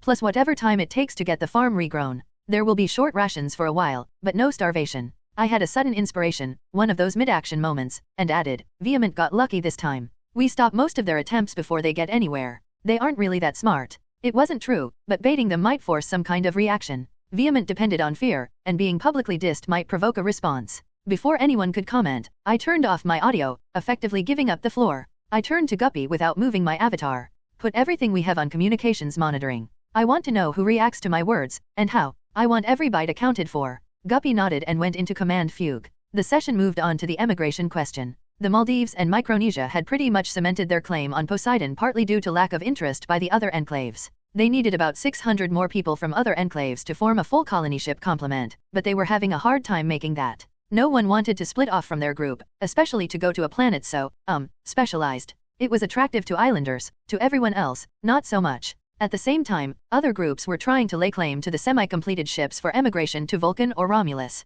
The whole thing was acrimonious and mostly information-free. No detectable increase in Earthside traffic. One anomalous communication to Spaceside. Okay, that was something. Source? Destination. Source New Zealand, although not near any population centers. Destination Homer. Excuse me. It was a tight beam signal. It would not have been detectable except for a chance alignment with one of our drones on cleanup duty. Oh, shit. That just did not make sense. Why would Homer be helping them? Why would he be sabotaging his own project? Unless he didn't have a choice. Suddenly Homer's change in personality took on an ominous cast. It was very un-Homer-like. The complete cessation of jokes, the withdrawal from the rest of us. Perhaps because it wasn't Homer. I sent a message to Charles, requesting a physical meetup. Bob. March 2178. Delta Eridani. I walked through the village VR, watching the activity. There had been improvements in the 6 years since I'd been kicked out. I had enough hidden cameras and camouflaged drones around the village now to feed a real-time VR. No more recorded scenes. Archimedes had finally started taking my tent design seriously. A few other couples copied the result, and now there were a half-dozen pretty good facsimiles of teepees scattered through the village. It was the dry season, but once the rain started up again, I expected this innovation to increase in popularity. I was trying to ignore a couple engaging in some very public displays of affection when I received a ping. From Luke? I responded and he popped in. Hey, Bob. Long time. I grinned and slapped him on the shoulder. Luke? Good to see you, buddy. Luke appeared momentarily surprised. We've never been physically demonstrative like that. In fact, original Bob was a little standoffish in terms of physical contact. Luke got over it quickly, though, and grinned back at me. I just went through the whole surprise visit by Bill thing. Apparently it's a standard hazing ritual.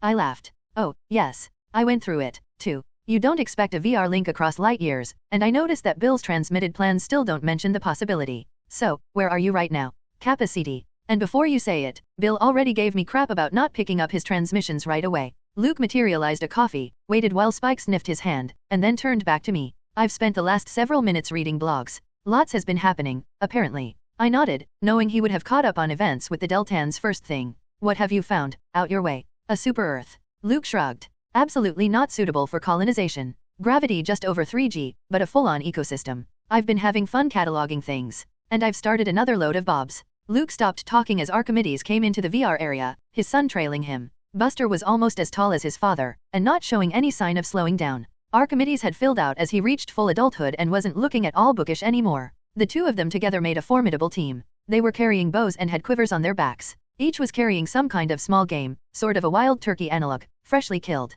Luke turned to me. Bows and arrows? Wow, dude. Moving things right along. I waved a hand in dismissal. Sooner or later the hippogriffs will find them again. I want them to be ready. Luke nodded and materialized a lazy boy. Good to be back. This looks like fun. Where's Marvin? He took off a few years ago, right after I got kicked out of Camelot. He keeps in touch, though. Cool. I'll look him up when I have a moment. Heard from Bender. I shook my head. No, and I have no idea why. One of my clones has followed his flight plan, and should be able to report something in a year or two. Luke nodded. I materialized the couch and coffee table setup and got comfortable. There's always time to get caught up with old friends. Riker. December 2175. Seoul. There was seldom any reason for the Bobs to meet physically these days. SCUT and VR meant we could do everything we needed to in virtual space. SCUT-equipped drones made distance irrelevant for remote administration as well. Now, two Heaven vessels floated less than 50 meters apart, in a section of space not far enough from a Lagrange point to look suspicious, but not so close that nearby clatter might disguise an eavesdropper.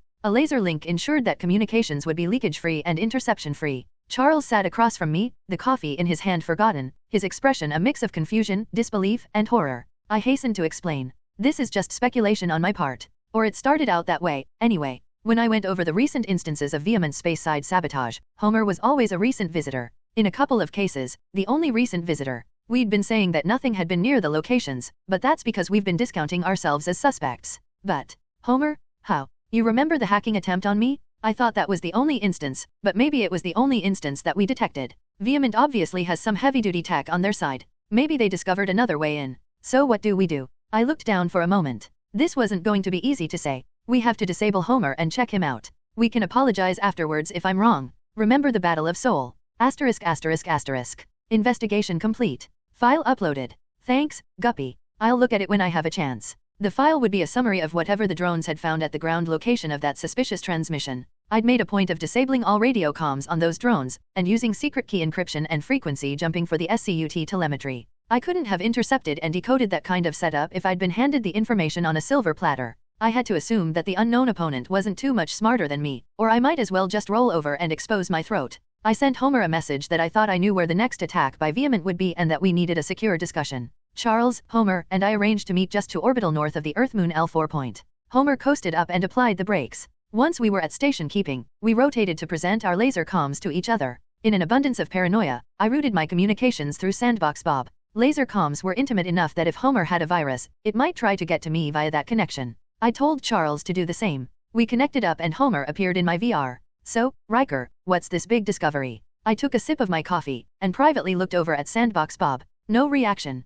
Just waiting for Charles. I don't want to have to repeat myself and answer the same arguments twice. One of us can fill in Ralph later when he gets here. I looked up at the holotank where Charles was just coming up on our group. Charles linked up by laser comms and popped into the common VR. Hi guys. Sup. In my private VR, Sandbox Bob grabbed his throat and fell over. I looked at Guppy, one eyebrow raised. Source of attack is Homer. I raised both hands in the air in the common VR, and Charles put a steel ball right through Homer's reactor control system. Homer went dead as he lost all power, just as he had back in our battle with the Brazilian probes. I did a quick scan. Perfect shot, no collateral damage. Charles looked green, and I'm sure I did as well. We sent over a squad of roamers and unceremoniously cut into Homer's cargo bay. It took a few hours before we had Homer's matrix up on a test cradle. Now came the dirty part. *****.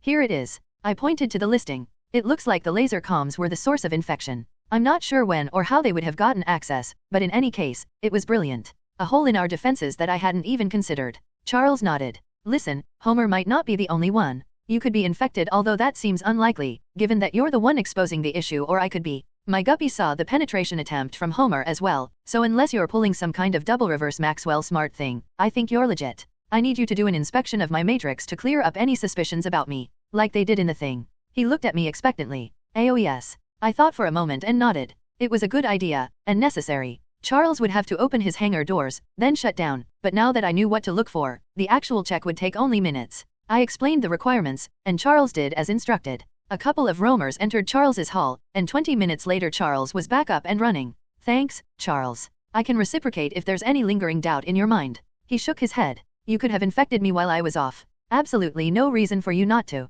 I'm good. We turned our attention back to Homer. It took 30 hours overall to clean up and repair him. The virus, or Trojan, or whatever you wanted to call it, had gotten its hooks into multiple systems. Homer would have had very little free will, but would be fully conscious. I shuddered, thinking what that must have been like. Ralph showed up in the midst of the process and we had to explain the whole thing to him. While I was talking, Charles lined up with Ralph's reactor control system. When we pointed this out and explained the alternatives, Ralph quite rationally agreed to an inspection. Once Ralph was back up clean, thankfully we turned back to Homer. I removed the viral control, and I installed a freshly made firewall over the laser comms. None of us would be susceptible to that particular attack in the future. I also forwarded a complete report to Bill for him to add to the standard releases. Homer booted up. His avatar appeared in the common VR, looked surprised, then collapsed, screaming. The rest of us looked at each other in horror. Had I done something wrong? Had I damaged Homer? Homer, buddy, come back. You okay? I knelt beside him and put my hand on his shoulder. The screaming stopped, and he began to moan. He curled into a fetal position, squeezed his eyes shut, and rocked back and forth on the floor. I was at a complete loss. Original Bob hadn't been much for this kind of emotional contact, and I was self-aware enough to know that I was even more standoffish than he was. Ralph and Charles didn't look any more prepared. However, Homer didn't seem to be getting worse or harming himself, so we decided in timeless male fashion to leave things be and wait for him to get a grip. After a few more milliseconds, Homer gasped and opened his eyes. I was haggard. The bastards had total control of me. They made me lie to you, they made me blow things up. They made me kill people. Homer began to cry, a hopeless moaning alternating with racking sobs. I couldn't do anything. I could only watch myself follow their orders. I couldn't tell you, I couldn't stop myself, I couldn't even kill myself. Bill popped into VR. I've been lurking since I got your report. This is unforgivable. I know we don't like violence, but if you feel the need to end the bastards that did this, no one will say boo. He sat on the floor beside Homer and put a hand on his back, simply maintaining human contact. I looked at Charles and Ralph. The expression on their faces said all that was needed. Someone was going to pay. Homer had come out of his funk, but he was still very fragile. Bill was gone, after promising any help we might want in building anything we might need, up to and including things that explode. Yap. Angry. Charles kept an eye on Homer while Ralph oversaw the construction of the replacement donut. Homer was gradually able to unwind himself and sit, but he would go into panic attacks from time to time. I suggested we enable his endocrine controls, but he shook his head emphatically. It feels too much like what they did to me. It's a leash. It's just a different leash. He waved a hand helplessly, trying to find words. It feels like claustrophobia or something. Just the idea of something controlling me makes me want to run around the room, screaming. Okay, Homer. Whatever you feel best about. Charles put a hand on his shoulder. We're here for you, whatever you need. Homer nodded to us and tried a smile, but it wasn't very reassuring. I had not attended the latest UN session. If Vement had noticed that they'd lost their puppet, I didn't want to give them any more information. Let them think we'd all destroyed each other. Meanwhile, I looked over Guppy's report. The tight beam signal had come from what originally might have been a small military outpost high in the backcountry of New Zealand.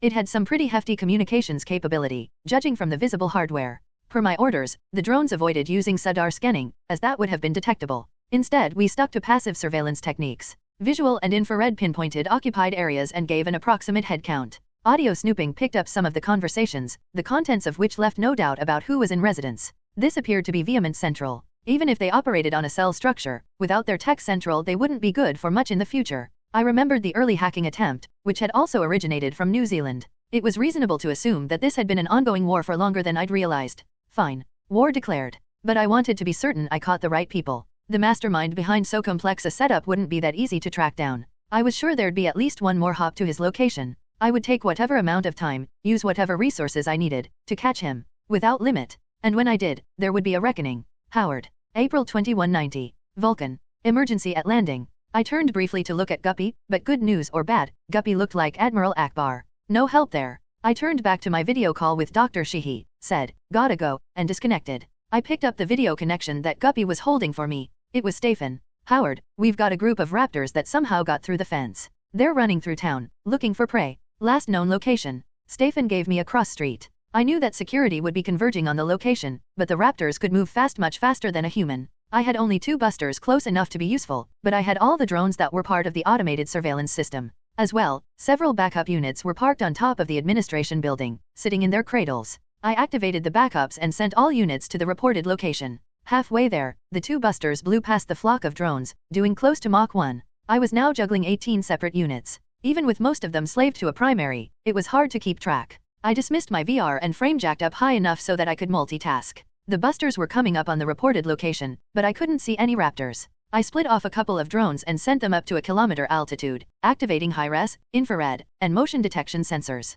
Security personnel were approaching from several directions. There were only 2 streets that the raptors could be on, and there was no sign of them. Could Brodeur have been wrong? A quick check of the video surveillance streams eliminated that possibility. Either raptors could become invisible, wouldn't that be a kicker, or they'd found somewhere to hide. I brought all the drones down to a few feet above ground and started a search pattern for raptor prints. The drones took off in different directions, following anything that was even remotely print-like. Chivying all these units was really wearing on me even in framejack. I had to keep track of what orders each unit was following, so I guess I don't feel too bad that it took me a couple of missed cycles before I realized one of the units wasn't responding. I pulled up the video log for that unit, and wow, that's what the inside of a raptor mouth looks like. Good to know. The raptor pack had gone to ground inside someone's storage shed. I guess one of them decided he should take out the flying thing before it raised the alarm. Even acknowledging that they couldn't know about radio, that was intelligent behavior. Bill and I would be discussing this one. Meanwhile, I sent all units to surround the shed, dropped my frame rate to real time, and called Stephen. The drones and busters arrived and took up positions around the shed. And the moment they did that, the raptors made a break for freedom. They dodged through the circle of drones, leaped a fence, and made a beeline for the perimeter. Reno ES. It would be a coin toss whether any of the security people could get into position to take them out, and at the speed the raptors were moving, there wouldn't be much opportunity. Hopefully civilians would have heard the alert and had enough sense to stay indoors. Stephen, have they killed anyone? Not to my knowledge, but we'll be checking out this no, never mind, I see some faces looking out the window. Someone just gave me a thumbs up. So no casualties. Okay, they're out of range of you guys now. I don't have enough space to get my busters up to speed anyway, so I'm going to let them go. Maybe they'll spread the word. Tabernacle? You think they can talk?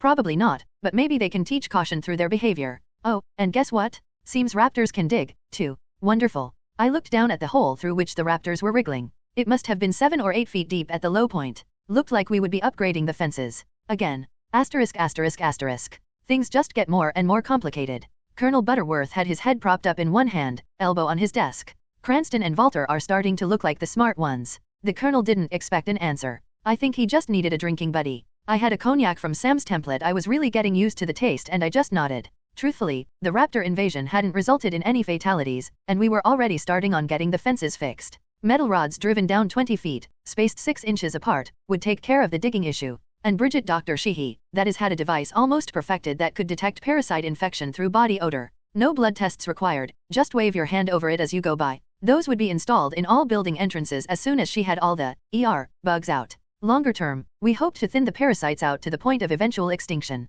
Meanwhile, she'd come up with a name for the thing, Cupid bug. Because, as she explained, it went for the heart. I had to admit, I appreciated Bridget's sense of humor. I also had several small batches aging of something that might turn out to be a replacement for Jameson. Or for paint thinner. Time would tell. The colonel and I discussed a few miscellaneous items, but nothing really pressing. The council, as expected, had caved without a fight on the subject of Bronto burgers. Let's face it, one of the damn things would keep the entire colony in stakes for a couple of weeks. We wouldn't need to kill many. And the alternative was still kudzu. I said goodbye to the colonel and popped out. On a whim, I activated one of the surveillance drones. I took it up a couple of kilometers and did a slow pan. The sun was going down in the west, and it was a magnificent sight. From the surface of Vulcan, Omicron 2 Eridani appeared almost a third bigger than Earth's sun. As a K-type star, it had a slightly more orange cast, although you stopped noticing it after a day or so. But the additional output in the red end of the spectrum meant that even the most run-of-the-mill sunsets were spectacular by Earth standards. And today wasn't run-of-the-mill. Scattered clouds were all that were left of the recent thunderstorms, but those clouds glowed in the sky like individual wildfires. The forest/jungle stretched horizon to horizon, hugging the hills and only reluctantly leaving the occasional rocky crag uncovered. Something like birds swooped and twirled in flocks that wouldn't have been seen on Earth since the days of the passenger pigeon. If you could ignore all the things with big shark teeth, and the other things that could accidentally squish you between their toes, it was a kind of paradise. Oh, yeah, and the things that laid eggs in you. Bashful. November 2187. Glyas 877. We'd all taken off in different directions, per Mario's orders. I picked GL 877, a nondescript star in a forgettable patch of sky. For all we knew, these others might not be planet-based, or even system-based. But we had to start somewhere. At minimum, we'd be mapping their path of destruction. We have radio traffic. Guppy pushed a window toward me. As I examined the readings, my eyebrows climbed up my forehead. The radio noise coming from this system was clearly artificial. One way or the other, something intelligent lived here. Something noisy. Every possible caution, Guppy. Let's take it slow. I don't want to attract attention. Understood. And prep the stealth probes. I'd have been cautious anyway, but given the possibility that this was the others, I was going to give paranoia a brand new level of definition. I had spent my time during transit building a couple of stealth probes. I'd had to sacrifice some busters and some roamers, but the result was a couple of probes that would be almost undetectable unless they cranked up to full power. I had constructed them out of carbon fiber matrix ceramic and non-ferrous metal wherever possible. The others would have to be specifically looking for one of these in order to detect it. I'd already squirted the plans back to Mario as part of my continuous reporting. I was still going about 5% of light speed, so I lined up just below the ecliptic and released one probe. I altered my line slightly, then released the other. It would take just under 2 weeks for the probes to freefall through the system. Meanwhile, I would take a powered flight path, which would take me to the rendezvous point on the other side without my going anywhere near the inner system. Unless the residents had far better detection systems than we did, they'd never know I was here. I had carefully laid out parameters in which the probes would run for it and conditions in which they'd self-destruct. There would be no chances taken. In either case, once discovered, a probe would abandon attempts at stealth and squirt all telemetry to my calculated position. With my powered flight plan, I arrived at the rendezvous several days before the probes, on a vector straight outward from the system. The probes hit the brakes and activated their beacons as they came within range. I downloaded their data and transmitted the whole bundle in Mario's direction before beginning my own analysis. It took about 2 days to build a coherent picture of the inner system. There were 2 lonely inner rocky planets and a single small Jovian farther out. The inner of the 2 rocky planets appeared to have an atmosphere. The other had been too far away from either probe to get details, but it appeared to have a surprisingly high albedo. The system seemed to be particularly free of debris, except in an orbit about 80% of the orbital radius of the inner planet. At that distance from the Sun, there was a truly spectacular amount of mass and activity spread right around the orbit. That whole area was, in fact, responsible for most of the electromagnetic activity in the system. I turned to Guppy and pointed at the mass concentration. What the crap is that? Insufficient information. But we can rule out a natural satellite. Not a planet. Correct. The mass is too diffuse. I wished I had someone besides Guppy to discuss this with. The plan had been to build a second wave of Bobs back at Glias 54 and send them to catch up with the first wave. So within perhaps 6 months, I could be getting company. Hopefully the new Bob had been picking up my transmissions and had a good idea of how to approach. I was sitting more than 6 billion kilometers from the local sun, in some of the emptiest space I could imagine, so it was a shock when the proximity alarms started sounding. I frame jacked up to maximum and started to evaluate the readings. Something was approaching at high speed, and the something apparently had a very well-shielded reactor, because it was Sudar that had picked it up. A quick set of calculations showed that I wouldn't be able to win a straight foot race or they were approaching too fast. It was time for our tried-and-true doubling back tactic. I had no idea what their maneuverability was like, so I calculated a conservative option and began accelerating at a 35-degree angle to their approach vector. The other ships reacted almost immediately, which told me they had Sudar detection capability. Light speed limitations would have meant almost an hour's delay before they could respond to my movement. Nope. The tableau developed slowly over the next several hours. Like a game of chess, everything was on the table. There would be no surprise tactics. The laws of physics would decide if I got past them. However, it was already obvious that closest approach would be, well, pretty close. It took almost a day to reach that point. I spent the time scanning them with everything at my disposal. Sudar and visuals confirmed 6 vessels, 5 very similar to the wrecked cargo ship and one that honestly reminded me of a miniature Death Star. Miniature being a relative term, the thing was almost a half-kilometer in diameter. Instead of an inset dish like the Star Wars prop, it had a flat section with what looked like a grid. I hoped the purpose wasn't similar. Finally the laws of physics and reality made themselves clear, and I realized that I was going to sail past them, less than 10 kilometers away. That was cutting it a little fine, but I'd take it. As I was nearing closest approach, and getting ready to thumb my virtual nose at the pursuers, I saw the Death Star wannabe start to rotate, bringing the grid wall to bear on me. This is not good. Guppy, anything we can do about shielding? All resources are at maximum. I calculated that I could do a certain amount of jinking without losing my lead. I immediately started evasive maneuvers. However, the others had made the same calculations. The Death Star simply waited until I ran out of slack and zeroed in. The grid started to glow, then there was a P. Alert. Controller replicant offline. Surge drive offline. Requirements for self-destruct protocol have been met. Reactor overload engaged. Howard. January 2191. Vulcan. Riker was going to be video visiting our descendants in a few minutes. By tacit agreement, he was the face of Bob. We didn't want to confuse or, worse, creep out our sister's descendants. But all the Bobs tuned into the conversation whenever possible. It reminded us all that we used to be human, and that we had left our mark on the universe. Okay, our sisters had, but close enough. As usual, Julia was spokesperson for Clan Bob.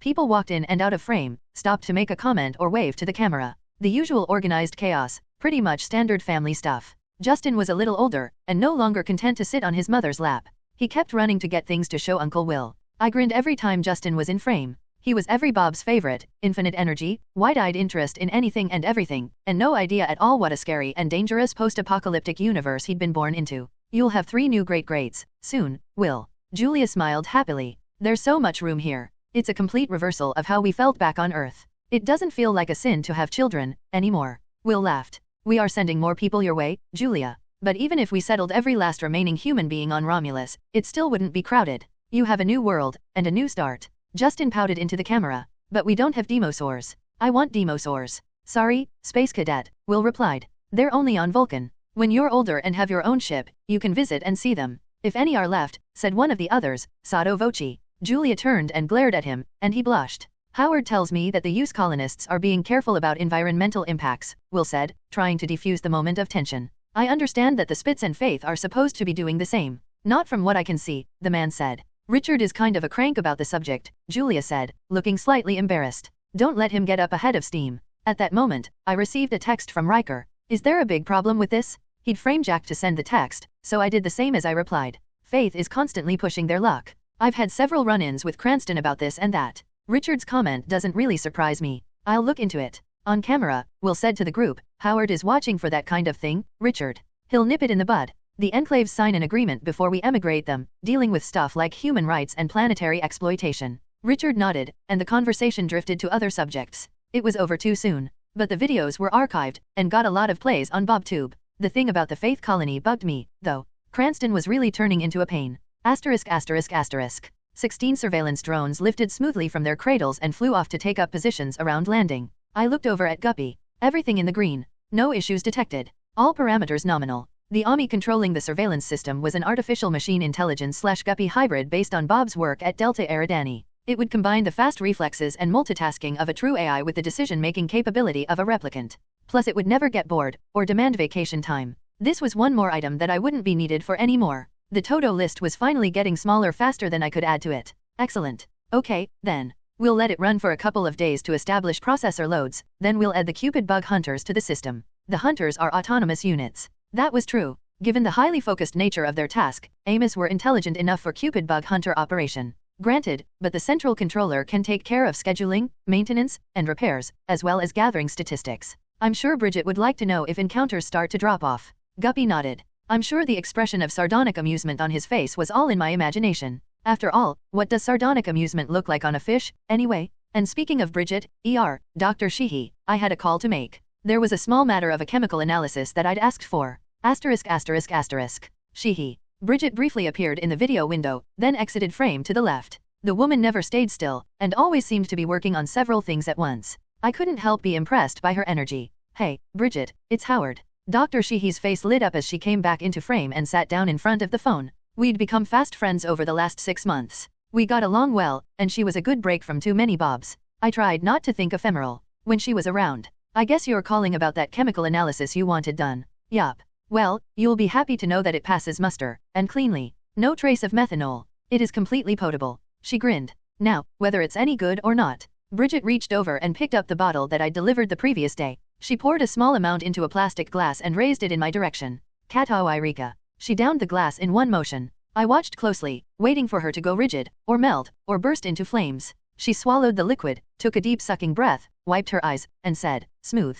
Really? No, Bridget made a face. It's not paint thinner, but it's not Irish whiskey, either. Actually, since you used oak barrels, it'll never be Irish. But if you squint your eyes and look sideways at it while yelling la la la, it could be whiskey. I nodded. Well, I force-aged this stuff, so let's not expect miracles. I'll take a little more time with the production supply. And Riker thinks he can scan some proper sherry-infused barrel samples for me, for making Irish. Sounds good. Bridget gave me a sideways look. Need a partner. Well, someone has to hump the barrels around. I grinned at her. But yeah, it would help, if you're serious. Anyway, I was also calling about the Peter project. Right. Well, Peter and his descendants are munching happily on the vine, turning it into more bunnies as quickly as they can. Farmers are happy, bunnies are happy, raptors are happy. Not surprisingly, they like bunny as well. Pretty much a win-win for everyone except the vine. Great. I nodded, then popped up a picture on the video screen. In other news, I've come up with a small drone that's optimized for hunting the adult parasite. You said you didn't think killing it would be too disruptive, right?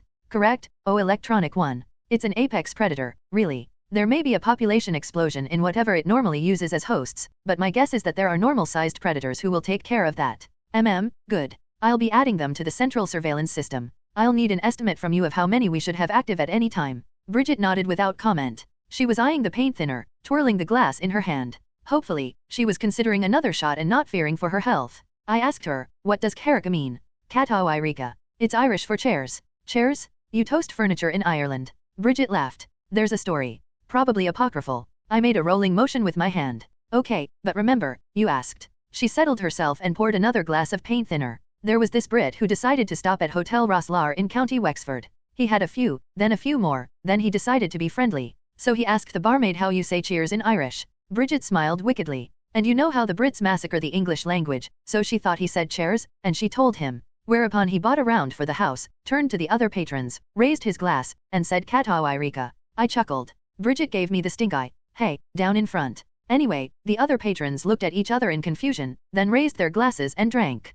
Afterwards, Paddy turned to Sean and said, what the blazes was that? Sean shrugged and answered, damned if I know, but as long as he keeps buying, he can toast the livestock for all of me. I laughed. I know some Irish jokes. Don't you dare. She grinned at me, and I had a sudden feeling of regret at no longer being human. Stephen, this is Bridget. Bridget, Stephen. Stephen held out his hand, and Bridget shook it. They both turned to look at me. Well, at the drone I was watching from. The new model was slightly bigger than a softball, so could go indoors. I was told my voice sounded a little tinny, but I could survive that. I lowered myself to conversation height, and they sat. I texted our order to the waiter, so beers arrived immediately. So, is there an occasion for this? Bridget looked back and forth between me and Stephen. Not really. I mean, I'm not planning a takeover of the colony or anything. God, why would I want to? I chuckled. One of Stephen's eyes twitched, so I guess a tinny chuckle didn't come across well. Anyway, between the Brontos and other dinos, the raptors, Vine, Cupid bug, and everything else that makes this such a fun place to live, I spend most of my time coordinating with the two of you. The committee seems determined to funnel all information through themselves, and sometimes I just want to slap them. So you are creating unofficial channels, here. A slow grin spread across Stephen's face. Something like that. You know, just to speed things along. Stephen looked at Bridget. You are responsible for the rabbits? Nice choice. I've had rabbit stew several times this month. Bridget laughed and turned to me. Told you? She flipped open her tablet and set it up on a corner of the table, then looked at the drone and inclined her head towards the tablet. I took the hint, floated the drone up to the ceiling, and transferred my image to the tablet. This better. Both of my friends grinned at the tablet. Stephen said, you're still ugly. It was a great afternoon. Bill. May 2178. Epsilon Eridani. Incoming message from Linus. Linus? Holy hell? Put it on. I just recently received the radio transmission from Linus about Epsilon Indy and KKP. Linus had, unfortunately, left Epsilon Indy before my transmissions of the SCUT plans had reached him. He'd been out of touch since 2150, when he left Epsilon Indy, and he hadn't lagged his lightspeed report by more than a few months. I smiled to myself. There would have to be some catching up. Linus's original transmission included a complete description of his encounter with Henry Roberts, the replicant from the Australian probe, which officially didn't exist. Guppy popped up an email for me. It was a status update, essentially. Linus was still a few days away, and he hadn't been getting VR updates for the last 30-odd years.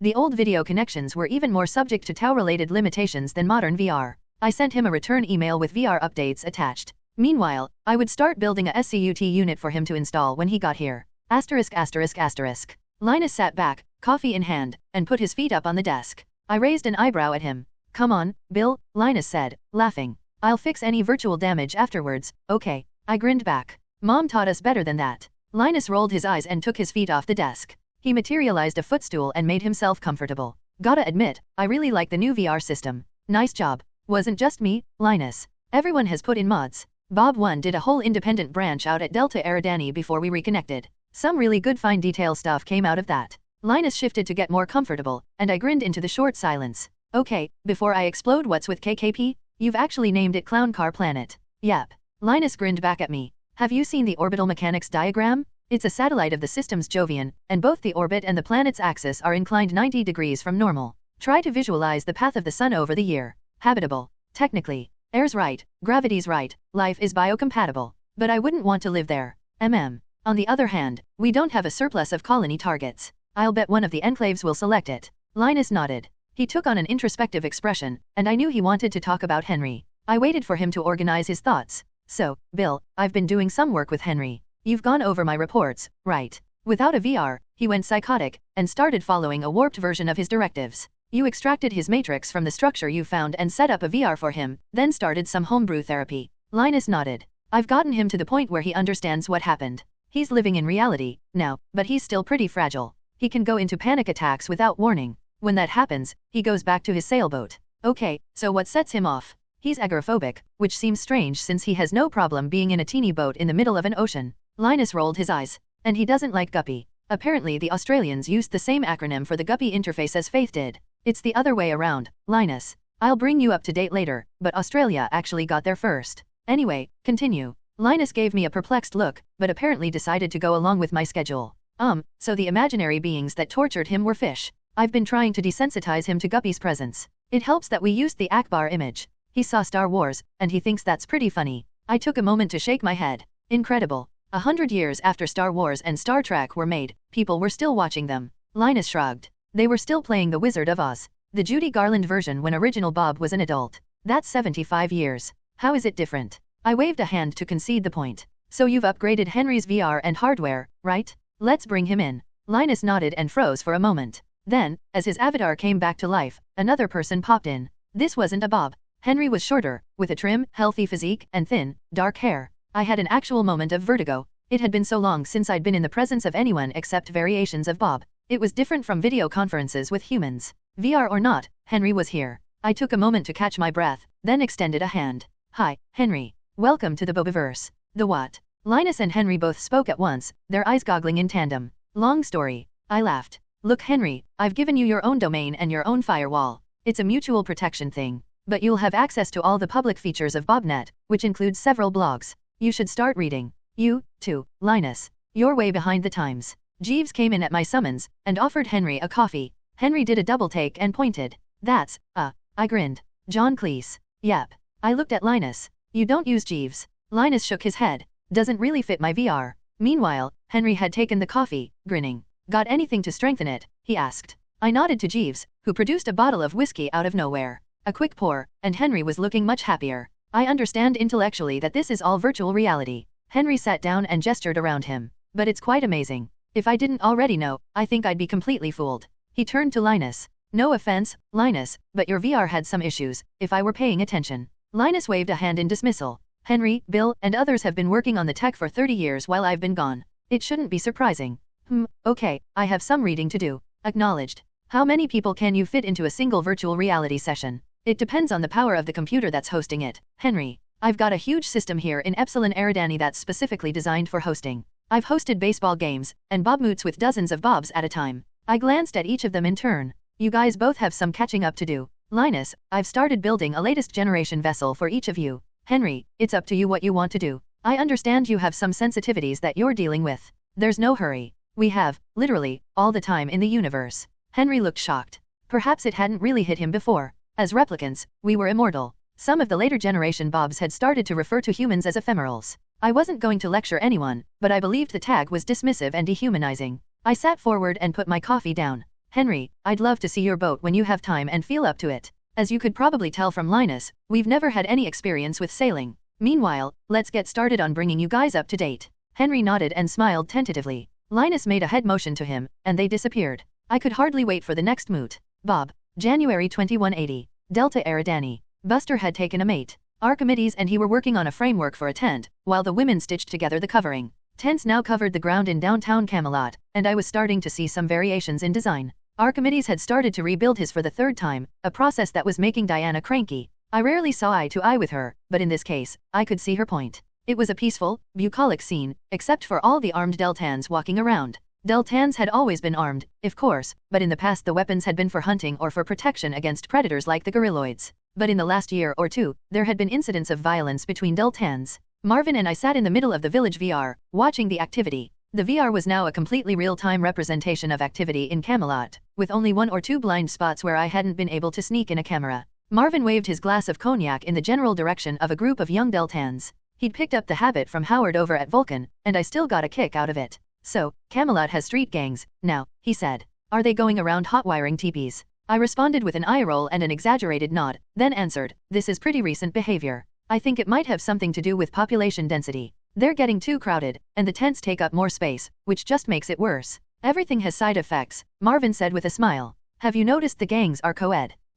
Yeah. I'm sure a sociologist would have something to say about that, but the libraries don't have much in the way of that particular discipline. Marvin snorted. Doesn't strike me as a field of study that theists would approve of, you know. I nodded. Too bad, though. The last mating season was significantly more violent. 2 Deltans ended up dying from injuries. And now we're getting face-offs between the Heki. It worries me. You could busterize someone. Not funny, Marv. Marvin shrugged. He knew that I'd been staying strictly out of sight since my banishment. I couldn't take the chance of fallout from a Bobby sighting affecting Archimedes. After a moment, he added, on the other hand, Bob, the problems we're seeing are a result of the Deltan population going up.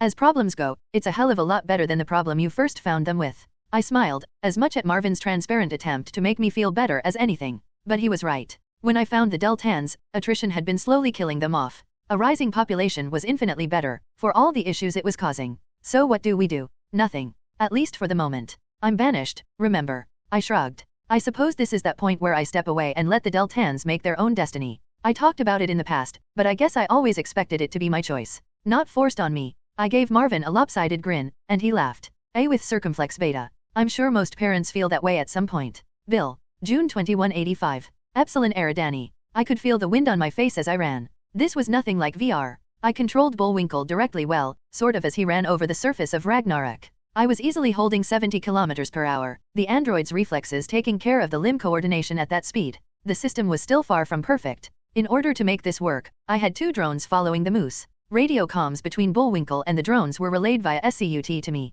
It was more a proof of concept than a practical solution. But ignoring the Rube Goldberg communications, I now had a physical presence on the surface of the planet. I slowed down as I approached my target coordinates. As I jogged up to the patch of green, I marveled at the smooth feel of the muscles working under the skin. It occurred to me that the VR experience was missing this level of detail. I'd have to correct that. The VR was coming due for a patch release anyway. I stopped at the edge of the green. I engaged close-up visual and examined the moss/lichen mix. It had taken some brutally heartless breeding to come up with a mix that could survive in this atmosphere. I'd probably had less than a 1% survival rate on each generation for a while. But the result, in front of me, was justification for all the effort. The green area was taking in CO2 and putting out oxygen. Only during the day, granted, but I'd bred it to go into a deep dormancy at night, so it used up virtually no oxygen. The green could double in size every year, given enough available space, and I'd been careful to give the individual plantings enough room to grow. I would continue to start new plantings as well, so within 10 years I expected to have half the global land surface covered. And within a decade after that, I should have an oxygen level that humans could tolerate.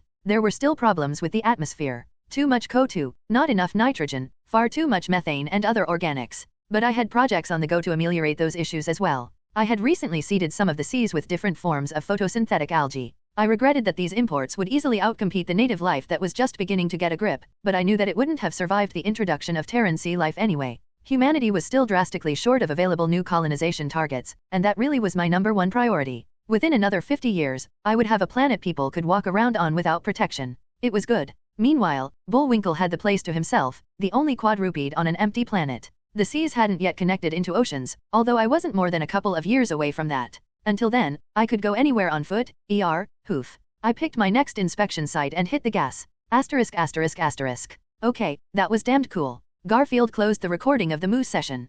Can I try it? That's a little personal, don't you think? You should build your own. Doesn't have to be a moose, either. Yeah, I was wondering about that, Bill. Why wouldn't you just go for a human analog? Isn't that the point? I waved a hand in the general direction of the video window. Sure, but trying to handle bipedalism would have just cranked up the feedback requirements by an order of magnitude, while reducing the available space for processing hardware. I'll get there, don't you doubt it. Garfield nodded and rubbed his chin in thought.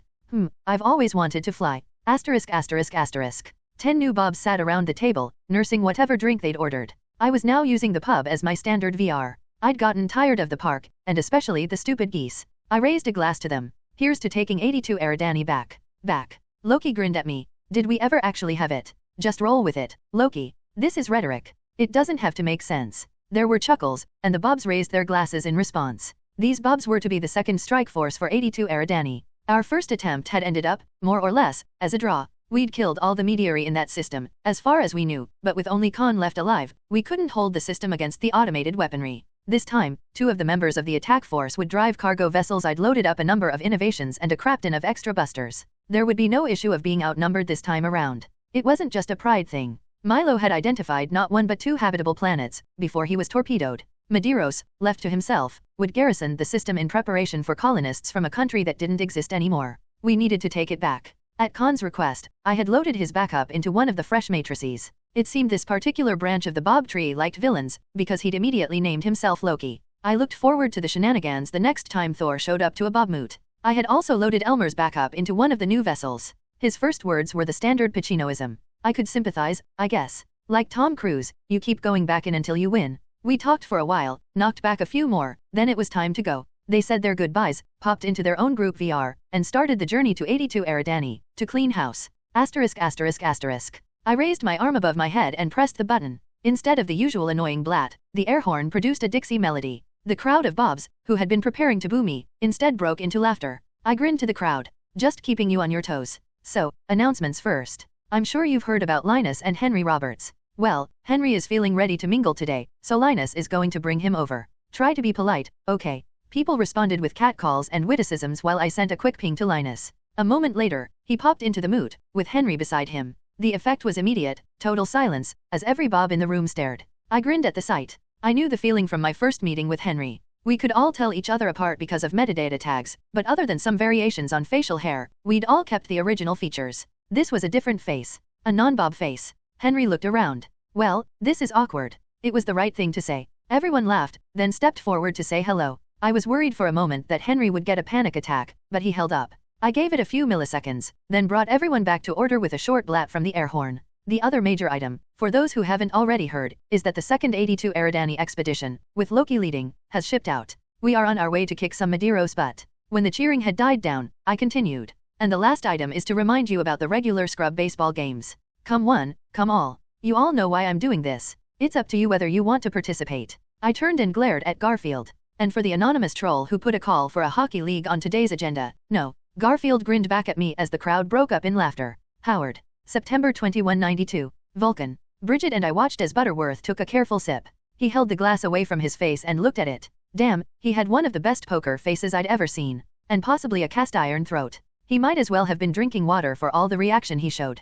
Well. Bridget leaned forward. I took a second to grin at her impatience. For me, this was an interesting project, and a chance to do a favor for the Colonel. For Bridget, this was an actual potential source of extra income. We Bobs might not have a use for capitalism, but in the human realm, money still made the world go around. Butterworth glanced at Bridget and then looked at me in the video screen. It's actually not bad. It's definitely Irish whiskey. And since the Jameson has run out, I've been feeling the lack. So this would be a saleable item. Bridget hovered like a dog waiting for a treat. Absolutely. You know we've already got several beer manufacturers and a couple of small wineries going. This is the first hard liquor, though, that doesn't qualify as a public hazard. Bridget turned towards my image on the tablet and grinned. Looked like we were in business. Butterworth waved the empty glass. If I wasn't in a position where it would create a perceived conflict, I'd suggest partnering up.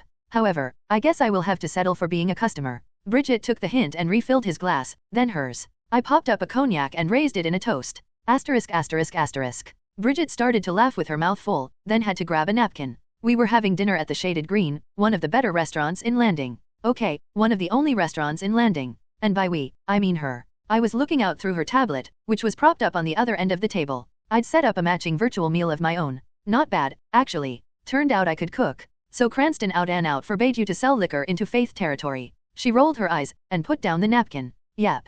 It seems the ultra-religious don't approve of strong drink. Who knew? So we have to write off that entire market. I gave her a disbelieving look. Of course not. We just have to find a local distributor. Prohibition has never worked, anywhere. I grinned. And strangely, there's always demand. How's the potato crop coming along? Bridget took a bite of her Bronto steak and leaned forward on her elbows. Well, I've been growing potatoes for more than a year now. I waved a hand dismissively. This crop is only different in that it's not part of the commons. And it's going fine. We'll have vodka for sale within 6 months. I've always wanted to be a bad influence. Bridget laughed. Now I'm a liquor baron. Baroness. I raised my glass to her. In honor of the occasion, I was drinking virtual whiskey instead of cognac. Here's to us, kid. Bridget raised her own glass and drank. She put it down and said, so you never answered my question. Which? Is this a business dinner or a date? Yes. She smiled back at me. Damn, that was some smile. Bill. March 2187. Epsilon Eridani. I'm feeling pretty smug right now. I grinned at Garfield. He tried for maybe a millisecond to look unimpressed, but no one was fooled.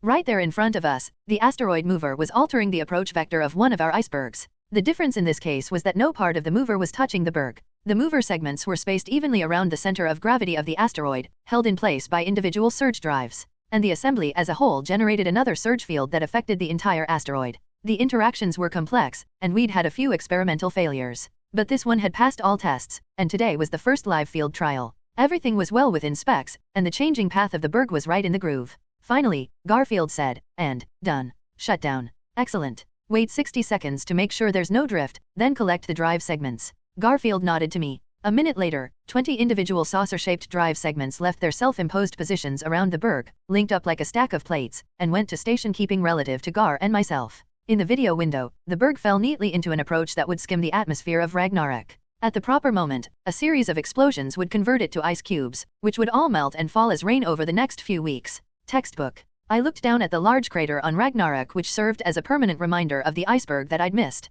Yep. A lot of energy stored up in a chunk of matter coming in at orbital speeds, and being ice instead of rock hadn't helped as much as you'd expect. A new sea was slowly forming in the crater, which I had named Bullseye. Enriker. August 2176. Seoul. Homer's gone? Charles popped into my VR, tears in his eyes. Gone where? Left the system. No, gone. Dead. He overloaded his reactor and blew himself up. Charles had both hands clamped into fists. He couldn't lift his eyes to look at me. How old is his most recent back? He deleted all his backups. Every single one. He left a file for us. Charles pushed it toward me and turned away. Guys, I'm sorry to do this to you. I know how it'll go over. But I can't live with what was done to me, and with what I've done. I have flashbacks, constantly. I can't forget the feeling of being controlled. It was like being able to feel a tapeworm moving around inside you, and there's nothing you can do. I'd edit the memory out, if it was possible, but it's not. Please, find the people who are responsible and drop something on them. Homer. I looked at Charles. He was shaking and biting back sobs. Then he blurred as my eyes filled. We would grant Homer's last wish. And it would be no trouble at all. Hal. May 2188. Glyas 877. I was 10 months from Glyas 877 when I received Bashful's final radio transmission. Effectively, I had just watched myself die. It was a freaky feeling, not something I cared to repeat. How had Bashful been traced? One possibility was that the others had intercepted his transmissions, since those would have passed through the system once he was on the far side. Between the encryption we put on all our comms and the lack of any format information, I wasn't worried about them learning anything, but simply detecting the transmissions wasn't too much of a stretch. I was more concerned about me joining Bashful as the main course. It wouldn't take much intelligence to decide to follow the direction of the transmission, if that was what they'd keyed on. In that case, there might be an alien armada coming straight down my throat. With that thought, I immediately instituted a hard right turn at 10G. As soon as I was a few light minutes off the straight line between Glyas 877 and Glyas 54, I fired off a drone along my original vector. At the speed I was still going, the drone wouldn't need to use its drive. It could operate on minimal systems, drawing just enough power to maintain a maser link with me. I wanted to know if anything was coming. I also fired off some commentary and analysis of the situation back to Mario via SCUT. We had to plan for the possibility of them tracing Bashful back to his origin. In principle, if the others got hold of a space station, they could eventually trace the connection all the way back to Epsilon Eridani. And if they found one that had been upgraded to SCUT, they'd have that, too. If Mario was still back there, manning the station, I suggested that he booby-trap it. I sat back in my easy chair and looked out the window, lost in thought. The floor-to-ceiling glass showed a winter scene unbroken by anything man-made. Tall evergreens in the foreground gradually dropped into a tree-filled valley. Snowflakes blurred the view into the distance, while lending a postcard feel to the foreground. In a small breach of reality, my VR world never filled with snow, despite never having spring melts. But hey, what's the point of obsessive realism? I let myself get about 30 light minutes off the line before turning back toward Glyas 877. The drone would let me know if something approached along my original vector. Unless there was a collision, which frankly would be just fine. The combined kinetic energy of two masses, each going about 0.75 c or so in opposite directions, would produce a truly impressive light show. I sighed and turned to Guppy. Analysis. Too many unknowns. If the alien Sudar has greater range than ours, they may destroy the drone before it gets close enough to register their approach. Or it may not be big enough to register or to bother with. Or they may not be interested enough to investigate. That's about what I was thinking. The others don't seem to care a lot about other species. Or ecosystems. Or civilizations. They may actually be very Borg-like in ignoring us until it suits them. Guppy didn't comment. Version 3 memory capacity or not, he still wasn't into small talk. Asterisk asterisk asterisk. It took a month to close the distance to Glyas 877. I was sure Bashful had thought he was being cautious, but I was 10 times more so. I fired off several probes, with orders to rendezvous at coordinates 2 light hours away from where I'd be waiting. They'd sit there for a week while I watched for any reaction. Only then would I collect them. Things went pretty much according to plan. Mostly. I got to my planned location and waited for the probes to gather at their location. Right on schedule, they coasted up and came to a stop. I transferred all their data over, and settled down for a week of waiting. I got through 2 days' worth before a flotilla of others showed up on the probe's sadar. As hoped, the others were too far to detect me or for me to detect them directly. Same conformation as last time. Yeah, they seem to be consistent that way. Any indication they've detected us? Negative. Trajectories are focused on the probes. Okay, then. Blow the probes, and let's get out of here. Probe destruction directive sent. Will we wait for sadar confirmation? Yes, but if the others show any inclination at all to change course, we're out of here. Right at the expected time, the probes disappeared from sadar. We turned and put some distance behind us at full 10G. *****. After I squirted a status report and all the raw telemetry Mario ward, I combed through the data myself. We continued to accelerate away from Glia's 877, although I was planning on looping around and approaching from stellar north for another round of spying. Alpha. In the hollow tank, a picture slowly formed of the inner system. The first interesting tidbit was the outer rocky planet. Will you look at that? I leaned back in my chair and shook my head in disbelief. Even Guppy looked impressed. I think. Really hard to tell with a fish. The planet is completely encased in metal. Or is completely made of metal. Do we actually know if there's a planet underneath that? The engineering for an artificial structure all the way down would be impressive. I experienced a jolt of irritation. I was the engineer, and Guppy had just handed me my ass. He was right, of course. A completely metal planet all the way to the core would require some truly astonishing engineering. A totally encased planet, maybe with a lot of underground structures, would make a lot more sense. The problem was, we really didn't know for sure. And I was beginning to think that astounding engineering might be exactly what we could expect from the others. I turned to the main event on the display. That is what I think it is, right? Based on what we can detect, it appears to be the beginning of a Dyson sphere. Yep. Truly astounding. The orbit just to the inside of the inner planet was crazy busy. Fusion signatures, radio traffic, sadar emissions, and high albedo craft flitting around. And that was just the small stuff. Floating in orbit, spaced equidistantly around the sun, were massive structures. Analysis indicated that they conformed to a spherical curvature with the same radius as their orbit. They were, essentially, the beginning of a globe around the star. Well, we know where the metal went. We can guess where I couldn't finish the thought. Any idea of population based on what we have? Impossible to estimate without more information on subject biology. Fair enough. I turned to the other terrestrial planet in the system. Atmosphere blocked a lot of direct observation, but infrared and spectroscopic analysis indicated generally breathable air, though with a lot of pollutants. And the temperature would be close to fatal for a human. My guess is that's the home planet. And they global warmed themselves almost to extinction before getting into space. Reasonable. Out of idle curiosity, I started putting together a simulation to predict how they would assemble the Dyson sphere, how long it would take, and how many systems they'd have to plunder. I had to make a lot of assumptions, but I needed to start somewhere. I was immersed in the problem when I was interrupted by Guppy. Alert? Proximity alert? Incoming. You've got to be freaking kidding me? How are they detecting us? I'm not even using radio. In one sense, that was a good thing, since it would mean they didn't have any idea which direction we were coming from. In another sense, I was being chased, which was much less of a good thing. I spared a few milliseconds to review the sadar results. Our improved sadar, courtesy of Bill, had given me an earlier warning of the approaching enemy. Again, the same formation as the 2 previous occasions. Well, they were consistent, anyway. They were coming up from behind, so there was no opportunity for our traditional trick. This was going to be a straight-out stern chase, which meant I would find out who had the better legs. I immediately sent an update to Mario via SCUT. I also started on a baseline backup as well, with plans to add periodic differential backups. All of this analysis and planning took perhaps 20 milliseconds. I turned my ship away from Glia's 877 and cranked the surge drive up to maximum. Interestingly, the others did not react immediately. There was a half-hour delay before I saw them change their course. That was too quick for a visual reaction, so it meant that I had a 30 light-minute advantage in sadar range. Unfortunately, I seemed to be about 2.5 Gs outmatched in the surge department. Pings indicated that they were accelerating at 12.5 G on my tail. I was going to lose the footrace. I briefly considered using the sadar jamming, then mentally slapped myself. Jamming wasn't like cloaking, it was like blinding everyone with a searchlight. They'd be able to follow the emission like a beacon. My only advantage was the apparent difference in range between my sadar and theirs. If I could keep myself in that range long enough, I might be able to jink out of their view entirely. Over the next several days, I changed my vector at random times, in random directions, but always with the intention of extending my lead. The others kept cutting the distance, then I'd pull a fast one and extend it. I was subtly training them to expect certain behaviors from me, and I watched for them to start anticipating my moves. Finally they were doing exactly what I expected of them. I made a predictable turn, then as soon as I judged myself to be out of range, I turned to an unexpected vector and shut down all systems. By my calculations, I'd stay out of Sudar range as they passed by. With no reactor signature I should be invisible since I was certainly too far away for a visual. Asterisk asterisk asterisk. I coasted for 3 days, unwilling to take a chance of attracting their attention.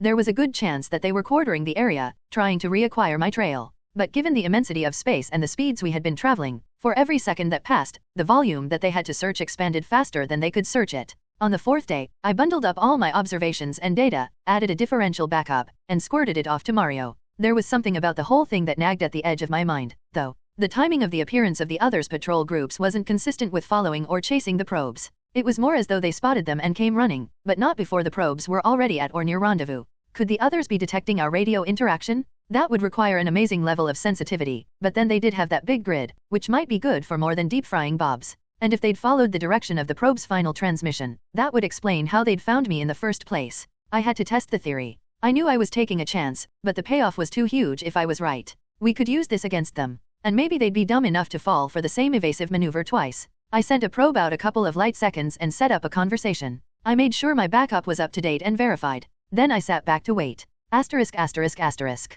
Proximity alert? Incoming ships. I checked the Sudar, and sure enough, the others were coming straight at me. From behind, again, which meant another straight foot race. Because I'd been running silent, it was their Sudar pings that alerted me to their presence. Unfortunately, that meant they could now see me. I cranked up the reactor and the surge drive to emergency levels and started evasive maneuvers, but I wasn't likely to escape them this time. They had a good head of steam coming in and had better acceleration than I did. Well, I guess I was going to find out if. Alert. Controller replicant offline. Surge drive offline. Requirements for self-destruct protocol have been met. Reactor overload engaged. Bill. August 2188. Epsilon Eridani. I hadn't called the meeting to order yet. 43 bobs milled around the banquet hall. Knots of people argued, discussed, or just hugged and got caught up. Bob 1 formed the center of a dense cluster of bobs, describing his Deltans to a rapt audience. It was interesting to watch. Bobs more than a generation or two removed from him seemed to treat him with reverence, as though they were meeting the Pope. I looked around the room. These were all the bobs that had upgraded to SCUTs, and some of them were physically up to 30 light years away.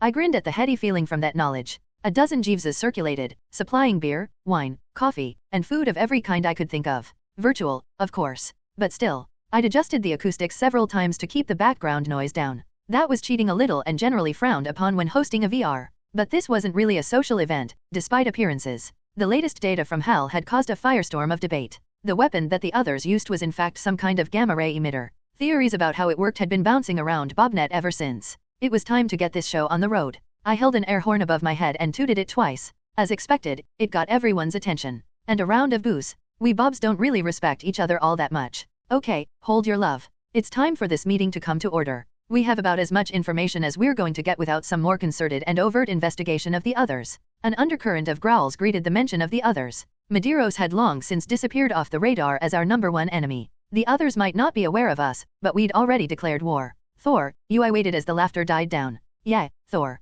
I guess it was inevitable that someone would eventually go in that direction, but we still all got a kick out of it. At least Thor hadn't altered his physiology to match or started carrying around a hammer. Ahem. You have the best thesis on the other's weapon. Can you give us a capsule summary, please? Thor stepped up. Okay, we're positive that it's some extremely high-energy electromagnetic beam in the gamma-ray range. It has incredible penetrative power, and would be immediately fatal to biological life. I have no doubt that's what they use to kill planetary ecosystems. They probably employ multiple devices for full coverage. Thor called up a particle diagram. Damage to electronics comes not from the gamma radiation per SE, but from the secondary ionization induced in the structure. My proposed solution is 2 layers of depleted uranium alternating with 2 layers of electrostatic shielding to take out the charged particles. This, on top of some extra hardening of our electronics, should allow us to survive a zapping. You first, came a shout from the back of the room. When the chuckles died down, I said, fortunately it won't be necessary to bell the cat ourselves. I've given the summary and a set of Thor's diagrams to Mario, and he's going to send one of his bobs to test it out with a couple of probes.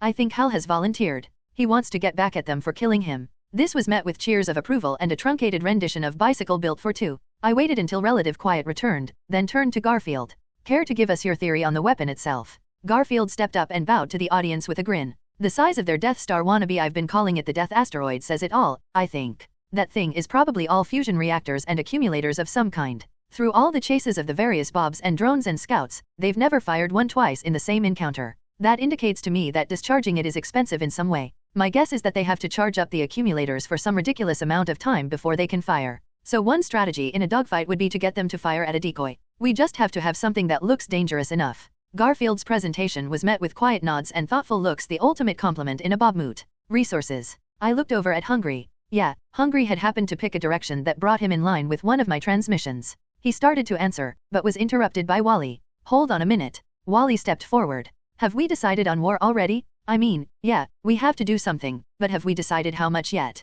There were scattered groans and a few catcalls, but it was a good question. I nodded to Wally, then said, I've been operating under the assumption that we're going for all-out war. But really, are we prepared to wipe out an entire intelligent species? Even one that has done the same to others? Someone at the back yelled, hell, yes. Yeah, okay. We'll probably vote on that at some point, but... Thor interrupted me. I think a better question is, can we wipe them out? The mining vessel wreck that Mario found had superior tech, some of which we're still trying to figure out. They have the death asteroid. They have better surge drives than us. They can beam power through Sudar, no Thailand body. And they're building a friggin' Dyson sphere, Wally added. Here's the thing, Thor said, trying to regain the floor. Right now, all we've done is make some random incursions around the edges. No real damage or anything. We'll get exactly one chance for a surprise attack of some kind. After that, it'll be toe-to-toe punch UPS and hit-and-run attacks on both sides. The million-dollar question is, can we win that war? Dead silence. Every Bob present understood the ramifications. If we picked a fight and lost, the damage would impact more than just our egos.